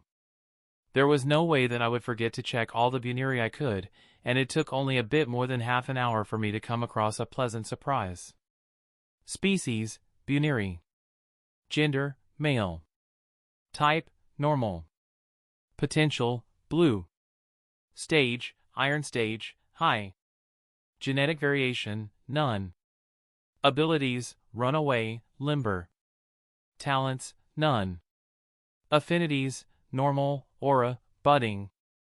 His potential was good enough, but the noteworthy point was the budding aura affinity. I was sure that an aura affinity of some degree was one of, if not the requirement for the aura variant evolution to Lopunny, so coming across my first Buniri with an aura affinity, even if it was the lowest grade, was notable enough. I made sure to memorize the features of this one, in case I failed to find a Buniri with an aura affinity and better potential. During the next 2 hours, I saw a few Buniri with better potential at Deep Blue, along with some Buniri that had some decent talent, and I even came across 4 more Buniri with an aura affinity. One of them actually had a weak affinity, which was a step above budding, but their potential was only light blue or blue, so I kept looking. Still, I did notice something pretty interesting during these 2.5 hours. I did not come across a single Buniri that had Klutz as its ability among the more than 200 Buniri I checked. Honestly, that kind of made sense, since Klutz was one of the canon abilities that could be considered purely negative without any positives for the Pokémon to have, just like Truant, so the unavailability of Klutz in this universe made sense since all abilities here had to have some positive effect as far as I had noticed, and I had checked a lot of Pokémon along with their abilities until now. I mean, I had confirmed that Truant was not a thing years ago, so Klutz not being a thing just served to confirm my idea, even if I needed a few more examples to confirm that there were no negative abilities or at least ones with a purely negative effect. Anyway, a quick glance at my watch told me that I still had more than 80 minutes until 1 p.m. That was when I was going to start prepping for lunch, so I resumed playing with and checking the Buniri. Unfortunately, no Lopunny had joined in so far, but I did notice 3 more aura variants hanging around the area, which honestly was not a lot considering that I had noticed at least 200 Lopunny. Regardless of all that, I kept going until 5 minutes before 1 p.m. At that moment the alarm on my watch rang, reminding me that it was time to start preparing for lunch.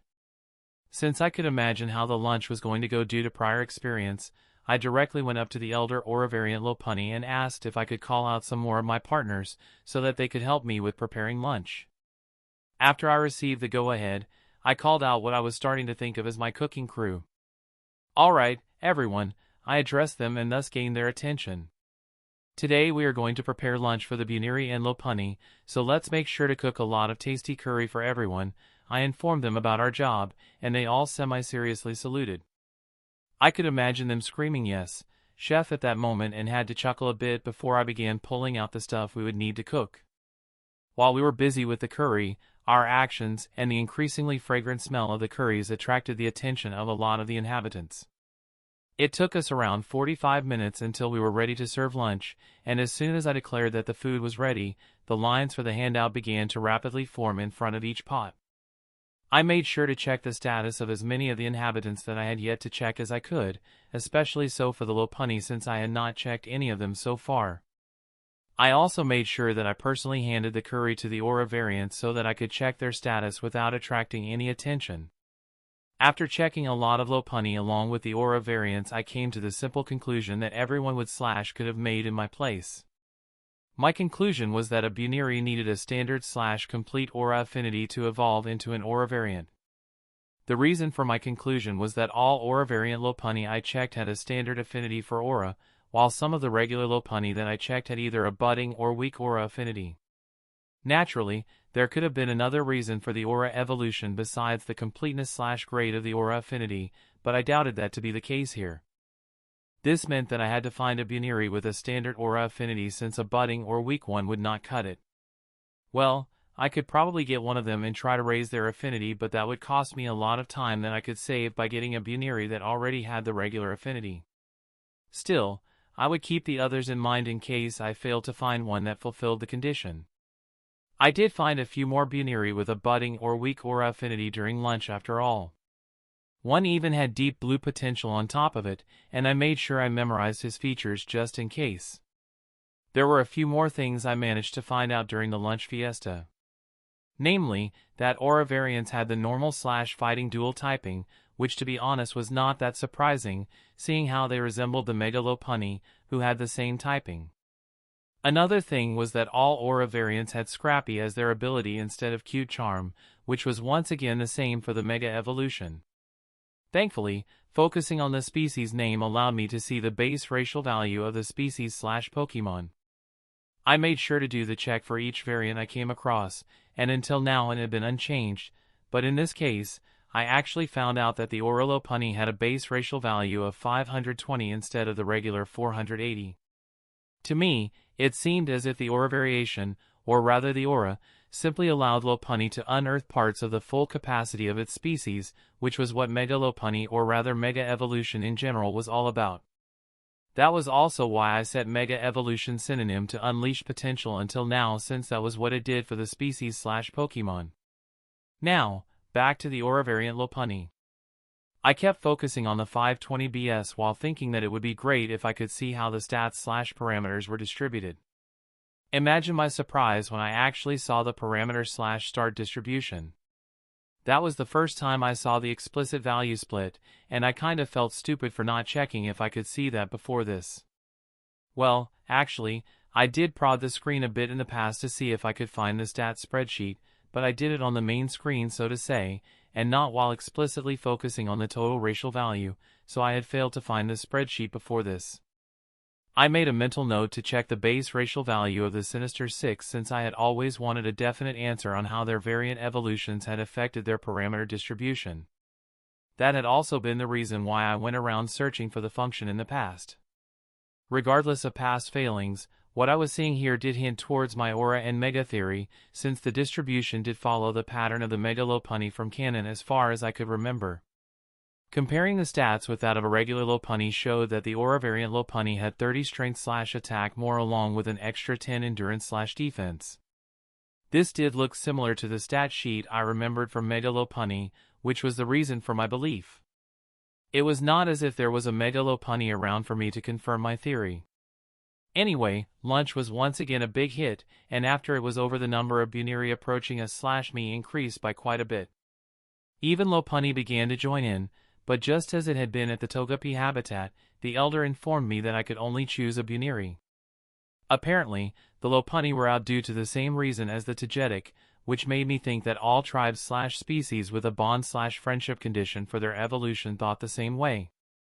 I accepted the condition, not much I could do against it anyway, and kept checking all the Buniri I could, searching for one with a standard aura affinity and great potential.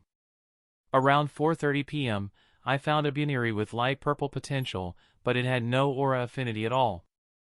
I still memorized its features, but the aura thing was quite crucial for my choice, so it was unlikely that I would choose it. Regardless, I kept checking one Buniri after the other, tirelessly trying to find one that fit my criteria, and thank you, Arceus, as well as Jirachi, I managed to finally spot one roughly 5:15 p.m. Species, Buniri. Gender, female. Type, normal. Potential, deep blue. Stage, iron stage, high. Genetic variation, none. Abilities, runaway, limber. Talents, none. Affinities, normal, aura. She was just what I was searching for, and I made sure my second thought stream kept an eye on her while I kept inspecting more Buniri during the last 40 or so minutes I had left. You know, just in case I came across someone even better. Well, with only 5 minutes left until 6 p.m., I could say that I had failed to find a better candidate, and I frankly had enough, so I simply stopped checking any more Buniri. Instead, I went up to the Buniri I had been tracking and directly asked her if she wanted to join me. She did not agree immediately and began to think about it. Seeing how long it took her to come to a decision, I actually started to worry that she would disagree, but thankfully she ended up agreeing after thinking things through for a few minutes. I immediately pulled out a Pokeball, blood registered it, and balled her as soon as she agreed, before calling her out once again so that she could say her goodbyes. While she went around doing that, I began recalling everyone else, including the cooking crew that had been allowed to stay out after lunch. Buniri came back about 5 minutes later, and I recalled her after telling the elder that we were ready to go back. The elder Orlopunny accompanied me back to the arrival, and I waved goodbye to the inhabitants before leaving the hangout area. Gulade was actually already waiting for us at the place we arrived, which made sense since it was already 10 minutes past 6 p.m. He exchanged a brief greeting with the elder Lopunny before we vanished and appeared inside Mr. Cameron's office. Chapter 360, The Bunny, and Magical Music. Mr. Cameron simply congratulated me on my new partner and reminded me to be at his office at 9 a.m. on Kaide for my visit to the Pancham habitat. Afterward, I made it back home and dinner was great as usual. Like always, we talked about our day while we ate, and after dinner, Mom insisted on seeing / being introduced to Buniri. As soon as the initial introductions were over, she took Buniri into her arms, with Buniri's permission of course, and kept cuddling her for the rest of the evening. I just let her enjoy the fluffy and soft feeling of hugging Buniri. A bit after 10 p.m., I decided that it was time to go up, so after plucking Buniri from Mom's arms, causing her to look after / at Buniri, I wished both Mom and Dad good night before I went upstairs to my room. Once I was inside my room, I locked the door and went inside Utopia with Buniri still in my arms. She cried out in surprise when we suddenly appeared in another room. Utopia immediately began doing its thing, and I started explaining to Buniri where we were, as well as what was happening to her right now. I was already used to Utopia finishing its process before I was done with my explanation, so I used my second thought stream to check her new status while I kept talking. Name, none. Species, Buniri. Gender, female. Age, 3+ years. Type, normal. Potential, deep blue, 57.62%, dash purple, 17.62%. Modifiers, none. Abilities, runaway, limber. Talents, none. Affinities, normal, aura. Bond, Mikhail, artificial, weak. Quirk, none. Parameters. Stage, iron stage, high. Vitality, C. Strength, B. Endurance, C. Agility, A. Energy capacity, C. Energy density, C. Immunity. Ghost. Resistance. None. Weaknesses. Fighting, minor. Standardized. None. Condition, healthy, excited. Masteries. Normal E, manipulation, proficient. Aura manipulation, novice. Techniques. Unofficial, initial. Not applicable. Novice. Baton pass, aura sphere. Beginner. Splash, defense curl, baby doll eyes, charm, Draining Kiss, Double Hit, Endure, Jump Kick. Proficient. Pound, Quick Attack, Double Kick, Swift, Power Up Punch *, Foresight. Advanced. None. Mastered. None. Buniri was only 3.5 years old, so she belonged to the youngster group even in our little family. Well, I did not doubt that she would fit right in with the new batch, especially since all of them were nice and sweet Pokemon, on top of them being close in age. Buniri's potential had risen straight to purple after Utopia's boost, and unless something major came up, it looked like she was another shoo-in for Light Aurora potential by the time she reached the silver stage. I was curious what her third ability would be at that point since Klutz was gone, but the most likely case was Cute Charm making it back on her ability list after being replaced by Scrappy once she evolved to Aura variant Lopunny. Still, that was only an assumption, so it was possible that she would gain a completely different ability. The unlocking of her talent had been a success, but I stopped the awakening since I wanted to wait until she evolved before letting her talent awaken, in hopes of her gaining a talent more fitting to her new Aura variant Lopunny form. Her parameters were solidly in the high iron stage, and her agility, as well as strength values, were definitely a pleasant surprise.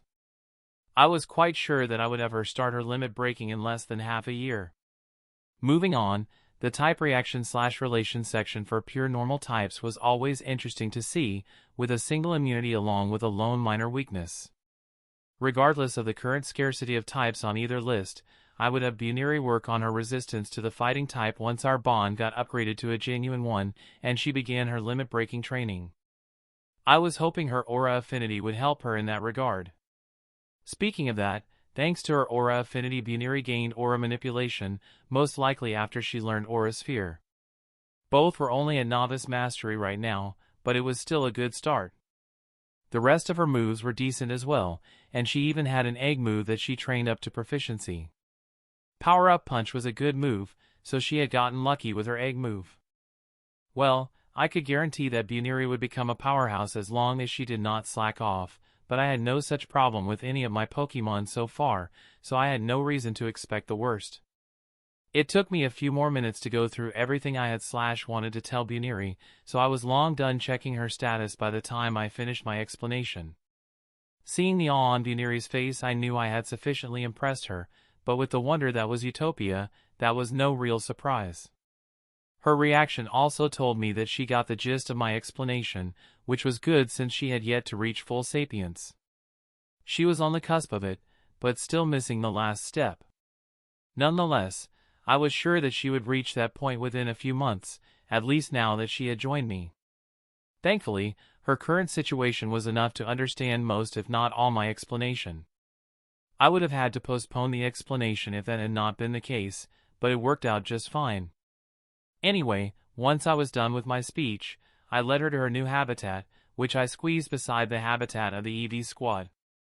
I did not call the others over since I decided to hold her welcoming party tomorrow instead due to it already being past 10:30 p.m.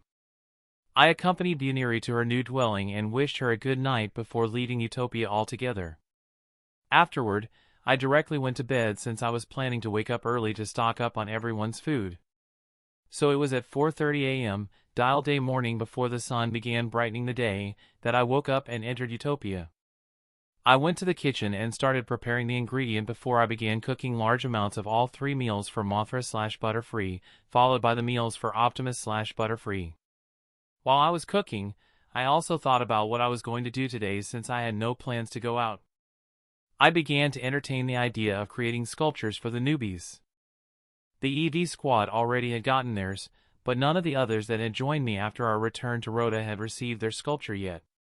Still, while that was actually a pretty good idea that I was sure the others would love, I decided to wait until Gru Day for that endeavor. I would be visiting the Pancham habitat tomorrow, so it would be better if I crafted the sculptures/statues after the new Pancham had joined.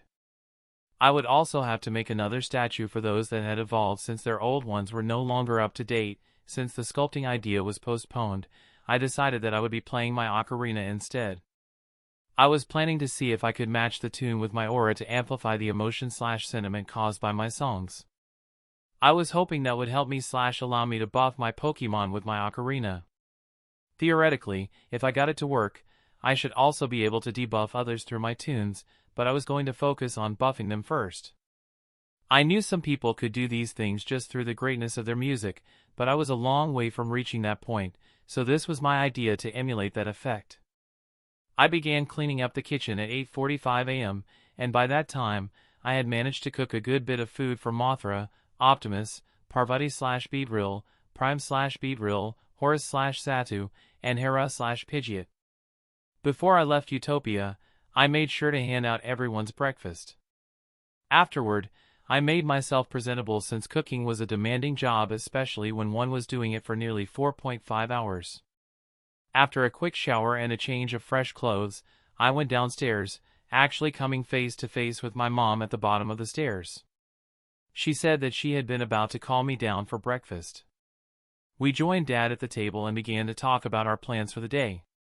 Mom was going to do some cleaning and then train her Pokemon before relaxing for the rest of the day, or rather until it was time for her to prepare dinner.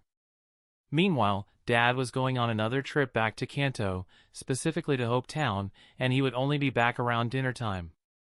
I told them my plans as well, and Mom was happy that she would get to listen to me play the ocarina.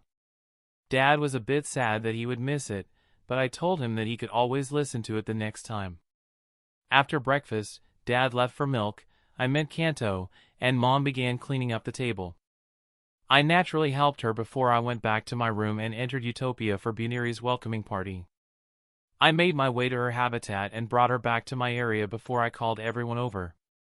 I introduced them to Buniri as they appeared, and after everyone had gotten to greet her, I declared the start of the party by pulling out the tables, snacks, and drinks. We did take our traditional photos and they joined our photo album. I let the party go on until 1 p.m. before I declared it over. They were a bit sad that the party was over, but they perked right up when I told them that I was going to play the ocarina after lunch, which I promptly began handing out. The snacks they had eaten were not enough to substitute a hearty lunch after all. While everyone was busy eating, I left Utopia and went downstairs. There I saw Mom putting away the cleaning tools, and she told me that she was done cleaning before she went upstairs to freshen up since cleaning was exhausting no matter what others said. I made my way to the terrace and went to the middle of our lawn before I pulled out a blanket. I made myself comfortable on the blanket and took out my ocarina before doing a few test puffs. I took a look inside Utopia and saw that everyone was still busy eating, so I began playing a few practice tunes while waiting for them to finish. Roughly 10 minutes later I rechecked Utopia and saw that they were done, so I began calling them out. I stopped after calling out all the main members since the available space was pretty much occupied. Well, there was still some free space, but that was too far away, so I did not bother calling out the rest. Due to their size, Stan/Gyarados and the other members of the Sinister Six along with Tiamat/Milotic and Abza/Milotic were the ones assigned to the outermost circle. After everyone had found a comfortable position, I began playing the ocarina and everyone was happily listening to the tune.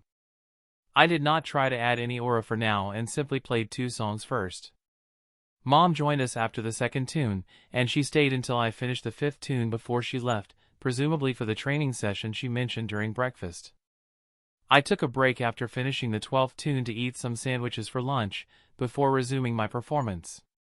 However, this time I tried mixing in my aura while playing the tune. Since I was currently playing an upbeat song, I used my aura to radiate happiness.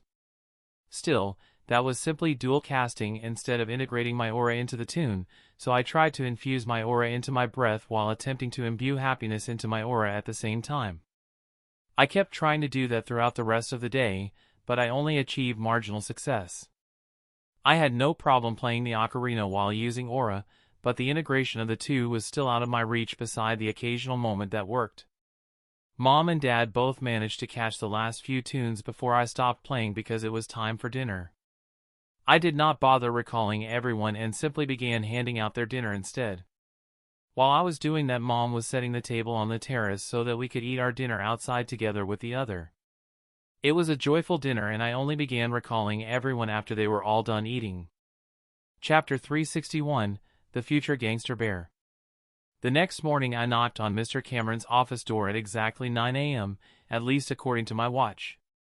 "We've finally reached the final habitat," Mr. Cameron stated after I entered and we exchanged greetings. "Yeah, that took a while," I jokingly returned, and he laughed a bit before he said, "Indeed." "All right, go ahead and finish your business. We'll talk when you've returned," he told me, and Galade made an appearance. I only had time to nod toward Mr. Cameron in acknowledgement before I appeared in a new place courtesy of Galade. I saw him exchange a nod with the Pangoro waiting for us before he left again. Once Galade was gone, Pangoro came up to me and pat my shoulder before telling me to follow him. I obviously used that moment to check his status screen to see how strong my escort was. Species, Pangoro. Gender, male. Type, fighting, dark. Potential, deep blue. Stage? Genetic variation? Abilities? Talents? Affinities? It had been some time since I last saw a status screen riddled with so many question marks. The fact that I could see his potential meant that Pangoro was below the mid Palladium stage/stage 7, since the low Palladium stage was the current limit of my observed function potential-wise. So, any Pokemon with a question mark in the potential section was at the mid Palladium stage or above. Honestly, when something like that happened in the wild, my only option would be to turtle down inside Utopia and pray to Mew that the Pokemon will go away quickly enough. Well, that was if the situation allowed me to escape in the first place. While I could enter Utopia nearly instantly, I knew that if I could not react in time, it was more likely that I would be turned to paste. I did not doubt that any Pokemon with such prowess would notice me checking them out, or rather my energy coming in contact with them, unless they initiate some physical contact with me, as this Pangoro had done. Anyway, potential death scenario aside, the fact that I was unable to see his actual stage meant that he was above the mid-platinum stage, since my observed function could currently show the stage of any Pokemon within 5 substages of me and my Pokemon. That happened to be the mid-platinum stage right now, thanks to my high gold stage Pokemon. Now, combining the thing we learned from these 2 points, it was possible to conclude that Pangoro was either at the high platinum stage or the low Palladium stage, but I was unable to accept that a random Pangoro would be at stage 7, so I was going with the assumption that he was at the high platinum stage. Frankly, even that was absurd. The thought that such a strong and no doubt high-ranking tribe member was in charge of receiving me was unbelievable. It was also flattering, since it showed the importance the Pangoro tribe assigned me. Still, I had no way of actually mentioning that without giving out the fact that I could check a Pokemon's prowess even while they were not releasing/flaunting, so I quietly followed Elder Pangoro as he led me to the hangout spot of their tribe. Our arrival attracted the attention of everyone there, and I saw as well as felt the attention of the little and big panda bears present. "All right, you lot," Elder Pangoro began in poke speech, his voice reaching everyone even without him having to shout, showing his impressive energy control. "Young Mikhail here has come to us in hopes of finding a partner to join his sleuth," he said while patting my right shoulder, forcing me to exert close to my maximum effort to not buckle under his enthusiastic shoulder pat, since that would have made me look a bit weak, which would have been counterproductive to my cause. "Make sure to check if you feel compatible with him or not. He's got a reputation for making really tasty food, so you won't have to worry about meals for the rest of your life if you can join him," he declared mirthfully. "Oh, he's also supposed to be one of the best younglings among the humans," he added as if it was an afterthought, making me not know whether I should laugh or not. It seemed tasty food ranked above competence as a trainer here, which honestly was a bit funny.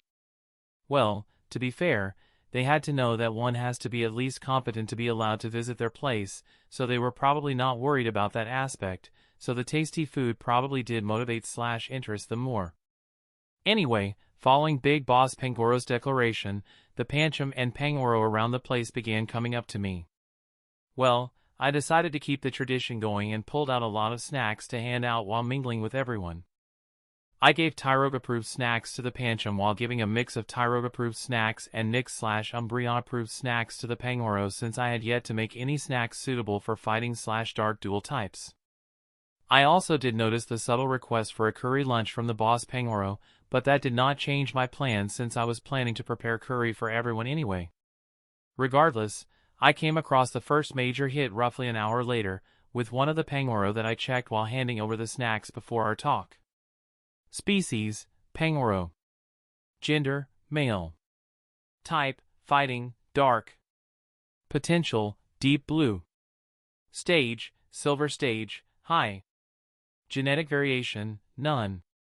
Abilities, mold breaker, scrappy. Talents, iron bucket. Affinities, fighting, dark. His potential was pretty good, even if he was already at the silver stage, but honestly, I could easily compensate for that thanks to Utopia due to his high starting point. It was unfortunate that he did not have my preferred ability combination. I would have preferred it if Pangoro had Iron Fist instead of Scrappy since his Dark-type moves were already enough to face Ghost types. His talent left me a bit speechless, and I had to admit the name fit pretty well. Iron Bucket allowed Pangoro to eat as much as he wants without feeling stuffed. He can then use the stored energy for his training or during times when there is no available food. Also, while he has no limit on the energy he can store, he has a quality limit, so he is still unable to eat stuff above a certain class. Regardless of his slightly weird talent, I made sure to keep track of him while I kept mingling/checking the others. Close to the 3 hours mark I came across another one that stood out from the rest. Species, Pancham. Gender, female. Type, fighting. Potential, deep blue. Stage, iron stage, high. Genetic variation, none.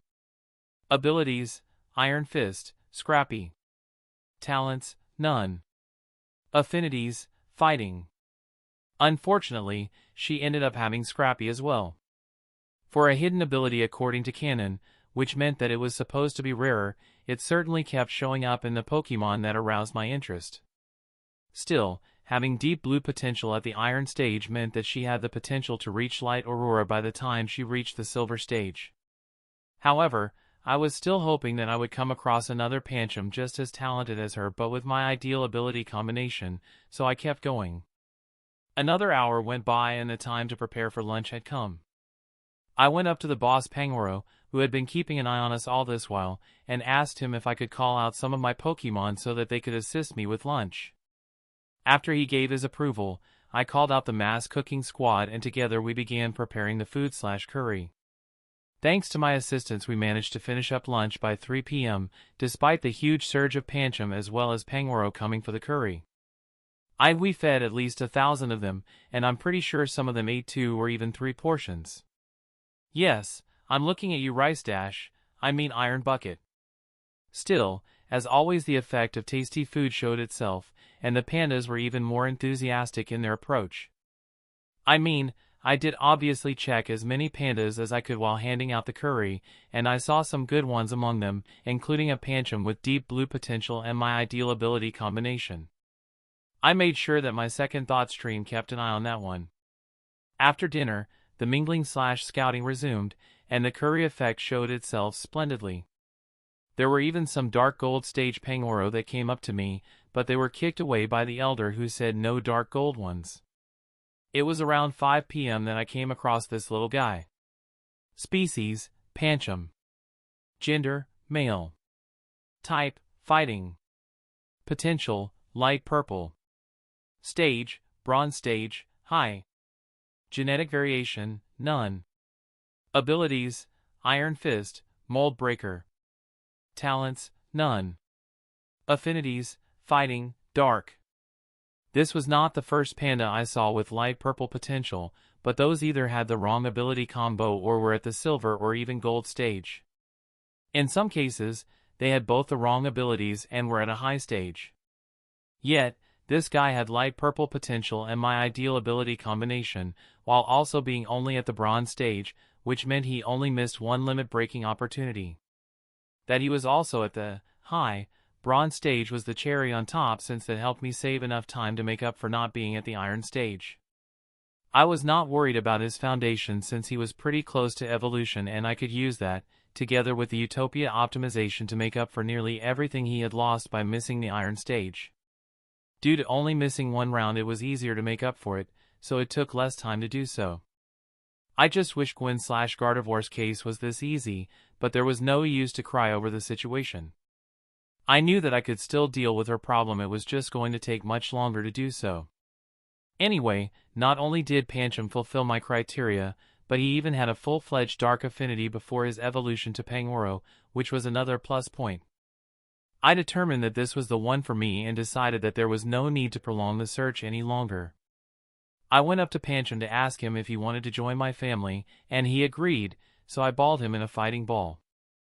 I would craft a fighting/dark dual ball for him later, but for now, the fighting ball had to suffice.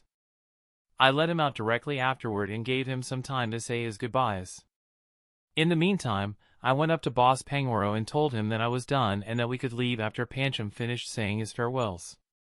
The boss simply nodded and we both waited for Pancham to return. When the little guy showed up, Boss Pangoro accompanied us back to the arrival point, but since we were early by nearly 45 minutes, there was no Galade to receive us. I could easily have Horus/Zada teleport us away, but Boss Pangoro told me that he had received me from Galade, and he was honor-bound to deliver me back to Galade. Well, the solution for that was simple, and I swiftly pulled my phone out and called Mr. Cameron to tell him that Galade could come over since I was done.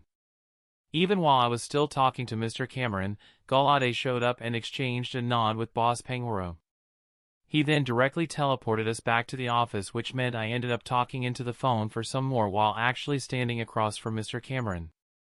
Galade laughed a bit at that before he vanished again before I could complain, so I just hung up and put away my phone. Chapter 362, Leaving the Academy for Good. Mr. Cameron just chuckled when he saw me looking disgruntled while putting away my phone. "Don't mind him, he's just eager to visit someone," he said while Galade vanished once more after giving a salute. "It's all right, I'm the one that called before the agreed-upon time after all," I returned candidly, and he gave me a nod before moving on. "Congratulations are in order, I guess. You've finally been to all booked habitats and you've managed to find a fitting partner in all of them." He peered at me when he said that. "You did find a suitable Pancham, right?" he inquired after briefly pausing his speech, but he seamlessly continued after I nodded at his question. "With this part over, we should talk about the last few points you have left. You still have 503 AP left after the exchange for that gravity stone the last time, so do you plan to use them now, or do you want to keep them for the future? The important question is whether you want to use them for an immediate need or want, or if you want to keep them in case you need them for something in the future. The choice is naturally yours," he declared before waiting for an answer. He did not bother hiding or masking his feelings, so I could feel his curiosity while he quietly waited for my answer. Still, I had actually thought about that before coming over this morning, and I ultimately decided on a 50-50 approach. I've actually thought about that. I want to exchange the recipes for the F-class healing, energy, burn, freeze, antidote, paralyze, and awakening elixir, as well as the numbing poison. I also want the recipe for the E-class healing elixir. I listed the items I had chosen from the exchange index one was given previously. 30 AP for each F-class recipe, and 50 AP for the E-class one, so that's a total of 290 AP. That would leave you with 213 AP. However, I have to ask if you're really sure about your choices, he inquired, probably wondering what I was going to do with so many low-class recipes. "Yes, I'm sure," I confirmed with a nod. "I plan to use those in the orphanage I plan to open, so F and E-class recipes are just right for that," I clarified, and he gave a nod to show his understanding. "Give me a moment," he said before he turned to his computer. 2 minutes later the printer began working and a total of 19 pages were printed out. "I'll give you the warning just in case. While you are free to teach the recipes to others, as long as they agree not to share them with others, don't go around spreading them carelessly. Unlike the publicly available versions, these are copyrighted, and you'll receive a penalty if you do that," Mr. Cameron warned me before taking out one of the papers and sliding it toward me. I looked at it and saw that it was a document that had the warning in writing, and I had to sign it to show that I accepted the condition. It also mentioned that every person I taught would have to sign a binding document before they were allowed to learn the recipes. They were allowed to use it and sell the products, but they could neither sell nor teach the recipe to others. After I signed the document, Mr. Cameron handed over the rest of the papers to me, and a quick look revealed that each recipe had 2 pages, one with ingredients, and one with the instructions. I plan to keep the rest of the academy points for the future, I told him after putting away the stack of papers. That's good, he responded with a nod. With that, we're done I guess, he said while standing up from his seat, and I followed suit. I don't know when we'll see each other again. It might take a few years, so make sure to take care of yourself, he said while he patted me on the shoulder. I will, I replied, and he gave me another pat. I know you will, he responded with a nod. Still, you have my number, so if anything big comes up that you can't solve, don't forget to call me, he told me with a reassuring smile. Oh, and don't forget that you're a member of the Guardian Order now, so if you come across any mortal or hazardous situation, you can rely on the Order as well. Moreover, if you want to, you can apply for missions there as well, so keep that in mind, he added seemingly as an afterthought. I will, sir, I acknowledged before going for a slight bow, but he stopped me from doing that by placing his hand on my right shoulder. Thank you for everything you have done for me, I said with heartfelt gratitude. Anytime, he replied with a happy smile, and I hesitated for a moment before I gave him a quick hug that he returned. I wished him a good evening and left his office after that to make my way out of the academy. This time it had a feeling of finality, so I did not hurry on my way out. When I arrived at the academy gate, I stopped for a moment and turned around to give the academy a final look. I probably stood there for close to a minute, before I turned back around and made my way home. I opted to walk instead of going for a faster alternative, and I thought back to the time I spent here while I was walking. 3 years had gone by just like that, and quite a few things happened during that time. All in all, I felt like I had closed a chapter in my new life and that a new chapter was about to start. Anyway, I stopped all those thoughts once I made it to our door and entered using the key. I'm back, I shouted while closing the door behind me, and I heard Mom as well as Dad shouting back welcome home. They were already coming towards me when I headed to the living room and Mom hugged me in greeting. We set the table together, and as usual, we talked about our day.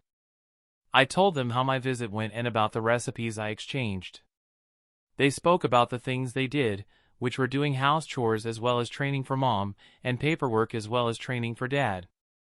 We'll be moving back to our home in Hope Town on Kaide next week, so we have 6 days to pack up everything that has to be brought along, Dad announced after mentioning the paperwork he had to do. Neither Mom nor I were too surprised by that since we had already been expecting to move before the end of the month, so within the next 10 days. Nonetheless, we talked a bit about the things that had to be done, and saying goodbye to friends as well as acquaintances was one of the things that came up. After dinner, I spent an hour with my parents before I went up to my room. There I sent the news that I would be moving back to Kanto on Kaide to our group chat, before sending an extra message to Yoruchi, with whom I had been texting semi-regularly. Some replies came nearly instantly, and while I was answering them, some more replies came in, so I spent close to the next half an hour chatting with those that had already seen the message. There were some offers to help with packing up our stuff and moving, but I declined their help since we had more than enough hands to deal with anything. Tyson/Mockamp, Mars/Ursaring, and Seb/Nidoking could help with any heavy lifting, and there were also enough psychics that could take care of any lifting and moving stuff even without those three, so we really did not need any help with packing. Only after I finished chatting with the others did I enter Utopia, and I released Pancham once I appeared inside my house. I gave him the rundown while he went through the optimization process, and I took a look at his new status screen once the process was done. Name, none. Species, Pancham.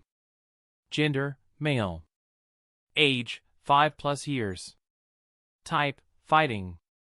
Potential, light purple, 8.99%, dash purple, 68.99%.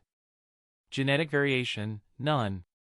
Abilities, Iron Fist, Mold Breaker. Talents, none. Affinities, Fighting, Dark. Bond, Mikhail, Artificial, Weak. Quirks, Mischievous. Parameters. Stage, Bronze Stage, High. Vitality, B. Strength, A. Endurance, B. Agility, C. Energy capacity, C. Energy density, C. Resistance. Bug, minor, rock, minor, dark, minor. Weaknesses. Flying, minor, psychic, minor, fairy, minor. Standardized. None. Condition, healthy, excited, curious. Masteries. Fighting energy manipulation, proficient. Dark energy manipulation, beginner. Techniques. Unofficial, initial. None. Novice. Parting shot, entrainment, sky uppercut. Beginner. Work up, slash, vital throw, crunch, body slam. Proficient. Leer, tackle, taunt, karate chop, comet punch, low kick, bulk up, circle throw, low sweep, payback. Advanced. Arm thrust. Mastered. Not applicable. Well, what can I say? His potential was more than halfway through to Deep Purple, and he could reach Light Aurora if he broke through to the Silver stage after completing the limit breaking. Honestly, with the amount of prospective Aurora potential Pokemon I had right now, I had to once more reflect on how unbelievable Utopia's optimization bonus coupled with being able to track and reach the absolute parameter limit of Pokemon was. Especially when it was coupled with a high starting point potential-wise. Other than that, his quirk made me wonder if I had to worry about / deal with it, but I decided to observe Pancham for a while first before making any decision.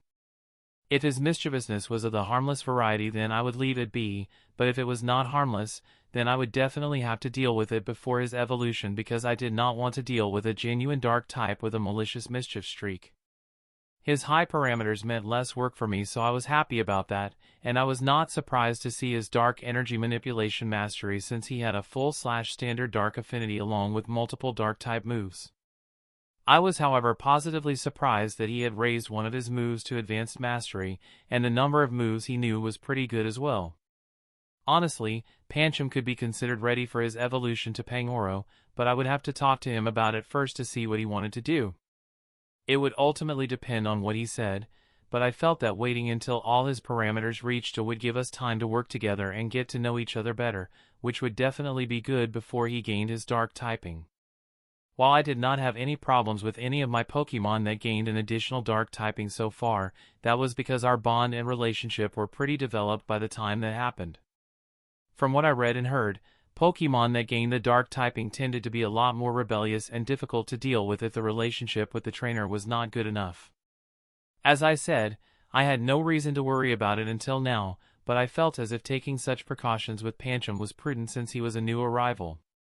Once I had a solid foundation, I would not mind going ahead with the evolution since I was confident that my food and my strength would be enough to keep him perfectly in line without increasing the difficulty of bonding further with him.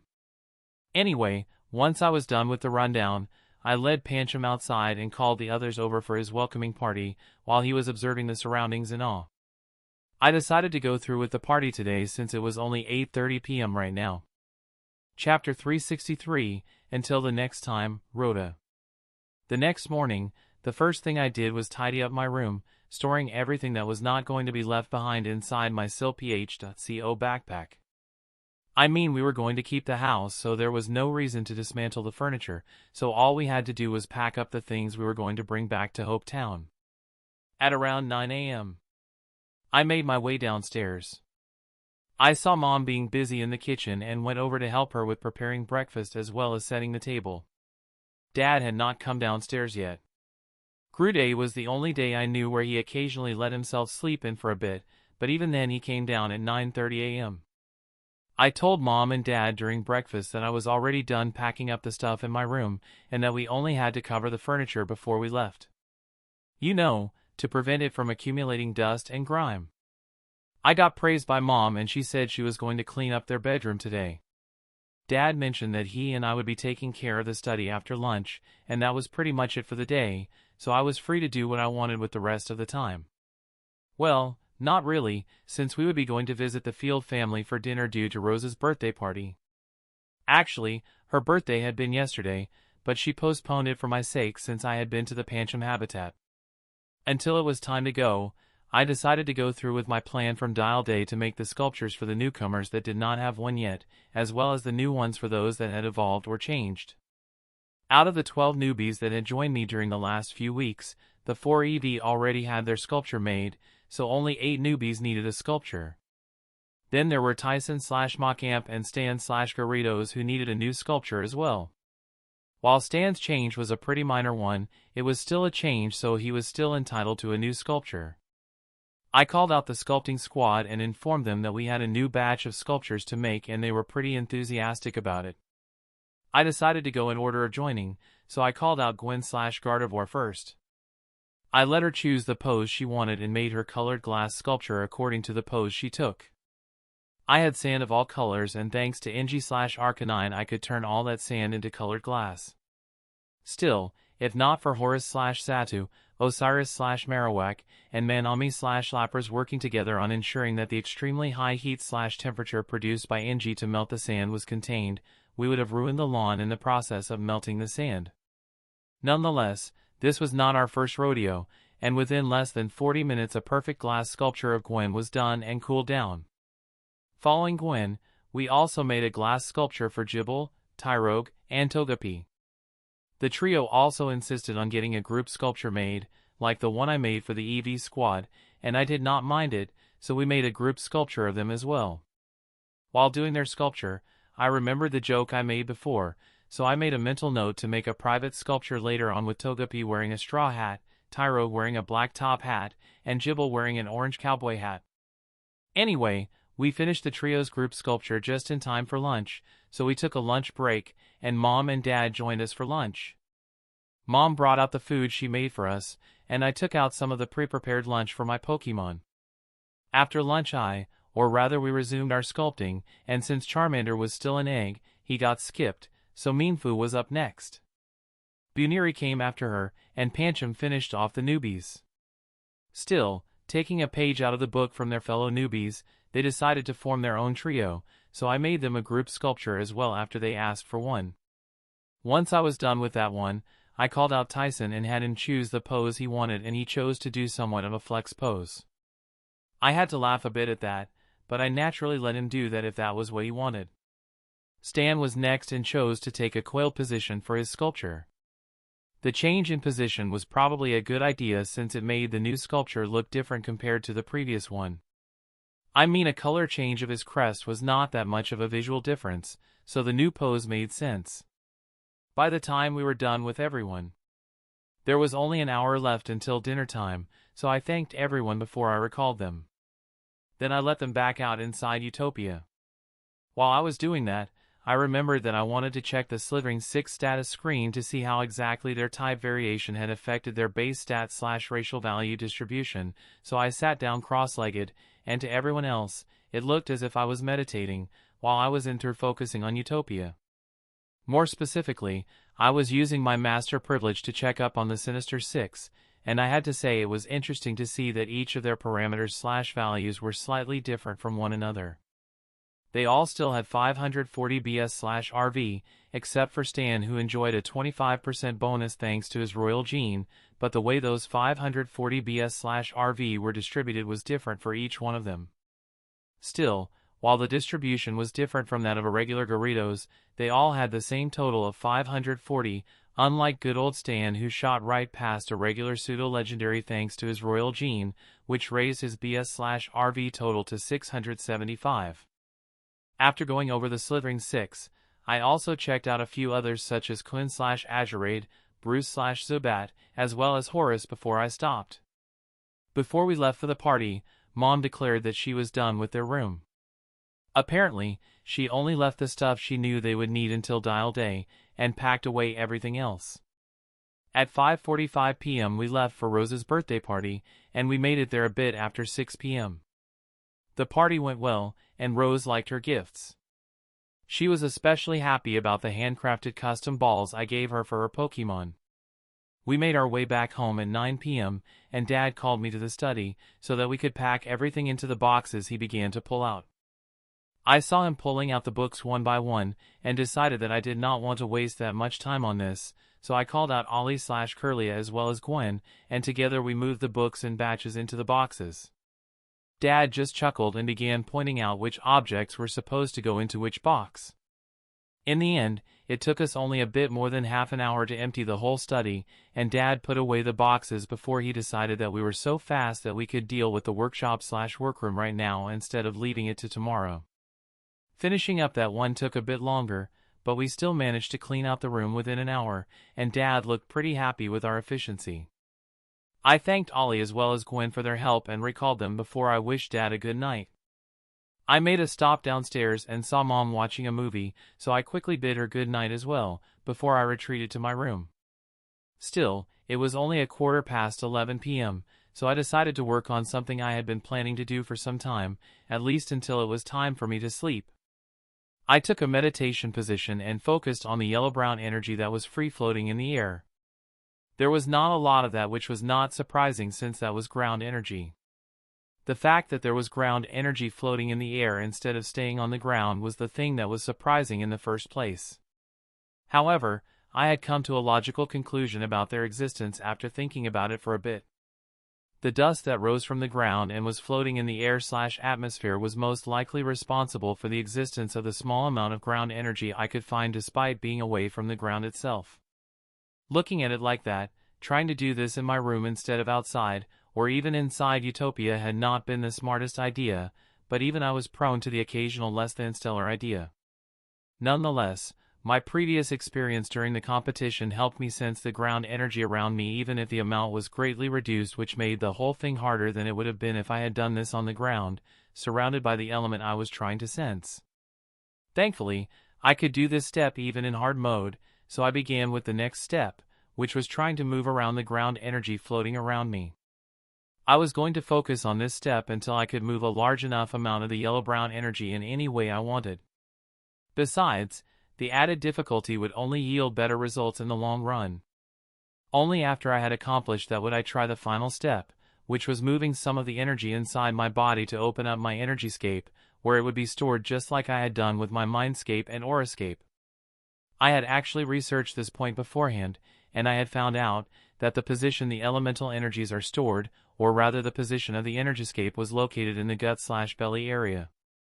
Furthermore, just as it had been with the aurascape and the mindscape, the position of the energyscape was slightly different for everyone, so I would have to once again search for it myself. The good thing was that I would not have to repeat this step if I tried to do this with another element, since it would be stored inside the energyscape as well. I would simply have to ensure that the two elements did not clash until the second energy had settled enough. At least that was according to the information I managed to look up with my current privilege, and considering the information came from the recounting of multiple dual elementalists, I was inclined to believe it. Anyway, back to my practice session. I spent the next hour or so moving the ground energy around me to various degrees of success, before I decided to finally stop and go to sleep. The next morning, after breakfast, I began to chat with a few of my friends, specifically the ones living in Rhoda, to organize a meeting between us, so that we could meet up for one more time before I moved away, because we would most likely be unable to meet again for quite some time due to our busy schedules.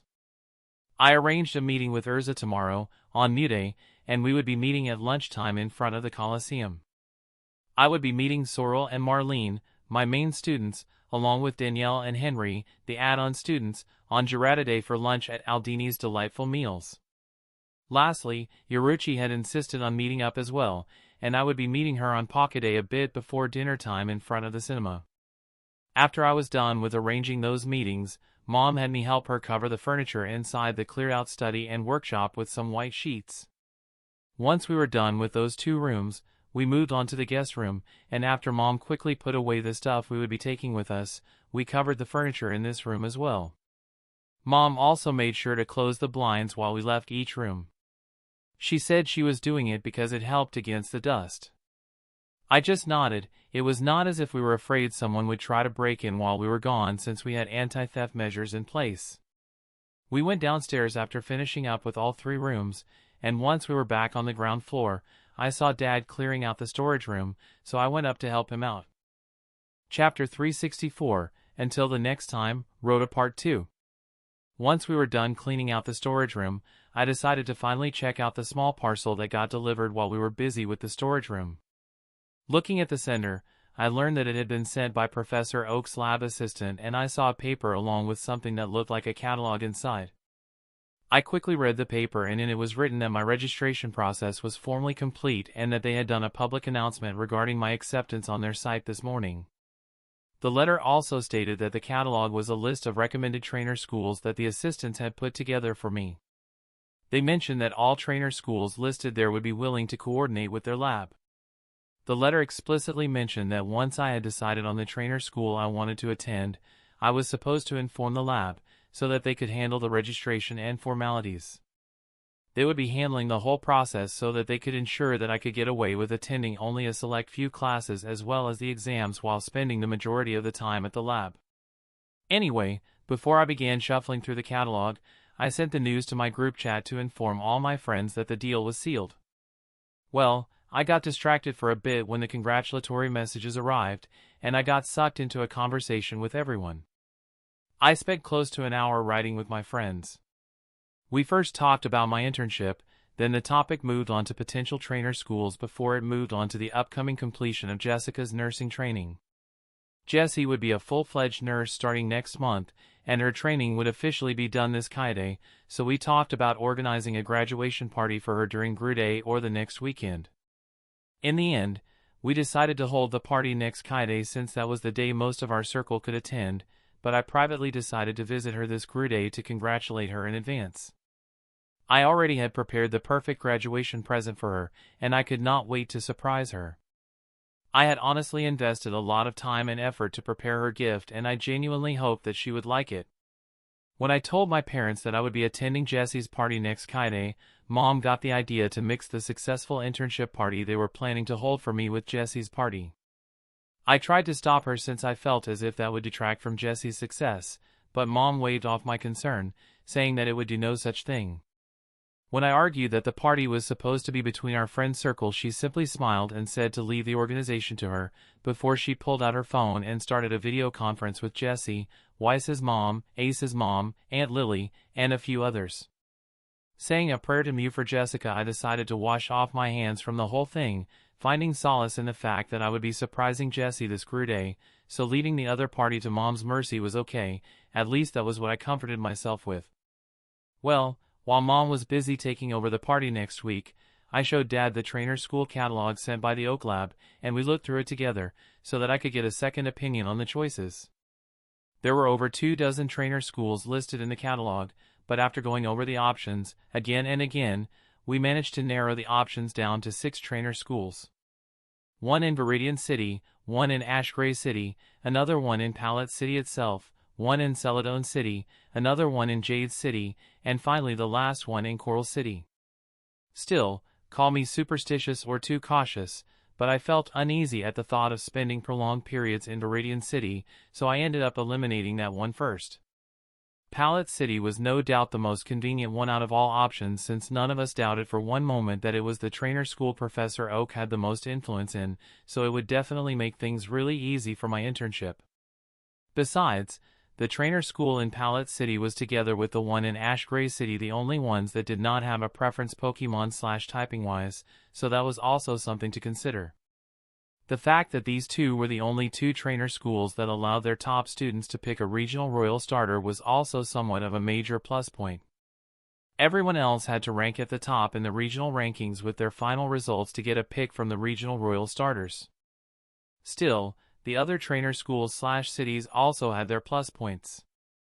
The trainer school in Coral City had a slight preference/focus on water types, with it being located on the coast, and Ace was there, so I would be able to see him more often if I chose that one. Moreover, it was a fact that I had a lot of water types, so I would fit right in. Yet, the final 2 were not to be looked down upon. The trainer school in Jade City's main winning point was that it gave their top students the chance to pick a dragon type as their graduation/starting Pokemon. Well, that was actually the only reason it made it into the final selection. The trainer school in Celadon had a slight preference/focus on grass types, and due to being in one of Kanto's biggest/most prosperous cities, it had abundant resources. The catalog mentioned that the trainer school liked to invite foreign guest lecturers, and that was one of their major selling points. After looking over the information on the 5 trainer schools once more, I chose to eliminate the Jade School first. Dad agreed with me that being able to choose a dragon was not enough for it to compete with the others, especially since I already had a Jibble and Ryujin/Gyarados. Ash Gray City was the next to be eliminated. I already had 2 out of the 3 regional royal starters, so that option was less appealing to me than it was to others. Not to mention that Pallet City offered the same thing along with its other advantages, so Ash Gray City had to go. That left me with the Celadon City Trainer School, Coral City Trainer School, and Pallet City Trainer School. I ended up eliminating Coral City since being able to see Ace more often was not enough to contend against the advantages of the other 2 trainer schools. Mom came up to join our discussion when only the last 2 trainer schools were left, apparently already done with her party discussion. When I mentioned that, she began to laugh and told me to check the time. I was quite surprised to see that Dad and I had already spent over 2 hours going over the trainer school catalog. It was already past 3 p.m., and we had actually missed lunch. Well, there was not much else we could do besides shrug since it already happened, so we focused back on choosing a trainer school for me. The Celadon City Trainer School had in general more to offer than the Pallet City Trainer School, but Dad pointed out that I would be spending most of my time in Oak's lab at Pallet City anyway. Mom also pointed out that Pallet City was pretty central for Viridian City, Coral City, and the Seafoam Islands, as well as Azure City, which would make meeting up with Jessie, Ace, and Weiss more convenient. Well, as far as Jessie was concerned, that actually depended on where she decided to work now that her internship was over, but otherwise she was right.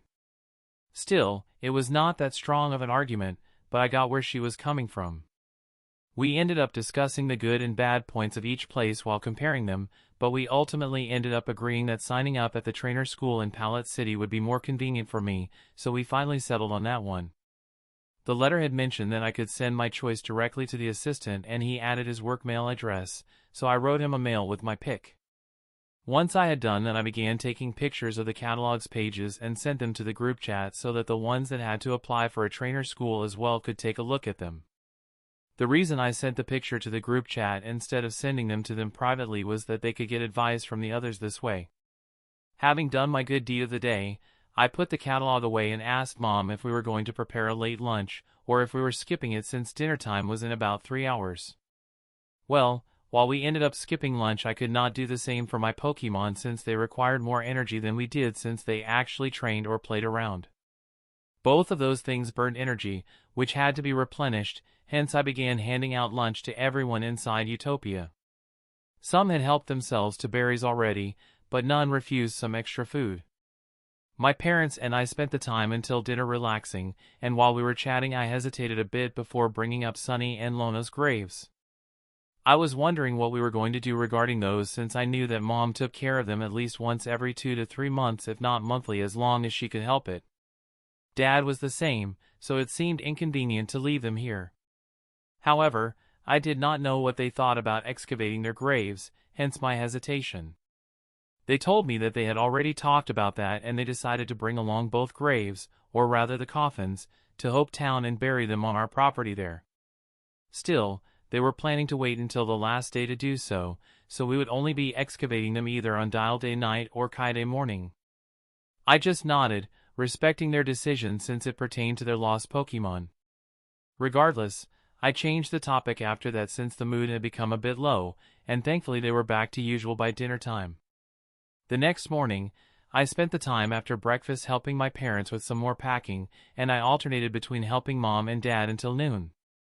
After that, I went upstairs and cleaned up as well as changed into a clean set of clothes before I headed out to the Coliseum for my meeting with Urza.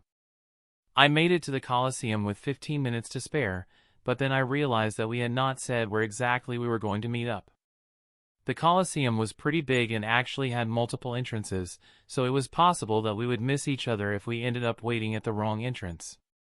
I quickly called Urza to ask her for a clear meeting place, and she ended up choosing the northern gate, which was on the exact opposite side of where I was since I was currently standing in front of the southern gate, so after ending the call I swiftly made my way over to the northern gate while making sure I did not start sweating for obvious reasons. It took me a few minutes, but I arrived at the place and I still had more than 10 minutes until 1 p.m., our agreed upon meeting time. Yet, I saw Urza already waiting for me in front of the entrance. She was actually wearing a white summer dress instead of her usual more utilitarian clothes, so I was really glad that I chose one of my nicer clothes for this definitely not a date meeting with her, and that I had made sure that I was sweat-free right now. Ezra did make the effort to dress nicely after all, so I would have felt bad if I had shown up in shabby clothes. Anyway, after I made sure everything was in order, I stepped up to her and greeted her, gaining her attention. Chapter 365, Until the Next Time, Rhoda Part 3. The definitely not date, no matter what Mom was trying to tease me with, went pretty great. Urza was not one for sad farewells, so our simple meeting between good friends was more us hanging out one more time before we got to see each other again than it was us saying goodbye. We actually went inside the Coliseum and Urza ended up booking us a spot since she wanted to test her Pokemon against some of mine. Still, the slot she got was for 2 hours later, so we first went to eat lunch before we strolled around the area a bit just talking until it was time for our fight. Since the Coliseum could be considered an open place, there were a few spectators during our battle. We had after all not booked one of the closed rooms, but the main arena since that one was the widest field available. The battle itself was more of a test for Urza and her Pokemon since we both knew that she stood no actual chance of challenging me if I went serious. Instead, I matched her Pokemon and let them go all out. Urza currently had a total of 4 Pokemon and all 4 had a respectable strength. Her Rapidash and Doublade were at the high, silver stage, while her Corviknight and Dugong were at the mid, silver stage. She asked me not to pity her or have my Pokemon hold back, so I called out Seb/Nidoking and told him to go all out. He took out both her Rapidash as well as Doublade, and since I had no mid, silver stage Pokemon, I kept him in, so that he could take on her Corviknight and Dugong as well. In the end, Seb ended up sweeping her whole team, but he was pretty much spent after that. Nonetheless, I felt his satisfaction at the workout, and he was smiling when I recalled him, even though he barely managed to keep staying on his feet after he was done. Urza being Urza was not depressed due to losing against a single Pokemon of mine but was fired up instead after seeing how her Pokemon stacked against one of the Pokemon of a world champion. Those were her words, not mine. She declared that she would train her Pokemon some more and that she would challenge me to a rematch. Her primary goal, for now, was to take out one of my Pokemon at the same stage. We went to the Coliseum's Poke Center and stayed there for around half an hour until the nurse gave Urza's Pokemon the all-clear. After that, we decided that it was time to go home. Urza gave me a farewell hug and promised to train hard for our next meeting. Obviously, Mom teased me a lot about my non-date meeting with Urza, but other than that the rest of the day went fine as well. I expected Girardiday to go by similarly, with me helping my parents until noon and then getting ready for my meeting with my friends for lunch. That changed when Aaron showed up just now. He said he came in person to help out with packing up stuff despite me telling him and the others that they did not have to help since we could easily deal with the preparations for our move. Nonetheless, now that he was here I could hardly send him away, so I had him lend a hand while we helped my parents with packing up anything they said needed to be packed up. I told Aaron about my meeting with Sorrel, Marlene, Danielle as well as Henry, and he said he would join me. Aaron had no problem recognizing Sorrel and Marlene since he had seen them a few times, on top of me telling him about them becoming my first pseudo-students. Yet, he needed some slight help remembering who Danielle and Henry were since they had joined in later on and he'd seen them less often. Still, he let none of that show on his face when we met up with them later on in front of Aldini's delightful meals for lunch. Our conversation during lunch was centered on our plans. Well, everyone already knew mine, so my plan came up for the shortest time.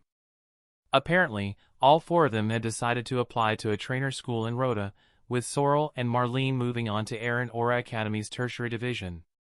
Danielle and Henry on the other hand decided they had enough knowledge of Aura to tide them over and wanted to apply to a pure trainer school, so they asked Aaron for recommendations since the catalog I sent to the chat group focused on trainer schools in Kanto. Aaron enjoyed playing senior and gave them some recommendations. He even got to brag about his Pokemon, and the 4 juniors were pretty impressed when he told them that all 10 of his Pokemon were at the gold stage, with 4 of his Pokemon actually being at the high gold stage. Daniele and Henry even joked that Aaron was a proper goal/target they could aspire after, since he seemed kind of reachable, unlike me, who appeared to be towering so high above everyone else that aiming for me seemed ludicrous. I saw that Sorrel and Marlene looked like they disagreed with that, but they kept mum, and I did not disagree either. Nonetheless, I believe that only those that aim for the stars, or me in this situation, could reach the peak of their potential. It was a simple difference in drive and motivation, and seeing their previous reaction, Sorrel and Marlene felt similarly. Honestly, our meeting and conversation gave me the feeling that Danielle and Henry were slowly going to drift apart from my friend circle over the next few years, since they disliked, or rather could not deal with, the growing contrast between us. Sorrel and Marlene, on the other hand, did not give off such an impression to me. Well, it was not a nice idea, and I felt a bit sad thinking about the possibility of that happening, but I would not force the situation, since that would only worsen the situation. I planned to let nature take its course, and who knew, I could be wrong. Anyway, after that meeting, Aaron and I went back home. Mom insisted that he stayed until after dinner, and Aaron had no choice but to agree. Not that he put up a fight or anything, since he had nothing else going on and Mom's food was great. We talked about the things we were going to do, with me mentioning some of the things I wanted to accomplish during my internship, and Aaron sharing his plan to conquer the Almia, Oblidia, and Fiori Triumvirate during the next few years. That meant that he would be staying on the eastern continent most of the time, so there would be only a few chances for us to see each other. Still, I reminded him that he could visit you, since Or was on the same continent, and not too far off from Fiori. Besides, it was not as if we could not communicate over the phone, and since video calls were a thing, we could see each other whenever we wanted. I was curious if his trip would help him push his Pokemon to the Dark Gold stage, or rather how soon he could push them there, since I did not doubt that they would reach that point in a few years. Regardless, Aaron said he would only leave when the new academic year began, and he was planning to visit us before he left. Aaron left after dinner, and I retreated to my room as well when Mom began to tease me about my meeting with Yorichi tomorrow. I spent the time until I was ready to sleep working on my ground affinity. I was still smoothing out my manipulation/moving of the ground energy in the atmosphere. I could feel myself improving each day, and I did not doubt that it was thanks to my experience with aura and psionic energy. It was after 3 hours of meditation/training that I went to sleep. All 3 of us spent the Pocket morning after lunch packing as well as cleaning, with Mom delegating the jobs. Shortly after lunch, we received a surprise visit from Mr. Burns and Mr. Koetsuji. The 2 showed up together, and they came to say their goodbyes to me, knowing that I would be returning to Kanto, which meant I would rarely be coming back to Rota. I felt flattered that the 2 had decided to visit us and thanked them for coming over. Mom obviously invited them in, and the 2 stayed for close to an hour to talk. They offered to help us with packing, but my parents politely declined, citing that there was not much left and that we could easily handle it. The 2 gave out some advice and asked me to take care of myself before they left. I spent the 2 hours following that cleaning up the terrace and covering the barbecue rack to safeguard it from the elements while we were gone. I also covered the chairs and tables for the same reason, but Dad asked me to be extra meticulous with the grill area. Once I was done with the terrace, I went upstairs to clean up and change into a new set of clothes. Just as I had done for my meeting with Urza, I put on one of my nicer sets before I left the house to make my way to our meeting spot. I arrived at the cinema at 5:50 p.m. and proceeded to wait for Yorichi in front of the cinema entrance. She actually managed to sneak up on me and covered my eyes with her hand while jokingly asking me to guess who she was. Granted, I had not been on full alert, but it was still impressive enough that she managed to slip past my passive senses. I humored her a bit before greeting her properly. She teased me that I had cleaned up pretty well, and I thanked her while returning that she did not look too bad herself, which made her laugh. Anyway, after our little banter, I asked her if she wanted to watch a movie first, or if we should have dinner before that. She chose to get dinner out of the way first, so I let her choose the restaurant, and we ended up going to a seafood restaurant. The movie we watched afterward was an action film that Yoruichi ended up choosing, and before we said our farewells after leaving the movie theater, Yoruichi revealed that she had accepted a long-term mission from the order that had her stationed in Celeste City in Kanto. She mirthfully said that we would probably end up seeing each other every now and then before she left with a pep in her step. Mom grilled me on details regarding my meeting once I was home, and she completely ignored my insistence that it had not been a date, even though it had truly not been a date. We were simply two friends that were supposed to meet up and see each other one more / last time before saying goodbye for the foreseeable future. Or rather, that had been my intention before Yoruichi's little surprise reveal. Mom owed pretty hard when I mentioned that part. Anyway, after I escaped Mom's interrogation, I retreated to my room and only spent an hour meditating / training before I went to bed. We spent the next day finishing up our packing, leaving only the things we would need until we left tomorrow / on Kaide.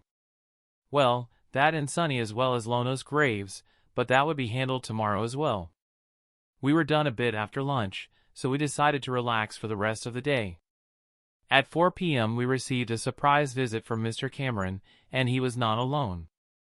Some government clerks were accompanying him, or rather Mr. Cameron privately told me that he was accompanying them to ensure everything went smoothly. The government clerks left after learning that we were keeping the house and planning to return on occasion. They also assured us that the security of our house and the area was guaranteed even while we were gone, since the government was really happy that we had become dual citizens after our recent return to Rhoda. Mr. Cameron left together with them, declining Mom's dinner invitation, but he wished us luck and said his goodbyes before he departed. The rest of the day after that passed pretty quickly. The next morning, after breakfast, we finished cleaning up and covering the last of the furniture / house. Once that was done, we dug up Sunny and Lona's coffins, and Mom, as well as Dad, put them away. After that was handled as well, we gave the house a final once-over, locked up, and made our way to Hope Town. Chapter 366, Various Reactions Part 3. Date, Gruday, 14.17.2181, after Mikhail left Oaks Egg Center. Location, Oaks' Lab Charmander Egg Center, Siena City, Kanto. POV, Professor Oak. Watching the young boy teleport away with Arthur, I thought back to the meeting just now. I had been wanting to see Mikhail for some time now, since the boy aroused my interest due to a multitude of factors. Not only mine, but the boy also elicited the interest of a lot of people with access to restricted information. Thinking back to Mikhail's reaction during our meeting, I could admit that it was rare to see such a composed young person. Moreover, with such control over his body. There were not a lot of people who could have read the telltale signs Mikhail momentarily showed, but my experience made me part of the group that could do it. From his physical reaction, I could tell that Mikhail truly had access to a separate space and that the boy had already concluded that the Alliance had made that assumption. There were multiple theories regarding his space among those in the know, but the most accepted one was Mikhail having exclusive access to a Mirage Island due to the blessing of one of the major ones. There were even some that suspected that Mikhail had been blessed by Exalted Ones, since he was too talented across the board for it to be purely natural. That suspicion was also why no one had approached him regarding his space, since it was a major taboo to interfere or meddle with the blessing of a legendary. I had long since ensured during my tenure that everyone knew that such behavior was considered taboo and any offender would be dealt with extreme prejudice. I had seen the consequences of such behavior twice already, and after the last incident nearly 2,000 years ago I had cracked down hard on any such inclinations. I made sure to turn the non-interference regarding blessings into one of the core doctrines of the Alliance, and it had become the regular modus operandi of the Alliance that any blessed ones would have their importance and security level raised to the highest level. As long as these people did not turn to crime, they were safeguarded by the Alliance in the dark, but any blessed ones that became true criminals would be handled swiftly to prevent a disaster from brewing. After my adventures with Shalebi and later on with Mew, I had been granted a meeting with Lady Mew thanks to the friendship I had struck up with the two. It was also thanks to that meeting that I set the rules the way I did, so I knew what could be done and what not to some extent. Anyway, it was because of that meeting that I changed my mind. Until now, I had similarly believed Mikhail to have been blessed by one of the legends, but I had been more inclined to Mikhail having received a major blessing. However, now, after having seen him in person, I was leaning toward the latter. I did not have any validation for that, but that was what my gut told me, and I had long since learned to trust my gut feelings. Honestly, it was a major boon for humanity if that was truly the case, since none of the stronger Pokemon and tribes would strike at a blessed one or their home without being attacked first. They were able to feel the blessing and thus avoided any aggressiveness toward them unless forced out of their respect for the legendaries. I had felt Mikhail's genuine respect for me during our meeting, and his internship at my lab would allow me to ensure his safety for a period while also letting me observe him some more. That way I would be able to get a better picture of his character and behavior, which would decide my future stance toward him. I had promised him the field researcher status if he performed well enough during his internship, and I was planning to keep my word if he proved himself worthy. I was looking forward to seeing what someone blessed/talented like that could achieve, and I truly hoped that he would not let me down. He had left me with quite a positive first impression after all, so I would be genuinely disappointed if he turned out to be a bad seed. Date: Gruday, 14.17.2181, after Mikhail left Arthur Cameron's office. Location: Rhoda City, Rhoda. POV: Professor Michael Cameron. Ring ring ring. Professor Michael Cameron speaking. I accepted the phone call while keeping my eyes on the research I was reading. When I heard my grandnephew Arthur greeting me over the phone, I stopped reading and focused on him instead. "Did you call me to tell me about the thing I requested from you?" I inquired, since it had been some time since I asked him to recommend me to that upcoming genius Mikhail Geo. The last thing I heard in his regard stated that the boy was going around the habitats, recruiting some more Pokemon to his group, increasing the number of his Pokemon even further. Some higher-ups felt that his behavior validated their theory that the boy had access to a private space with abundant resources, since it would be impossible for him to support all those Pokemon otherwise. Honestly, the boy was lucky that the Order and the Alliance had regulations regarding such cases, or he would have most likely fallen victim to someone's greed due to his oversight. Chatterloo sigh. "So you're saying the boy settled his internship just now, and that he will be working for Old Oak now?" I ruffled my hair in frustration at that. Arthur talking Lasai, again. "Well, I don't blame you, or young Mikhail for that matter. There are not many people who could refuse Samuel Oak, especially when he makes the offer personally. I also do not doubt that the conditions were quite generous, since he can easily afford it, so Mikhail's acceptance was a foregone conclusion after Oak personally showed up." I admitted, a bit frustrated, but there was nothing I could do about it. This was quite unfortunate, since I believed that the boy could have helped me with a few of my research projects thanks to his favorable talents. Chief among them was the research regarding the alternate evolution of Primeape. The current one was unacceptable for the Aura Guardian Order due to its nature. A point that was supported by the fact that none of the trainers whose Primeape evolved to Annihilate so far managed to control their Pokemon. The circumstances of their evolution and the nature of their being resulted in all of them breaking their bond and going berserk. As far as I knew, there had been 4 reported cases of a Primeape evolving to an Annihilate, but all of them, without any exception, had to be put down. Other than those, there had only been one encounter with a wild Annihilate, which was why the species/evolution was pretty much unknown. Even though I personally believed that this was a good thing. Still, the strength of Annihilate was undeniable, which was why I was working on finding an alternate evolution that could tap into that strength without the accessory problems. I had hoped Mikhail's talents and maybe the influence of his blessing could help me in my research. Arthur talking. "Well, no use crying over spilled milk. At least his safety is guaranteed now that he has joined Oak's lab. No one besides a lunatic would dare to aim at young Mikhail now, and even a lunatic would think twice before acting against someone under Samuel. Anyway, thank you for the heads up," I thanked Arthur before I hung up. "I guess I'll have to cooperate with Oak's lab if I want to involve Mikhail in my research. I'll have to seriously consider which one of the projects I had originally been planning to involve the boy in I was going to choose for the joint project. However, collaborating with them on the Primeape project seemed to be the obvious choice, especially since I knew without a doubt that Oak already knew about the existence of Annihilate. Date: Art Day, 22.17.2181, after Oak Labs released the statement regarding Mikhail's internship. Location: Turquoise City, Kanto. POV: Professor Ishiro Serizawa. Damn it, I yelled out in frustration after checking out the mail alert I received. Until now I had been hoping that Mikhail Geo would send an application to my research lab due to the mini Garridos he had.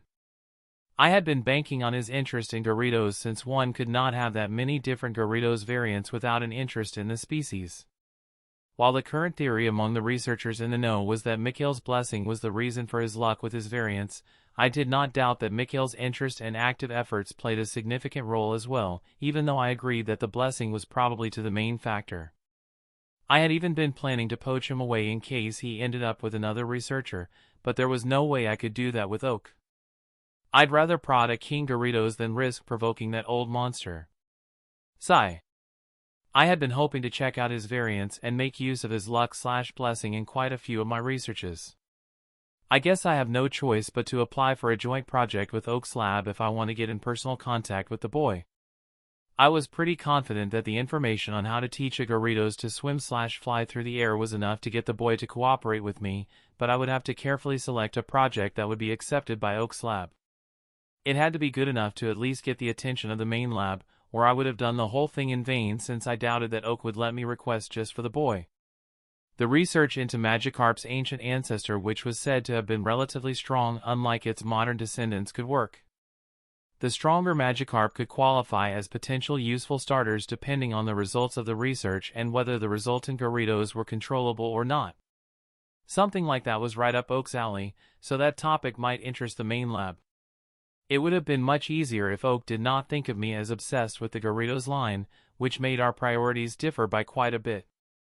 Normally Oak would not mind differences in research styles since differences among researchers were normal and even welcome, and enthusiasm for our work was more of a hidden requirement, but he felt I was not careful enough during my research. That was actually my fault since I caused some injuries to my co-assistants during my time working under Professor Oak due to my enthusiasm. That seemed to have left an impression on him that I had a hard time rectifying. Anyway, I had heard rumors about a ghost-type Garridos in Hoenn, so I had to prepare for a trip to investigate the rumors. I had tracked down a few rumors like this, but all of them had turned out to be false so far. I had yet to see an actual ghost-type Garridos, but my research pointed to the prospect that such a mutation/variation was possible, which was why I tracked down any leads since my own endeavors in that regard proved fruitless. That was another reason I wanted to have Mikhail join my lab. I had hoped his presence would help me get a ghost Magikarp or Garridos. Regardless, there was no doubt still a few months before Oak would be willing to let his new intern join a collaboration project, so I was better served to prepare for my trip to Hoenn. Synopsis City was my major suspect, so I would be starting from there, and with that thought, I began organizing a research trip to Synopsis City. Chapter 367, Various Reactions Part 4. Location: Goldenrod City, Johto. POV: Professor Bill Sonozaki. I leaned back in my seat and mulled over the news that my informant shared with me just now. Oak Labs would be announcing tomorrow that the global student champion Mikhail Geo had signed up with them, so the matter of his internship had already been decided. Apparently, the professor himself had made an appearance to recruit Mikhail, so it was no surprise that the matter has settled without any other applications being sent out. Especially since the offer extended to Mikhail seems to grant him privileges close to that of a leading assistant. The professor certainly did not hold back to ensure the young champion agreed. Nonetheless, if not for the fact that he was directly assigned to the main lab in Palette City instead of one of the many sublabs, I would have still approached him in hopes of poaching him away. However, I did not have the resources to compete with the main lab of Professor Oak, and I doubted any other professor did. Well, at least on the northern continent. Professor Rowan in the south and Professor Magnolia in the west were probably the only ones that could. It would take me a substantial amount of time to reach their station, and the prestige of getting the student champ that many professors all over the human territories were interested in would have helped me in that endeavor quite a bit. Sigh. I had the necessary funding, but I was missing on the achievements and prestige front, which meant getting certain resources was harder for me. Still, I was quite a bit off from reaching the top professors, but becoming an acknowledged first-class professor was my short/midterm goal. Lucai too. It seems I would have to bank on coming out with a new evolution and stable evolution method if I want to further my goals. The priority and funding of my plan/project of finding an easier way to evolve an EV and a new EV evolution would have to increase by a few notches as well, since my informant told me that Oak's lab was planning to start on a similar project. Ruffles his hair in frustration. Unfortunately, the guy was unable to find out the exact details, which was why I had to resort to investing so drastically into mine, since I could not risk them coincidentally aiming for the same EV evolutions as me. The risk of them finishing before us, rendering all my investments moot, was not one I could accept.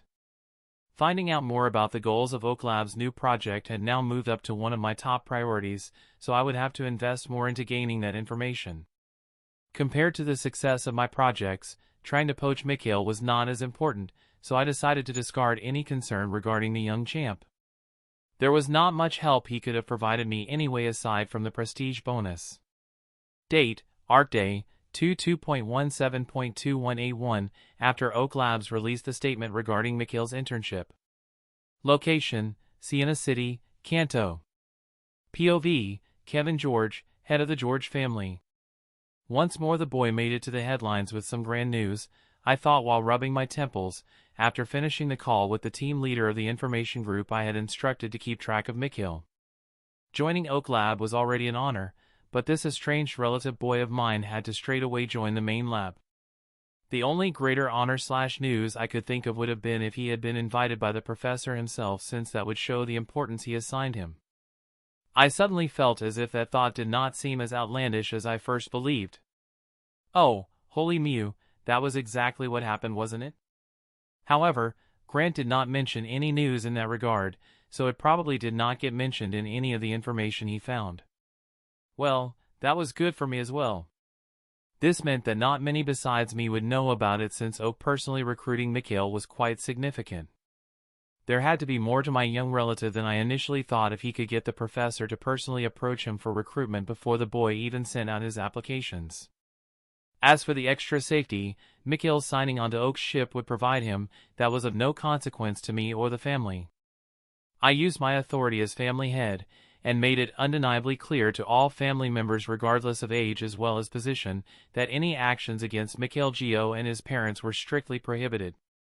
No one would dare to act against that, especially after I stripped one of the elders of his position.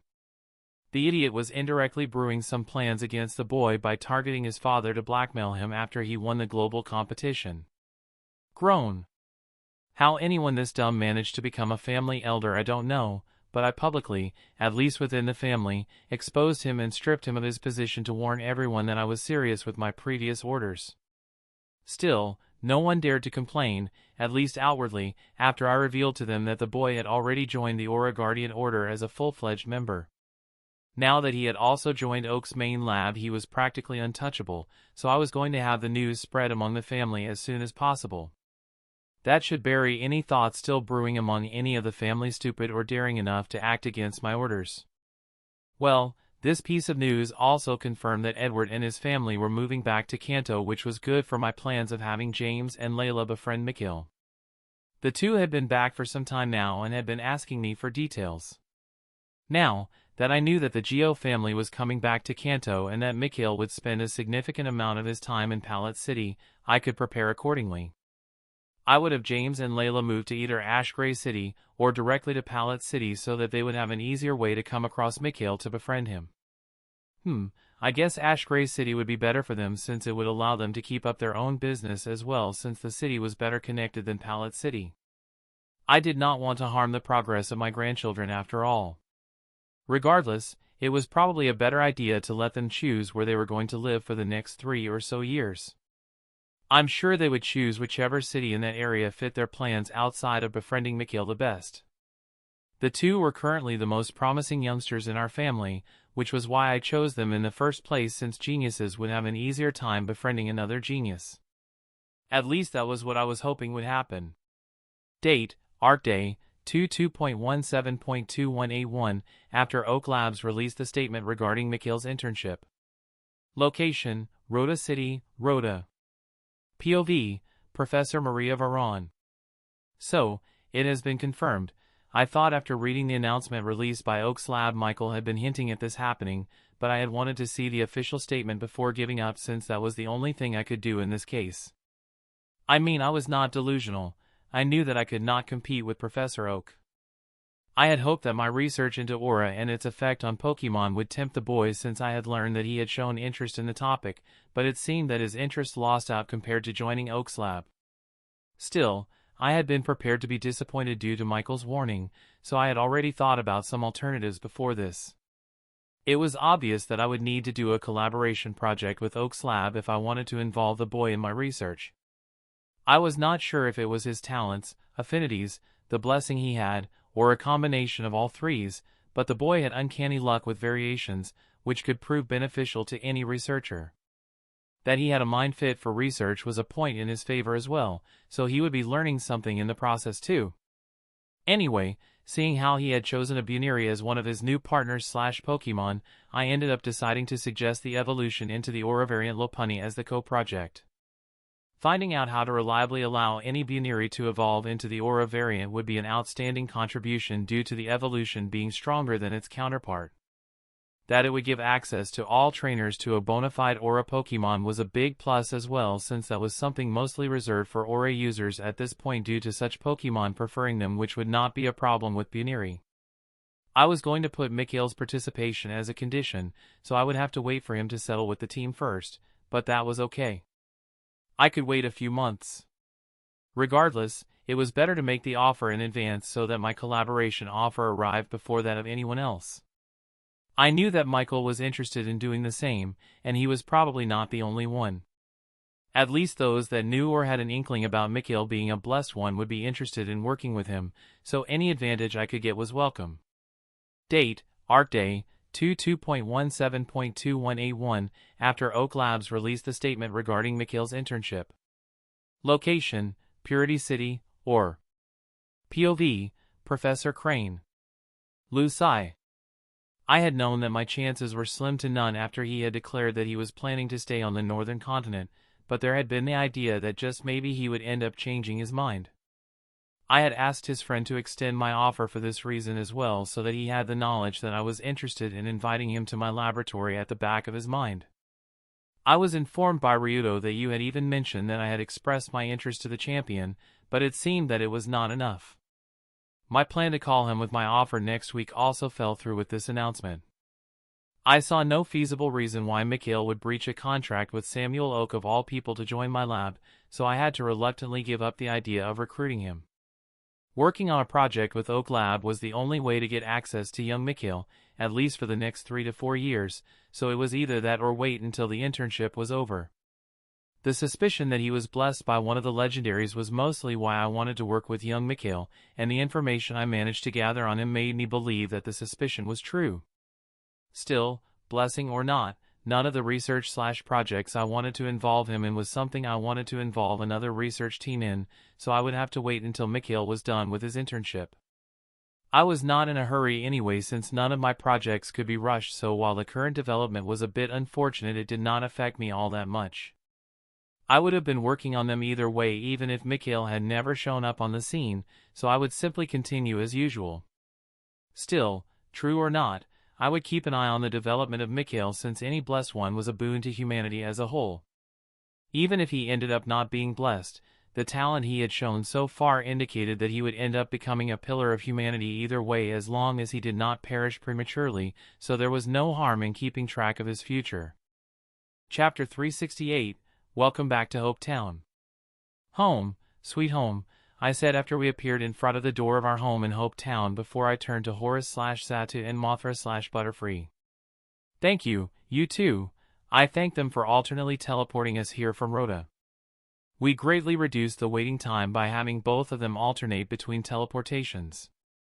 I would have added Gwen/Gardevoir and Ollie/Curlia into the mix, but they did not have any teleportation spots saved in their memory in the direction we were heading. I did not fancy teleporting forward randomly, since we could have ended up in the middle of someone's territory, which would be dangerous, especially not in an area between regions, with no real human cities in the area to dissuade stronger Pokemon from settling in their surroundings. Anyway, the first thing we did after entering our home was not to start unpacking but to head to the terrace/garden. We took stock of the situation and informed all the wild Pokemon that had been permitted to stay there that we were back. Still, Mom and Dad assured them that they could keep staying on our property as long as they did not harm us, our Pokemon, or our possessions, and all Pokemon gratefully accepted the offer. Nonetheless, once the matter of the wild Pokemon was settled, the real reason why they directly headed outside was revealed.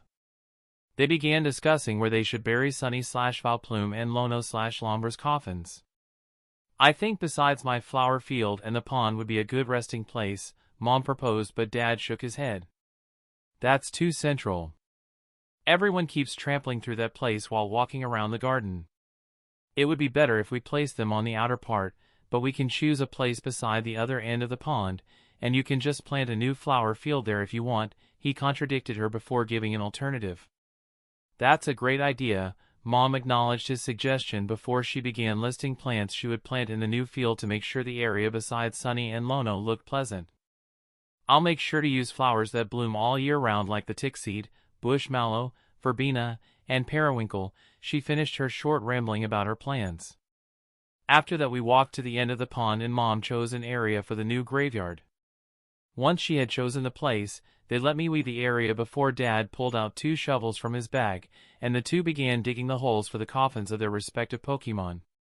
Like the first time, this had to be done by them personally, at least according to them, and only after they finished digging, did Mom and Dad call out their Pokemon to let them witness as well as help with the rest of the second funeral.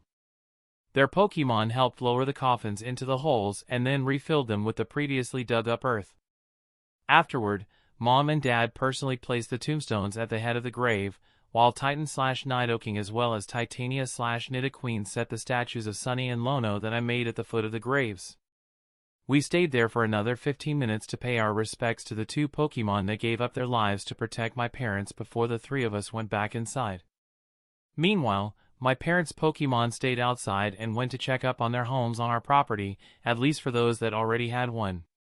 The ones that had joined during our stay in Rhoda began to check out the place to see where they could settle down. The 3 of us on the other hand began to strip down the covers from all the furniture before dusting off and vacuuming all rooms. We managed to finish with that by 2 p.m. and stopped for lunch. Afterward, we began unpacking part of our stuff, mainly our clothes. Mom decided that we would be unpacking the rest of the things, such as books and utensils, throughout the next week, so we spent the rest of the day relaxing. I called out my Pokemon in batches to show them around the house and our property. A large part of the senior ones already knew the layout, but the ones that joined after we moved to Rhoda didn't, and even the seniors enjoyed the reintroduction since it was a group activity. They also got to see all the wild Pokemon as well as my parents' Pokemon, so everyone knew not to harm each other whenever they came out of Utopia and roamed our property. The great number of Pokemon I had meant that I ended up doing that tour so often that I only managed to go through everyone close to dinner time. I kind of felt like a tour guide by that point, but the joy on the face of my Pokemon each time had been enough to keep me from going into autopilot mode. The next morning after breakfast I worked on finishing my gift for Jessica.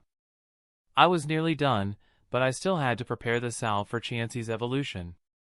I did that because I remember that Chansey had been ready to evolve to Blissey for some time now, but the 2 decided to wait for Chansey's evolution until the completion of Jessie's internship. The most precious/main ingredients I was using were a Blissey egg, an oval stone, and even a lucky egg. A lucky egg was in fact a Chansey or Blissey egg that had been kept at the Pokemon side for a prolonged period, absorbing a lot of energy during this time, unlike the usual eggs which generally got used within a short period. Due to all the energy that the egg absorbed, its nutritional, as well as energy value, increased substantially.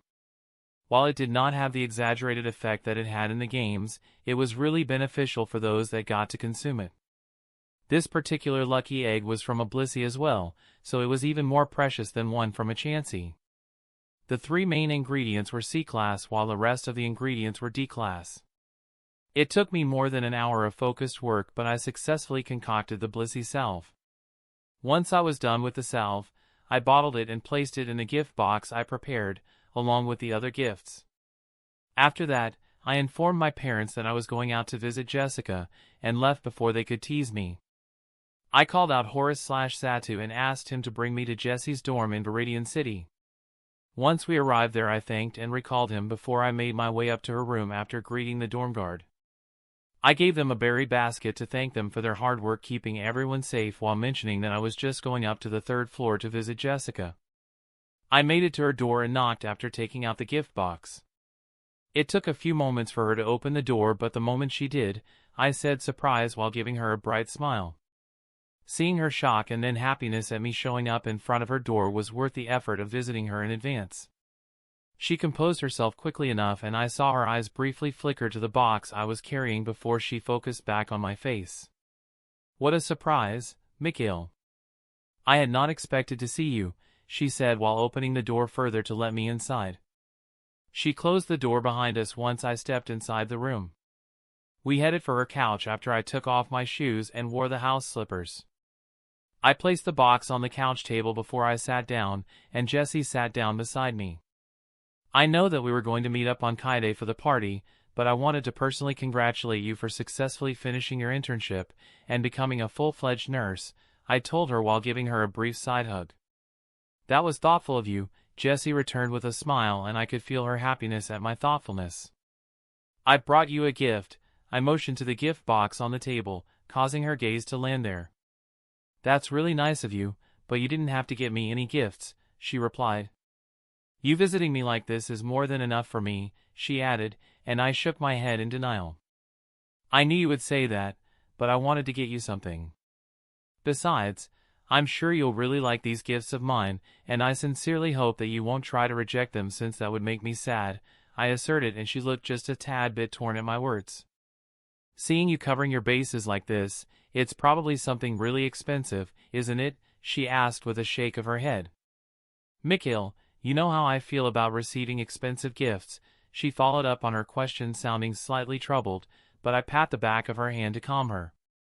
I know, I began placatingly while still soothingly patting her hand.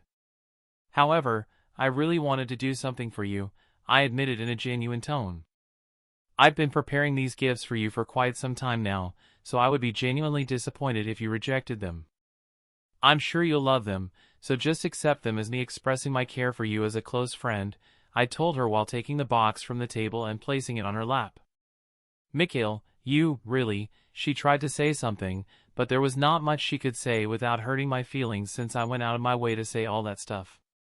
"Go on, open it," I told her, and she gave up resisting. "Fine. You're unbelievable, you know that?" she said exasperatedly with a fond smile before she lifted the lid of the box. I saw her eyes widen at the stuff inside the box, and she looked quite shocked as well. "Is that what I think it is?" she asked in a disbelieving tone. "Yes," I admitted with a nod. 6 custom-made, handcrafted Pokeballs. One for each of your Pokemon, I confirmed for her. I made sure that they were perfect for each one of your Pokemon, and I'm confident that they are some of the best balls that can be procured by anyone below the level of an elite. I could not help but slightly brag since I was really proud of my achievement. The balls were all C-class, and I had made each ball with a respective species in mind instead of just focusing on the typing, which was why I was certain that they were perfect for Jessie's Pokemon. Honestly, I became a Tier 3 ball crafter while I worked on creating the best ball of each variety, and chose one that I made after the breakthrough as her gift, so I had a reason to be confident. "These have to be worth a fortune," Jessie mumbled, and I cut her off before she could say anything even remotely sounding like a rejection. "It doesn't matter how much they cost," I refuted. "The important thing is that they are a token of my care for you and your Pokemon," I continued before I finished with a "just accept them." "All right, fine," she said, sounding like a mix of resignation and happiness. "So, what's that?" she asked while looking at the bottle beside the balls. "That's a salve I managed to procure for Chansey. It will be really beneficial for her evolution.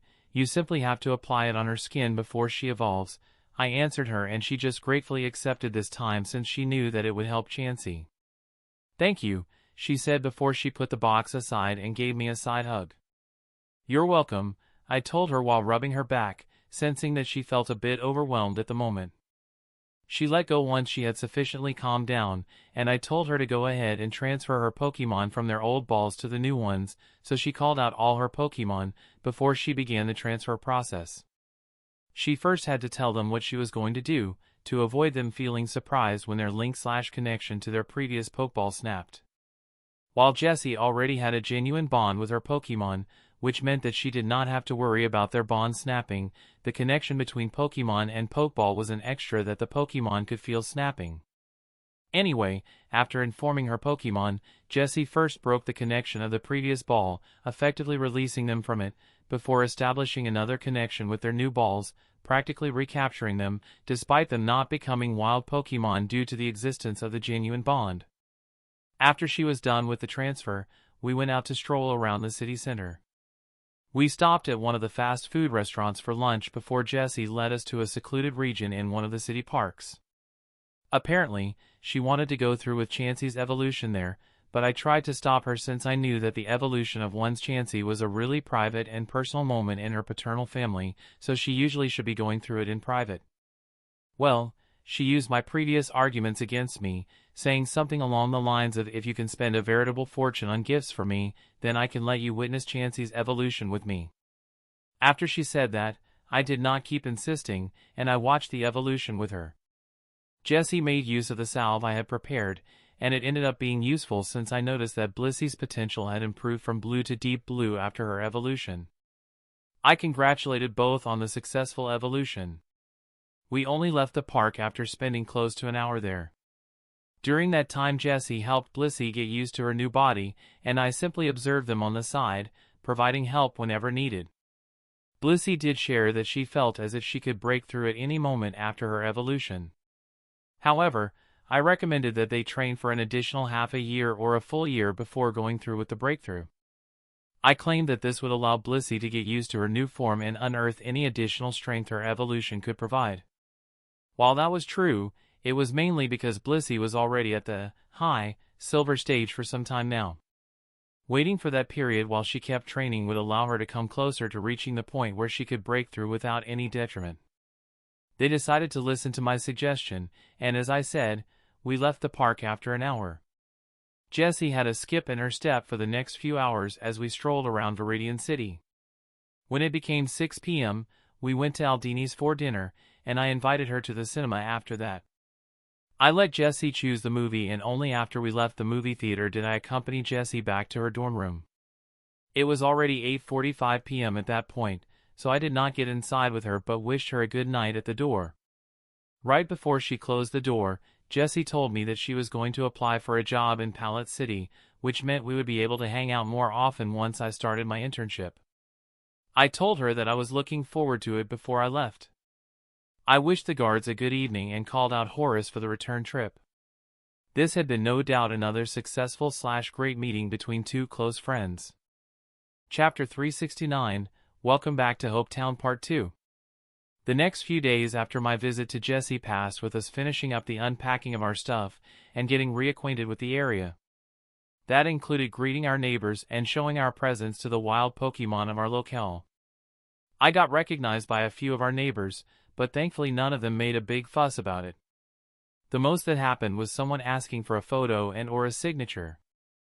I also decided that it might be a good idea to inquire into the prices as well as locations of any available empty plots in and around Hopetown.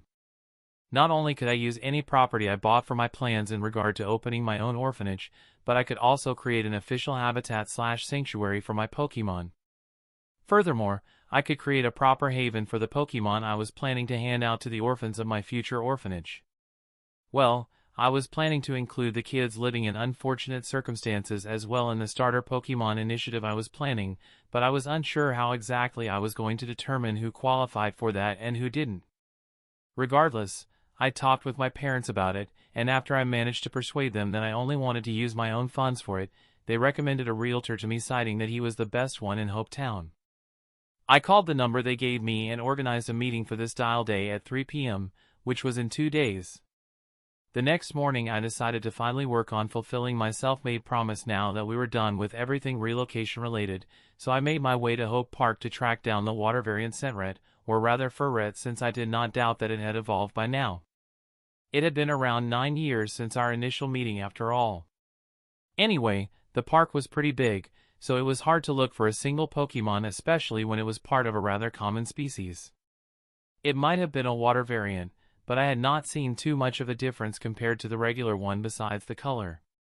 At least the difference was not big enough to affect the tracks left behind by the Pokemon, which was how I was trying to find it. I was not only looking for it the old-fashioned way but by also following any scent red as well as fur red tracks in hopes of coming across my target. Unfortunately, I came up empty-handed even by the time lunch came around. I quickly handed out lunch to everyone inside Utopia before I resumed my search. However, I decided to change my approach a bit. I began bribing some of the wild Pokemon for hints and information regarding Furret's whereabouts. Close to dinner time, I managed to narrow down Furret's usual hangout area/territory significantly. Moreover, since I did not want to waste the time and opportunity, I occasionally let some of my weaker and newer Pokemon battle against one of the wild Pokemon if I thought it would be a proper challenge/matchup. Still, I had to leave the last bit for tomorrow since I had promised to be back home for dinner on time, so I came back the next day straight after breakfast. This way I had enough time to finish the job before my appointment with the realtor at 3 p.m. I spent the next hour narrowing the area further down and I was currently following the tracks left behind by a group of 4 Furret along with 2 Scentret. While this group was double the size that the little Scentret family had been, not to mention the mini Furret, it was certainly possible that their family/group had expanded, and evolution was not unlikely even for the parents after all 9 years had passed. Anyway, I was following the tracks for close to 5 minutes when I heard the unmistakable sound of Furret and Scentret chattering before I got to see them, so I cracked up my "I'm friendly and come in peace" aura field while heading towards the sound. As soon as I stepped into the clearing I knew I had found my query since I could see the unmistakably blue Furret among the group that had swiftly grouped together and was vigilantly staring in my direction. I had expected such a reaction since I had entered their safe house/sanctuary. Thankfully they did not try to run away right away, so it took me only a few moments to step close enough for them to enter my gentleman aura field, and I saw them relax a bit as soon as that happened. They went from ready to bolt or fight, to somewhat cautious, so I verbalized and indicated that I was coming in peace. The water variant stepped forward to ask me why I was here, while the 2 Scentret were curiously watching me. This action showed that he was the leader of their little group, which was not surprising. I told him that this was not our first meeting and that I searched for him since I wanted to see him again.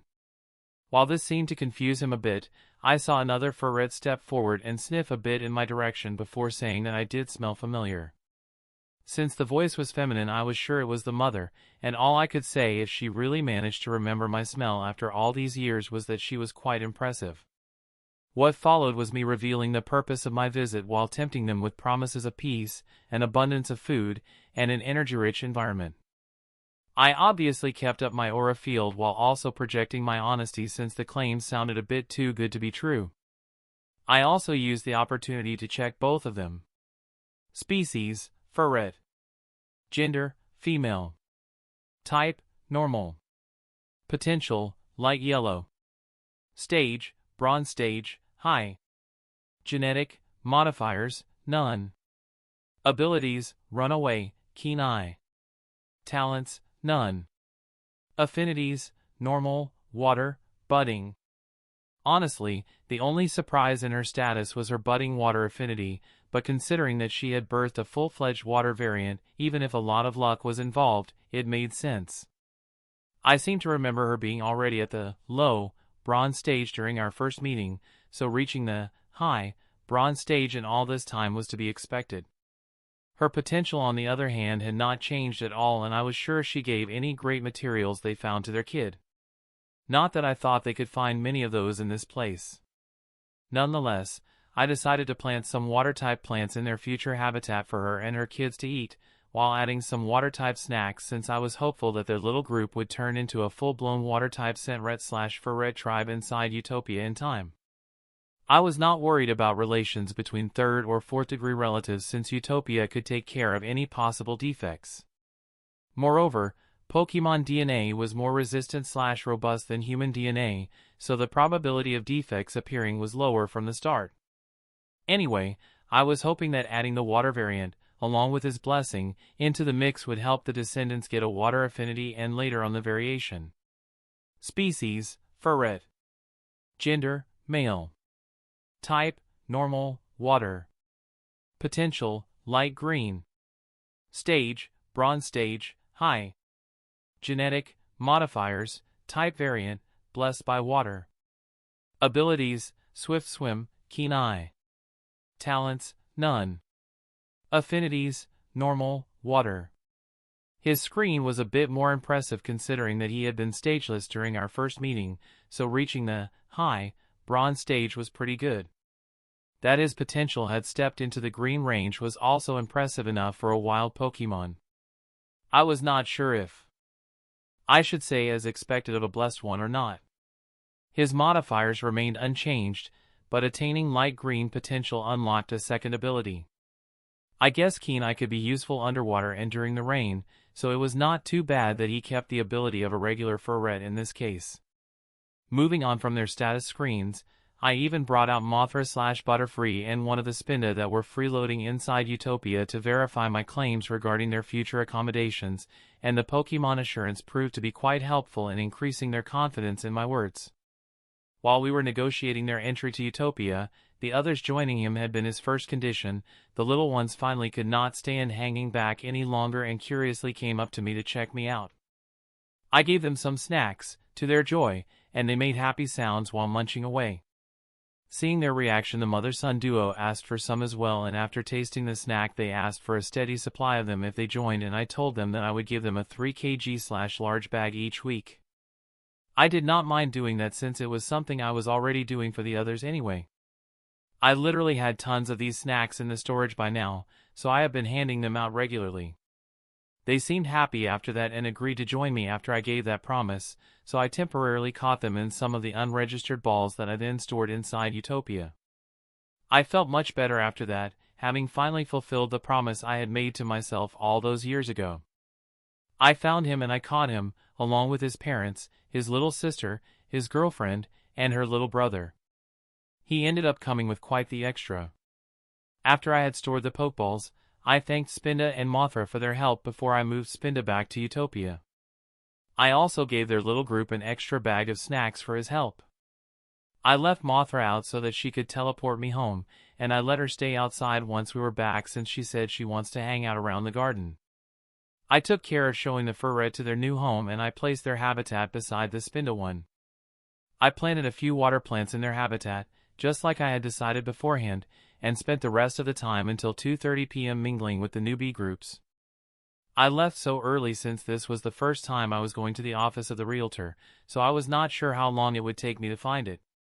Thankfully it was in the city center, so finding it was not too hard, and I made it there with nearly 10 minutes to spare. I informed the receptionist/secretary of my arrival and she sent me on my way after calling the realtor. I passed by 2 other offices before I arrived at the correct one. It was not hard to notice that since the guy was waiting for me by the door.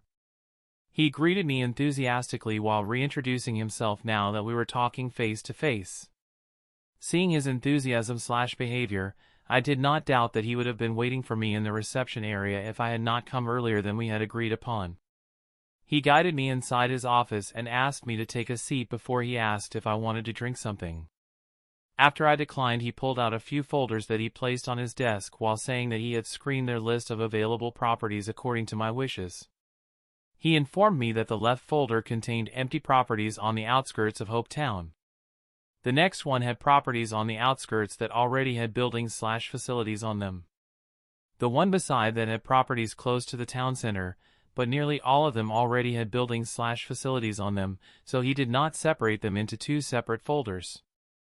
The final folder had properties in the town center that might work for the orphanage, and since that was the thinnest folder, I asked him to start with that one. Chapter 370, Property Shopping. Well, Mikhail, I know your parents and your father saved my life once, so I will be blunt with you, Mr. Anderson said while placing the folder between us.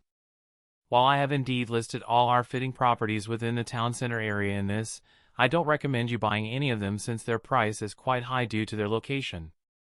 Moreover, you would have to pay extra to tear down the previous buildings or facilities since they don't really fit into the plans you've told me about over the phone. The money you would have to pay for any of these could get you a property in the other folder and invest the rest into building the facilities you want, if not fully, then at least partly. You can obviously still check the folder, but I truly recommend that you focus on the other 3 folders instead," he informed me sincerely, and I gave him a grateful nod for that. "Thank you for the warning.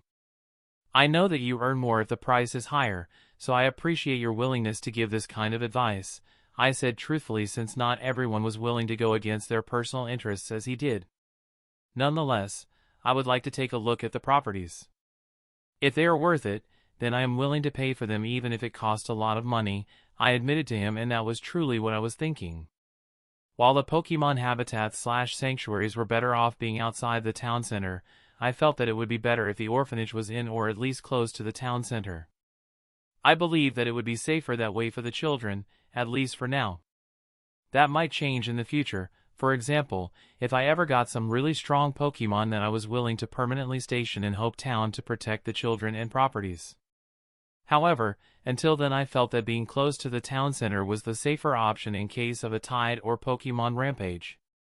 Anyway, once I said my piece, Mr. Anderson shrugged and opened the folder. "Well, if that's what you want, then that's great as well. In that case, let's take a look at the first property." The property is located in the west of the town center and can be considered close to the outer parts. However, that is not a detriment in this case since it is relatively close to a few vital locations. The town hospital is less than 3 kilometers to its north, while a police station is only 2 kilometers to its south. Additionally, there is a Poke Center roughly 2 kilometers to its east, so the property's location can be said to be quite lucky.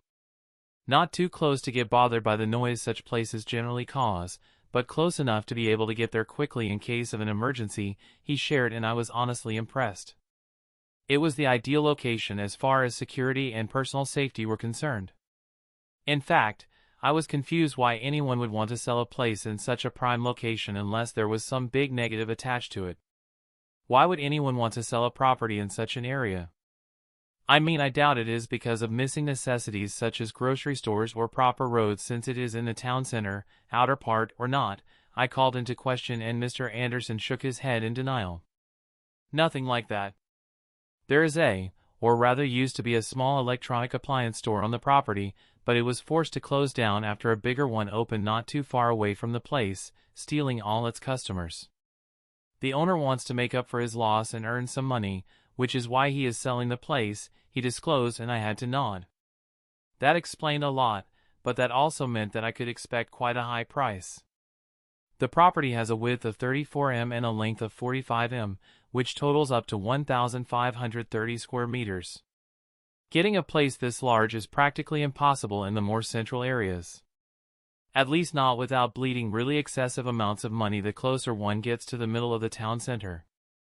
Also, I doubt you would keep the current building if you bought the place, right? He asked, and I agreed with him since the building would be useless to me. Still, a place of that size would mean that I could add a decent playground for the kids along with the building, which was a definite plus in my eyes. Anyway, Mr. Anderson resumes his pitch, and I focused on what he had to say. "Then you'll be interested in this information as well. The building permit of the property allows 2 underground floors, along with a maximum of 5 upper floors depending on the size of the building, and up to 75% of the property can be used for the building." He shared another bit of information, and he was right, that was important to know. Speaking of important information, I had to know another thing as well. "Say, how about schools? Are there any schools close by, and if so, what kind?" I asked since that was pretty important considering that there would be kids living there, which meant that they would have to go to school. Due to that, the schools needed to be close enough for the older kids to go there by themselves and for the caretakers to quickly deliver as well as pick them up. Well, in that regard the place is located pretty fortunately as well. There is a primary school only a bit more than 1 kilometer to the northeast, and a secondary school only another 1.5 kilometers from there. Unfortunately, the tertiary school is a bit further than that, and in the opposite direction as well. It is nearly 4 kilometers to the southeast of the property, he declared, and I could not believe how convenient everything seemed to be with the place. The primary and secondary schools were close enough that a caretaker could walk the younger kids to school in 15 to 20 minutes. The tertiary students could walk to their school on their own, and according to my estimate, they would only need half an hour at most. Mr. Anderson resumed the introduction after answering my question, and I focused back on him. Now let's get to the less pleasant part, the price. You have to pay for both the property and the building on top, whether you tear it down afterward or not, so the price is a good bit higher than just the property would have been. Mr. Anderson did a preamble and I just gave him a look that screamed, "Get on with it." He cleared his throat at that and revealed the price. The seller wants 6 million poke. Only around 1 million out of that amount is for the property, and the rest is due to the building as well as the small parking lot, he declared, and when he said that, I understood why he gave the recommendation at the beginning. If I wanted to buy the place I would have to pay 5 million poke for nothing, and I even had to pay money to get rid of the building and parking space I had paid so much money for. Still, it would be a lie to say I was not interested. Its location was just too convenient, and I could easily afford the price even after adding in the follow-up costs. Building the orphanage was included in this as well. Nonetheless, I decided to go through the other properties in the folder first before making a decision and told Mr. Anderson as much before I asked him to introduce the next property.